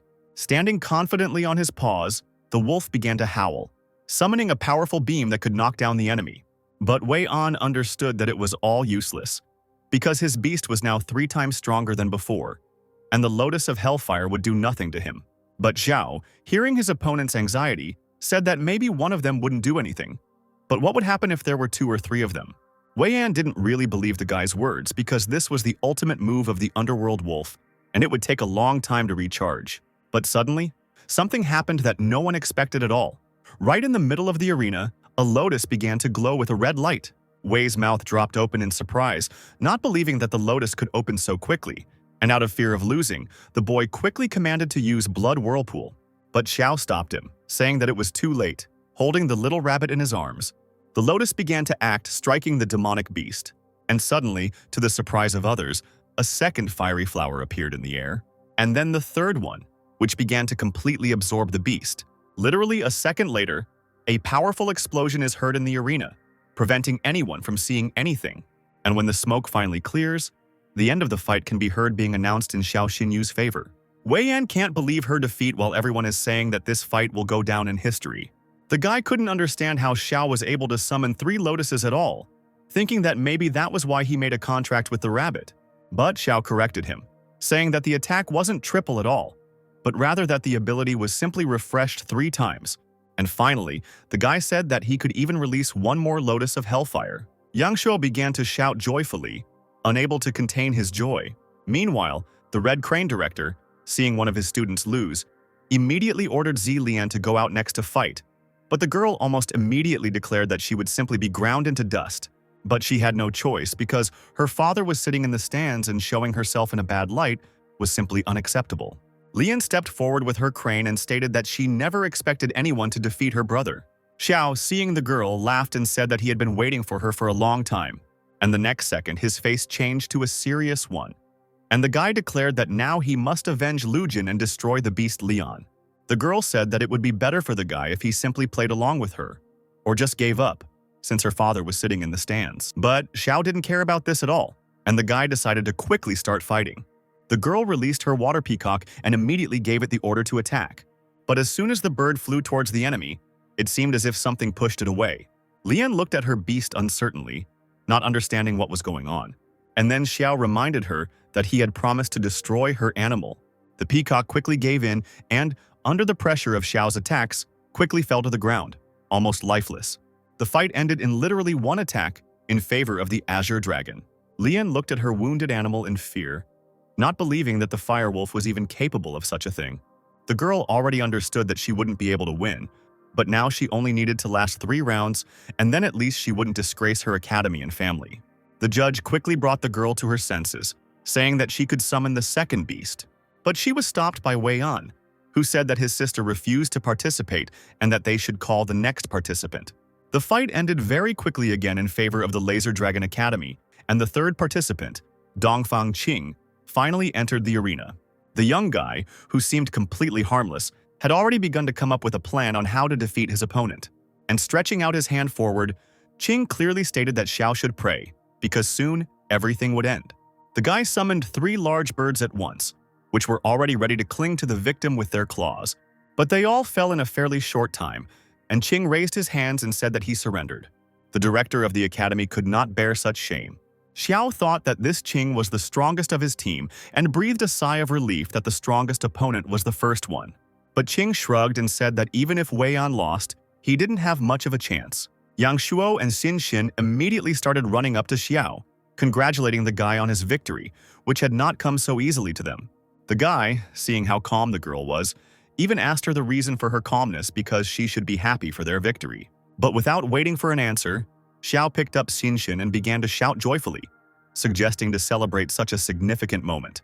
Meanwhile, the other team was beside themselves with anger.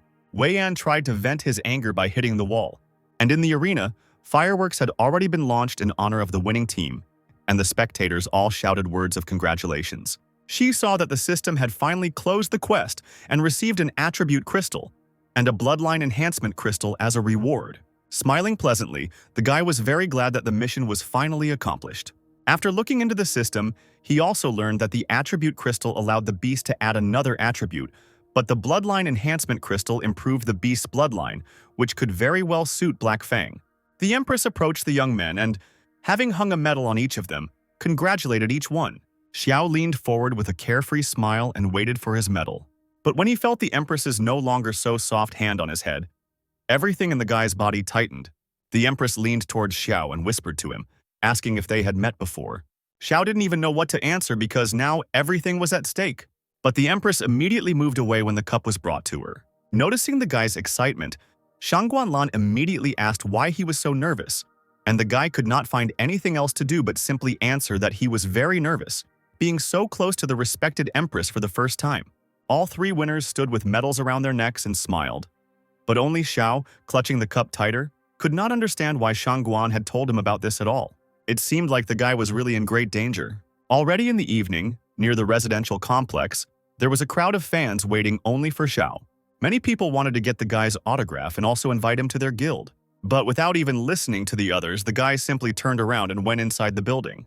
Xiao understood that the more famous a person was, the more trouble there would be, and decided to just go back as quickly as possible. But Yang Shuo, who was standing next to him, did not understand why the guy refused so easily. After all, these people were from the top 50 guilds of the country. But Xiao was very loyal to Qin Yanren and the ant from the Heavenly Guild, who were very kind to him, and the guy could not leave so easily. And as soon as the boys entered, they were already met by a joyful Sue with a bottle in her hands.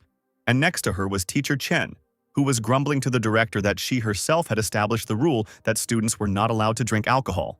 Director Sue, who had already drunk enough, immediately began to grumble that this rule should be abolished. And approaching Xiao, the girl hugged him with one arm, saying that even though he was the star of the evening, it was clear that something was bothering him.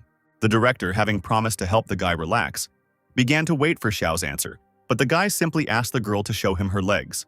Sue immediately grabbed the guy by the collar of his shirt, calling him a pervert.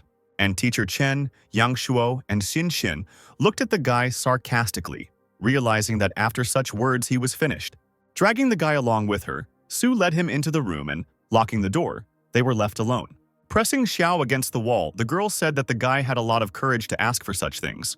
But suddenly, Sue unexpectedly took a step back, lifting her skirt a little, revealing her beautiful legs. And going closer to the guy again, the girl suggested that if he passes the certification for a 4-star tamer by the end of this semester, he will be able to do more than just watch. But when Sue wanted to continue speaking, she was suddenly interrupted by a voice from the side asking her not to flirt in this room. Turning his head, the guy saw a girl who told him that the Empress was inviting him to the palace for a conversation and that the whole journey would take only 4 hours. Xiao, who understood that he couldn't refuse, only briefly agreed, preparing for the worst. 2 hours later, he was already in the Imperial City. The girl who accompanied him kindly offered to go inside from one of the palaces, saying that the Empress was already waiting for him. Seeing that even the entrance was guarded by a beast in the form of a beast king, Xiao felt everything inside him tense up with fear, not understanding what awaited him. And exhaling, the guy slowly headed inside. Entering the hall, Shangguanlan was already waiting for him, calmly sitting on her throne and smiling sweetly at the guest, asking if Xiao knew why she had called him. Having decided to improvise, the guy declared that he was far from the girl's wisdom. And then, Shangguan told that a serious crime had recently occurred in the Dragon State. An unknown person had kidnapped a death row prisoner, and at that time the guy was not in the city. Shu tried his best to keep his cool and not show his excitement, and in order not to arouse suspicion, he asked what this had to do with him. The Empress related how advisor Sai had hypothesized today that if a person was hiding anything, he might be hiding his true strength and identity. Xie scratched his head and said that this was too general a conclusion, and that it did not apply to him at all. But suddenly, the Empress stood up from her throne, still holding a sweet smile. Slowly walking towards the guy, Xiao heard every click of her heels, which made him even more tense. But Shangguan walked past him a little and stood in such a way that Xiao could only feel her with his back. And turning around a little, the girl declared that it meant he was that man in the black cloak, which caused goosebumps to run all over Xiao's body, and fear began to overcome him completely. As he expected, Shangguan understood everything, and now it was completely unclear what he should do. And while thinking what to do next, the guy felt a woman's hand on his shoulder. And then the girl laughed a little and said that she was just joking. Xiao quickly turned around and asked the Empress if she hadn't suspected him. But she reassured the boy, saying that her people had called his sister and she had said that he would return home for a day or two and then go out to catch a new rabbit. Shangguan thought the guy was very cute, even though the advisor suspected him, but the guy had even gotten his first beast less than a year ago, so there was no way he could be that man in the cloak. Shu felt relieved, but he was already able to hide his fear from the stress he had experienced. And even though his sister had saved him, the guy would definitely have to thank her for it. The Empress continued to say softly that she thought the boy was very cute, but then Shangguan asked what Xiao would do after he graduated from the academy. But the boy still had 3 years and somehow didn't think about it. To this, the girl stated that ultimately he would have only 3 paths. The first is to join a trapper's guild. The second is to join the army to become part of the land, sea, or air forces. And the third is to join an international organization and become a bounty hunter. Coming a little closer to Xiao, the Empress asked him that if she gave him the 4th option, would the guy accept it? It began to dawn on Xiao that the girl might try to take advantage of the guy due to her position. Finally, Shangguan offered the boy to become part of the Imperial Soul and serve her. The Imperial Soul organization was Shangguan's personal guard, and they were essentially suicide bombers carrying out the most dangerous missions. The regular members of the Silver Priests are completely replaced every month, which once again proves the mortal danger of this profession. Seeing that the guy was thinking for a long time, Shangguan decided to ask him again if he agreed with her proposal.